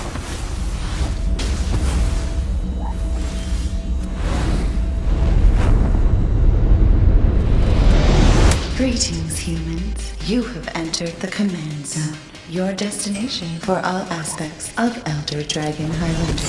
Enjoy your stay. Hey everybody, welcome back to another episode of the Command Zone Podcast. I'm your host, Rachel Weeks. And I'm Jordan Pridgeon. And today, we continue to talk about Final Fantasy precons, and we are upgrading number 14. Yes. Well, Final Fantasy 14, this is Scions and Spellcraft. Which numerically makes it the final Final Fantasy precon, although I don't know if we'll release it in order like that. No, yeah, they won't come out in order. 14 is the We're jumping around. Number of precon. Yes. This is an Esper deck. It's blue, it's white, it's black. It cares about non-creature spells, specifically ones that are 3 and greater. We're going to get into everything that comes in this pre-constructed deck when you buy it off the shelf. And we're going to give you 10 cards to add and 10 cards to cut to get it in peak fighting shape.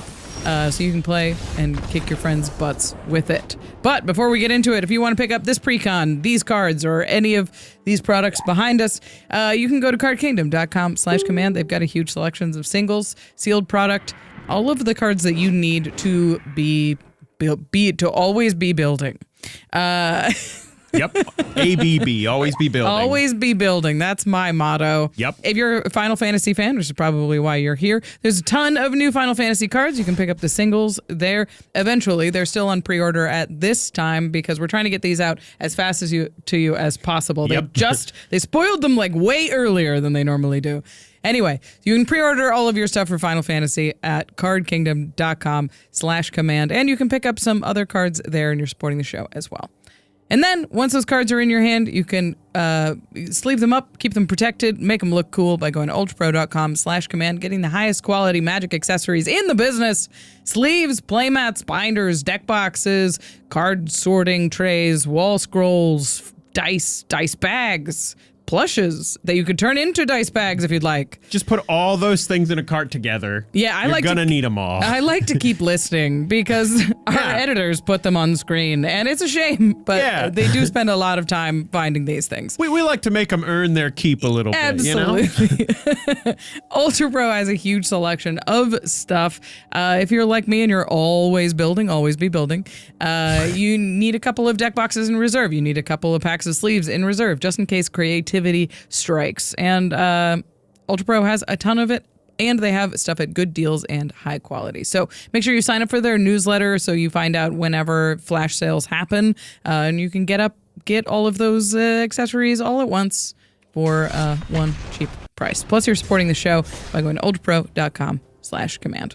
And the final way to support us is directly by going to patreon.com/command-zone. Our patrons are the best. They're the lifeblood around here. We get to chat with them and hang out in our Discord. Plus, they get access to extra turns and game nights a day early without ads. Pretty cool. Wow. As a gift to you for your support. And we shout out one lucky patron every single podcast episode. And this one is dedicated to Eric Threadgold. Good one. Gold threads. Gold threads. Tying together the fantasy of Final Fantasy. The woven net of Final Fantasy. Great name, Eric Threadgold. Very good. All right, let's get into it. We're talking about Scions. We're talking about Spellcraft. And not the ones that sack for colorless mana. Nope. Today I guess, wait, Scions and Spellcraft are both magic mechanics, aren't they? Yes. Isn't Spellcraft, maybe it's not. I can't remember not? exactly.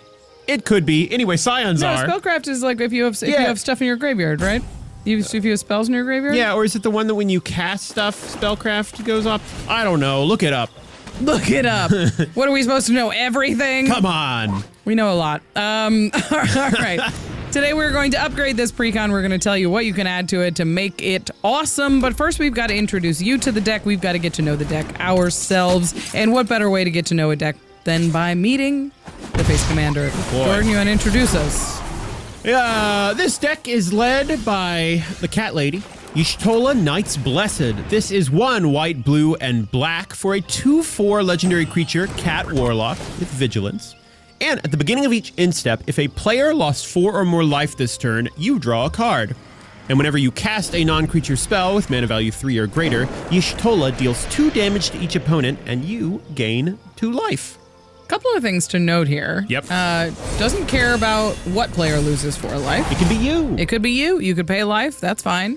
You can trigger that ability if you've cast 2 non-creature spells with mana value 3 or greater in a turn. So she fuels herself.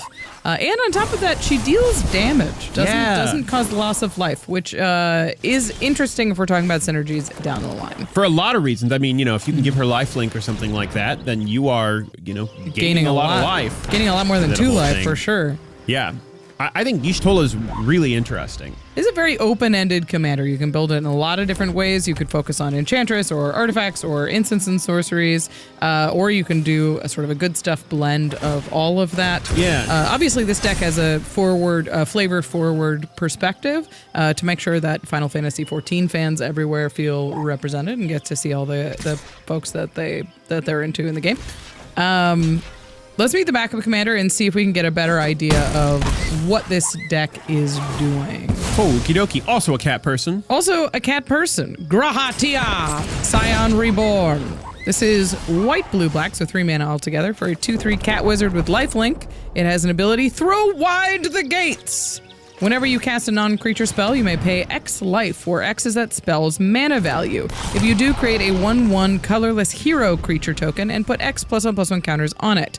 Do this only once each turn. So yeah, still caring about casting non-creature spells. This one has a little bit of life paying, which goes along with your commander, which is cool, and makes a little hero for you. He does also have lifelink, so I guess he kind of like makes up a little bit, right?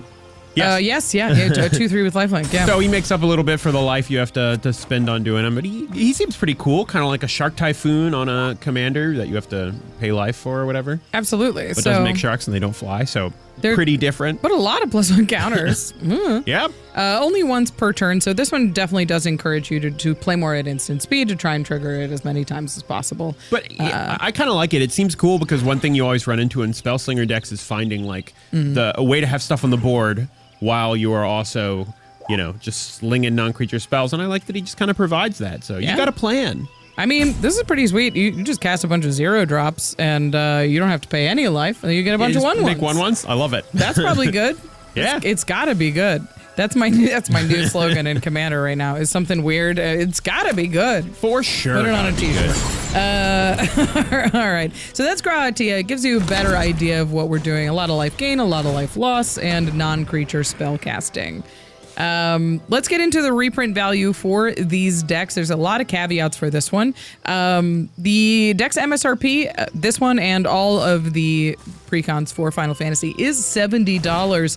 The catch there is you can't find it for $70 anywhere. Most of them at that price are sold out. So we are going to use the $70 for our math today because that is the most consistent number that we have and it gives the most information for most people. But we want to do a full disclaimer that pre-order prices for this deck are ranging from about $100 to $120, which is ridiculous. Yeah, it's crazy. Rachel, it's so funny to me that I think we were both there at the MagicCon where they announced MSRP was coming back and everyone literally cheered. Yes. And it just hasn't mattered. It doesn't change anything. No. All it does is sort of give us an expectation that isn't met. So it's really a shame. A lot of these decks are really, really expensive. So I just want you to keep that in mind when we talk about the reprint value is this is an expensive precon.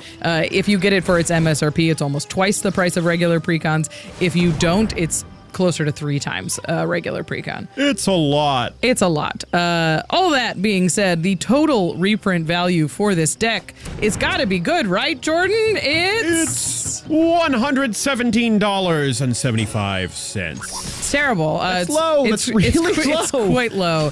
Oof. $117.75. Just for some context, the 2024 average reprint value was $137.79. And that's not adjusted for this being an expensive precon. No, that number is a little tricky because it doesn't only include 60 cards in the deck, which is fewer than normal. So you expect it to be a little on the low side, but because the deck is so expensive, you would think it gets closer to the number we would expect.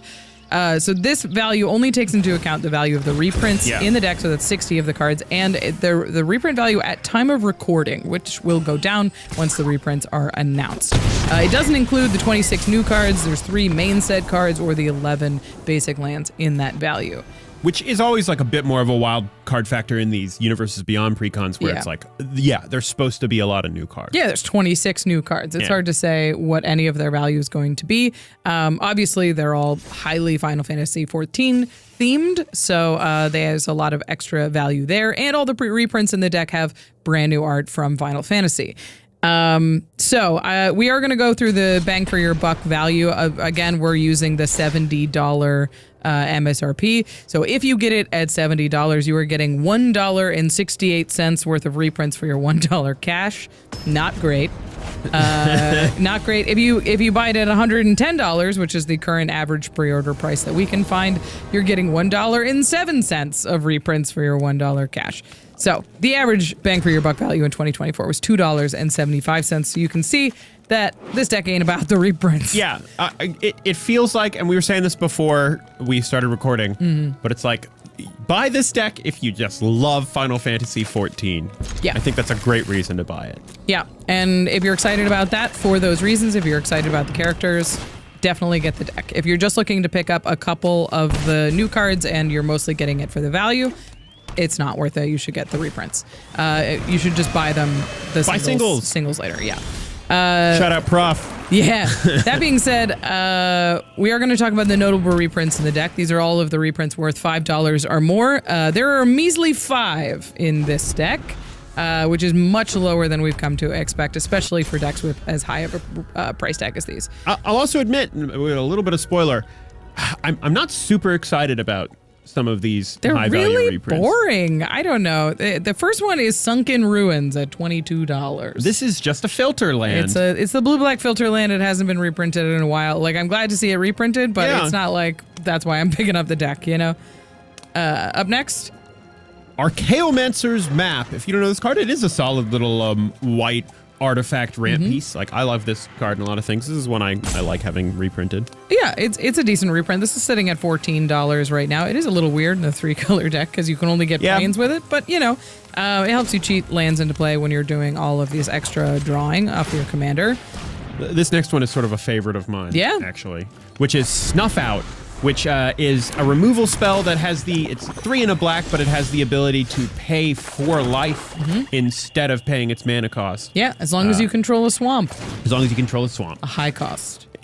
Well, a little tougher in a 3-mana deck or in a 3-color deck than some, is. but still pretty nice. Yeah, Snuff Out sitting at $10 right now. It's great with your commander because you pay 4 life and you get to draw a card after it. Yep.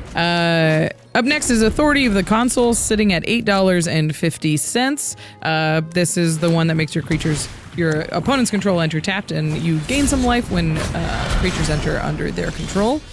And finally, Crux of Fate is the dragon board wipe, sitting at $7. Commander's not a dragon, deck isn't about dragons, but here it is.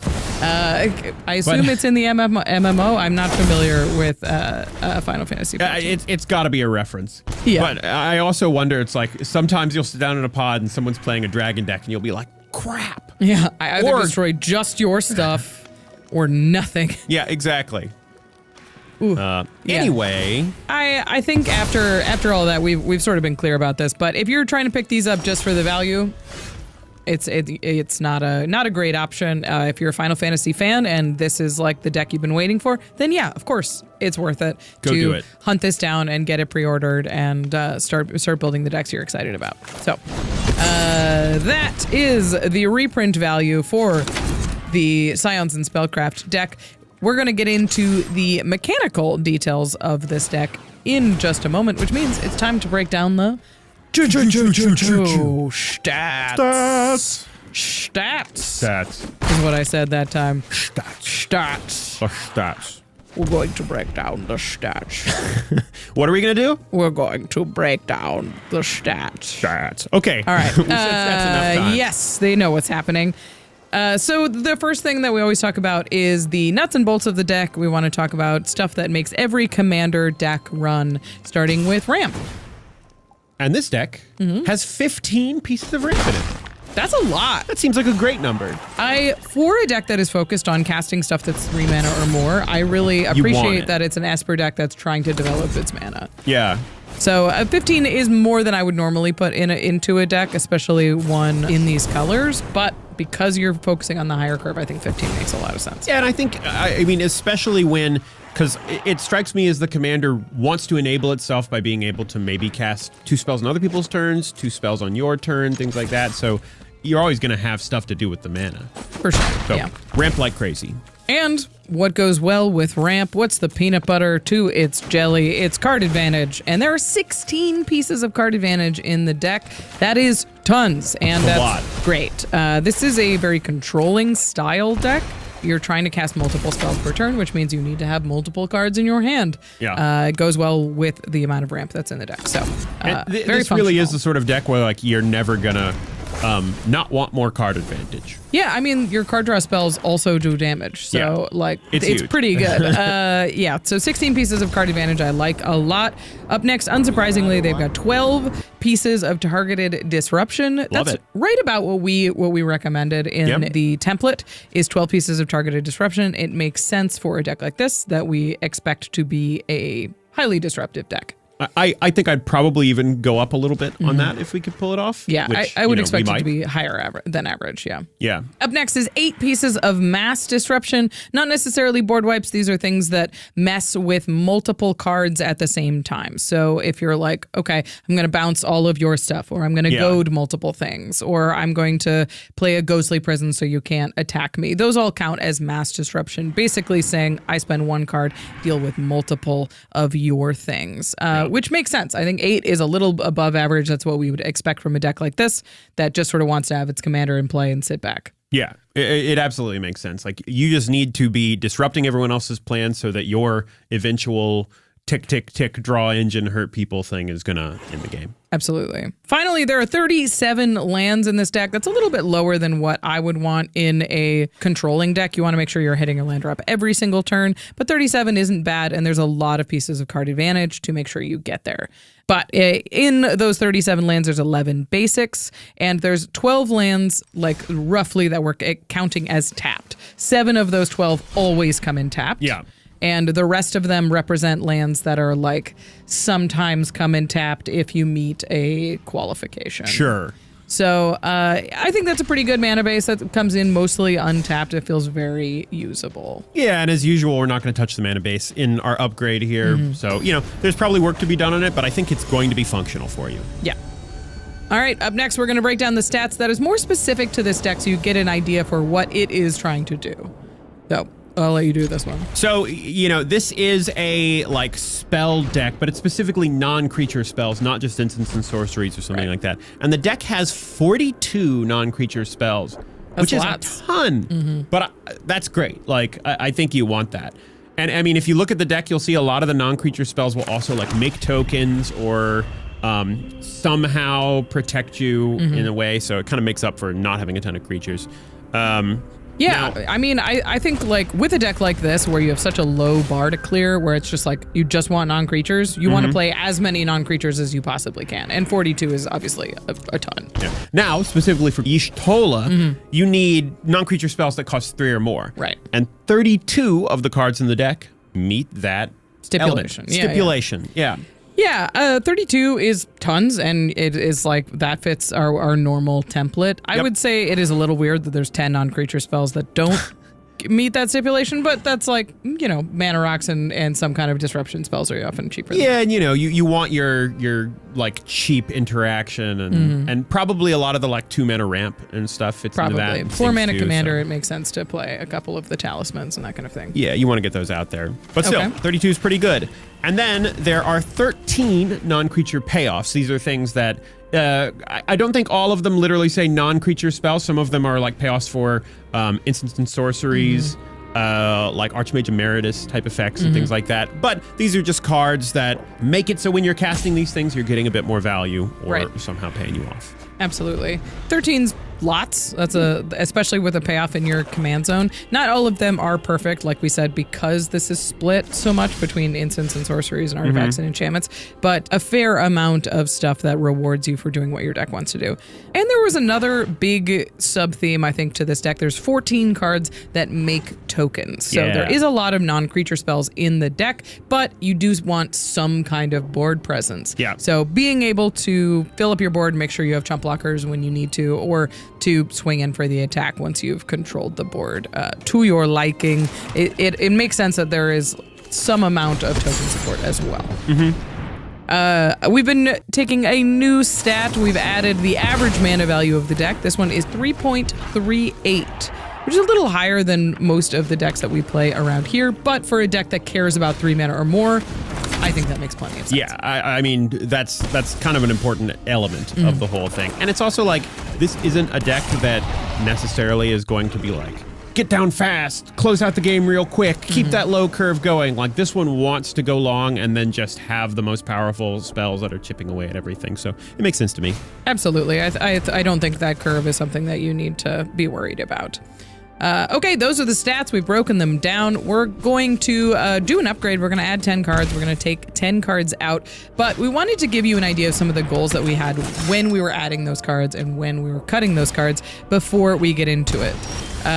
We've alluded to it, I think, already, but we did choose Y'shtola as the commander for this deck. She's just really powerful. I think she's great. And I mean, the fact that she's a win condition on the card, it seems really good. I don't think it would be tough to just switch out Grahatia and play the deck that way, but I think Y'shtola is the more immediately powerful commander here. Right. And it's that card advantage is the big difference, where Grahatia gives you the tokens and the board presence if you're worried about that, but Y'shtola engine. gives you the damage and gives you some amount of clock and also a huge amount of card advantage. Yeah. A little spoiler, Josh plays this one in game nights, and you will really get to see the deck in action. It does some cool stuff. Yeah, this is a very Josh It's a type very of Josh commander. deck. Yep. So that's the commander. We had a couple of things that we wanted to improve for the deck. It's not super easy to trigger Y'shtola intentionally on everybody's turns. Yeah, it's sort of built in that you can just try and cast 2 non-creature spells on your turn to get the thing. But being able to consistently cast 2 spells on everyone's turn is a tough thing to pull off. So we just tried to put more things that will, with either one spell or through other incidental purposes, get you those cards on as many turns as possible instead of just yours. Right. So make it a little bit easier to trigger your commander without just dumping a ton of cards into it, and make sure that if your opponent maybe an opponent cracks a fetch and they cracked a fetch and they shocked in a land and they're at 3, so you can cast a spell and make sure you get over the 4 damage threshold to draw a card. So that was a big thing. We had a couple of the payoffs that are in there are just kind of slow. There's not a ton of ways to slam the door shut. So something that we talked about was okay, you're going to be attracting a lot of attention, making sure that once you have control over the game, you can really lock things down. Yeah, stuff that just makes the plan you're already doing even more impactful, just tough, brutal. Yeah. Yeah, it's a very strong controlling deck, and if you lean into it, you can really do some powerful stuff with it. So I think, and we can talk about this a little more when we talk about kind of how the deck plays, but I think this kind of wants to be the sort of control deck where you've won the game before people realize you've won the game. For sure, yeah. And some of the cards we've added going forward are the ones that people might not even really notice, but then will let your plan turn to the fact that there's no way they come back. Yeah. And finally, there's just a couple of non-creature spells that aren't exactly on the plan. There's a few things that are leaning more into the token plan, a little less into the burn plan. We wanted to make sure that the deck was focused on one goal. Yeah, and I think there's also a couple legendary creatures thrown in because they're beloved from the game and they had to design them a certain way but don't necessarily fit all that well in the plan of the deck. So a great idea before we move on to our upgrades is I want to talk about the best cards in the deck, because it gives you a good idea for the kind of cards to add. Where you're I really love it when I see this card, so what other ways can we support that? So before we move on, let's talk about the ones that already come in the deck that when they're in your hand you feel unstoppable. So the one that struck me as just kind of being awesome and a whole package and probably a great commander in his own right is Emmett Selk of the third seat. This is 2, a blue and a black for a legendary creature, Elder Wizard, 3/4. And it says spells you cast from your graveyard cost 2 less to cast. Now, this isn't necessarily a graveyard deck, but he enables it. Whenever one or more opponents lose life, you may cast target instant or sorcery card from your graveyard. If that spell would be put into your graveyard, exile it instead. Do this only once each turn. I mean, this seems awesome. So cool. So with your commander on the battlefield, you cast a spell, you trigger your commander's ability, you deal damage. Another spell from the graveyard. It gives you an ability to cast one from the graveyard. That is reduced so you can hold up mana for a later turn to cast one again. And this gives you the card advantage from your commander, draws into it, and you can kind of do this every turn because you're refilling your hand. He's lowering the cost of actually doing it. I mean, it is going to cost you mana, but if it kind of takes it down to, instead of being 6 to trigger Y'shtola twice, you can probably do it with just 4 mana on each turn, which is way easier to pull off over, say, twice over the course of a turn cycle. The thing I was double checking is he does let you play sorceries at instant speed as long as you've dealt that damage, because you cast it as soon as the damage is dealt. So it is sort of a flash enabler for the sorceries in your graveyard as well. I think it's very cool. Yeah. Just a really neat card. Yeah, that does a lot of the things that we're talking about, is being able to cast one non-creature spell and you turning it into a double trigger on your commander that'll give you the card draw at the end of turn. And then this next card is not quite as much the like full package sort of thing, but I think it's just a really strong effect. This is Lice Hexed, which is 1, a white and a blue for a 2/2 legendary creature, human rebel monk. It has prowess, which, you know, is just nice with all these things you'll be casting. And Alright, welcome back to TCG Live to another Final Fantasy video. The last Final Fantasy video before the giveaway. I'm gonna give away a collector booster box for you guys. Stick around for that. But Bulbasaur is hidden here below the collector booster box that we're gonna open today. And together with this booster box and the 2 that we already opened on this channel and the 4 packs that I'm gonna open today also for Patreons, we will have opened 40 packs by the end of this video. So quite some data, and we're gonna go over all the cards that I pulled from those 40 packs to see if these more and more expensive becoming boxes are worth it or not. You pay currently $1,000 for one box if you want to get one. That's insane. That's $80 per pack. $80 for one collector booster pack. So, are the cards in here worth it or not? We will find it out. I will do an average per pack value by the end of this video in my summary.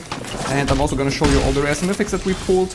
And then you guys can decide for yourself if it's worth $1,000 or not. Damn, $1,000. This is this is Lord of the Rings collectors, like these holiday collector booster boxes edition prices. These go also for $1,000.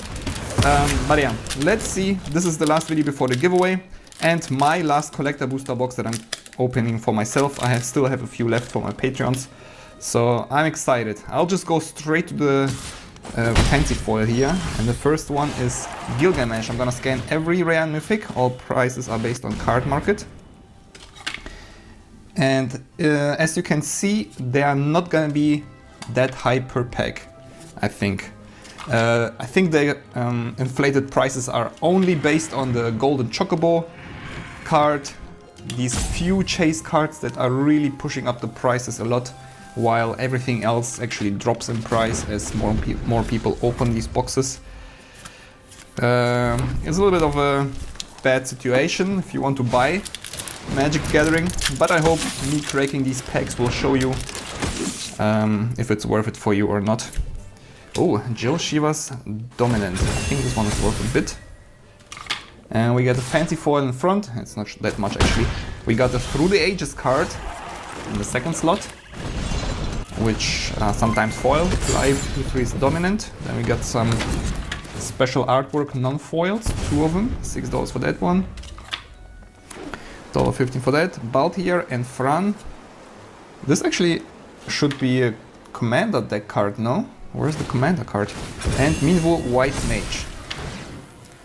Alright, there's a few uncommons, I guess, that are worth something. If I see them, I'll scan them as well. But for now, nothing special. I want to put up the sound here a little bit so that we can hear the scanner ka-ching. Wait a second, is the scanner turned? Alright, I'm gonna ignore all cards below $1. Just because if you would like to sell them, that wouldn't be much value in it. Yecht, Reluctant Guardian. Somebody said that's a weird way to say Yecht. I don't know how to pronounce it. Jecht. Emperor Hellpite Tyrant. And foil. Ooh, what? $156 for the foil version? Yawgmoth, Thrawn Physician. That's already insane. I want to double check this on card market myself. I don't know if the scanner is crazy. Yawgmoth, Thrawn Physician. So the non-foil is $12 and the foil is $130. Oh my god. Like these Through the Ages cards, the foil versions are only available in collector booster boxes. So sometimes you can get that. So we got really lucky there, I think. Which bumps up the prices per pack quite a bit. But fair is fair, we pulled it. I'll have a better average at the end of this video. And that's already a lot of coins for you guys. And you should claim these coins for sure, because the next giveaway is in 2 days, on Friday the 27th. Yes, Friday 27th I'm gonna give away a collector booster box for you guys, the second one already. And I'm also gonna raffle away these two cards. I'm gonna raffle away a Search Foil Zephyroth, which currently goes for around $800. One of you guys is gonna get it, and I'm gonna give away a Nyx Bloom Ancient in foil. So if you want to participate in that raffle and in the giveaway, check out the participation video in the description. And yeah, check it out. Watch it, leave a comment to participate in the giveaway, claim as many coins as you can until then, which this video is the last chance for. Raupan, Pool of Ala Migo in Search Foil. I don't think that's worth much. It is $10 still. Beautiful banner card, look at this artwork. Awesome, this is from Final Fantasy VIII, right? Yes. Never played Final Fantasy VIII, but I recognize the art direction. Xenos Yay Galvas. Flip card. I think it's the first time I pulled this one, looks cool. It's $4.60. Sci-Fi Almacy, Tifa Lockhart. Get ready to elevate your shopping experience at Lulu. ADCB Lulu Platinum Credit. And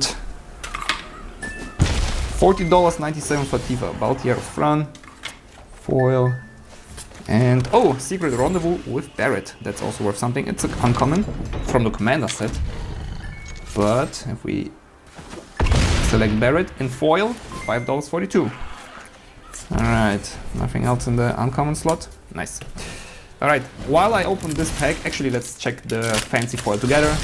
And then I'm gonna play a little sponsor spot. Hope Estheim in Search Foil, also awesome looking. The second Search Foil already.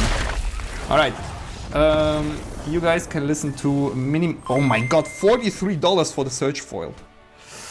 I mean, maybe the $1,000 are worth it. Well, we're almost halfway through and we are only at $264. Anyway, yeah, check out Mini-Me here. Hello, Mini TCG Love here. While I'm opening these cards, let me really quickly tell 20,000 subscribers. Almost 20,500 by now. And that's awesome, that's insane. I didn't expect to hit it with Final Fantasy. $39 for Search Foil Firion. Oh my god, the Search Foils are going crazy. This is... oh, look at this Yuna. Oh my god, I think this might be worth quite a bit as well. Look at this beautiful Yuna artwork. I never saw this one. Some anime stuff, and Yuna is a valuable card itself. $68! Oh my god. That's crazy. That's insane. $1.36. Hope. That's a good last box for me to open. If we open the Chocobo, that would be even better. But yeah, I didn't really mention that we had 20,000 subscribers. I want to say thank you to all of you guys subscribing. Welcome to all the new subscribers to the channel. I hope you like my videos. If you watch this and you're not subscribed, definitely do to participate in the giveaways as well. Free cards for anybody. Fancy foil here. Memories are returning. Alright. Oh, not this Lucius Kalium, whatever. I think this was also worth quite a bit in foil. $31. Look at the difference. Non-foil, $2.88. Foil, $31. Summon Knights of the Round, also strong card. I like that one as well. $21. Seems like not only me. Damn, the value. Squall. Yeah, the channel is really growing a lot. I really appreciate all of you guys subscribing. It does look like we can hit 32,000 subs by the end of this year, which is my goal. So if you're not subscribed, definitely do.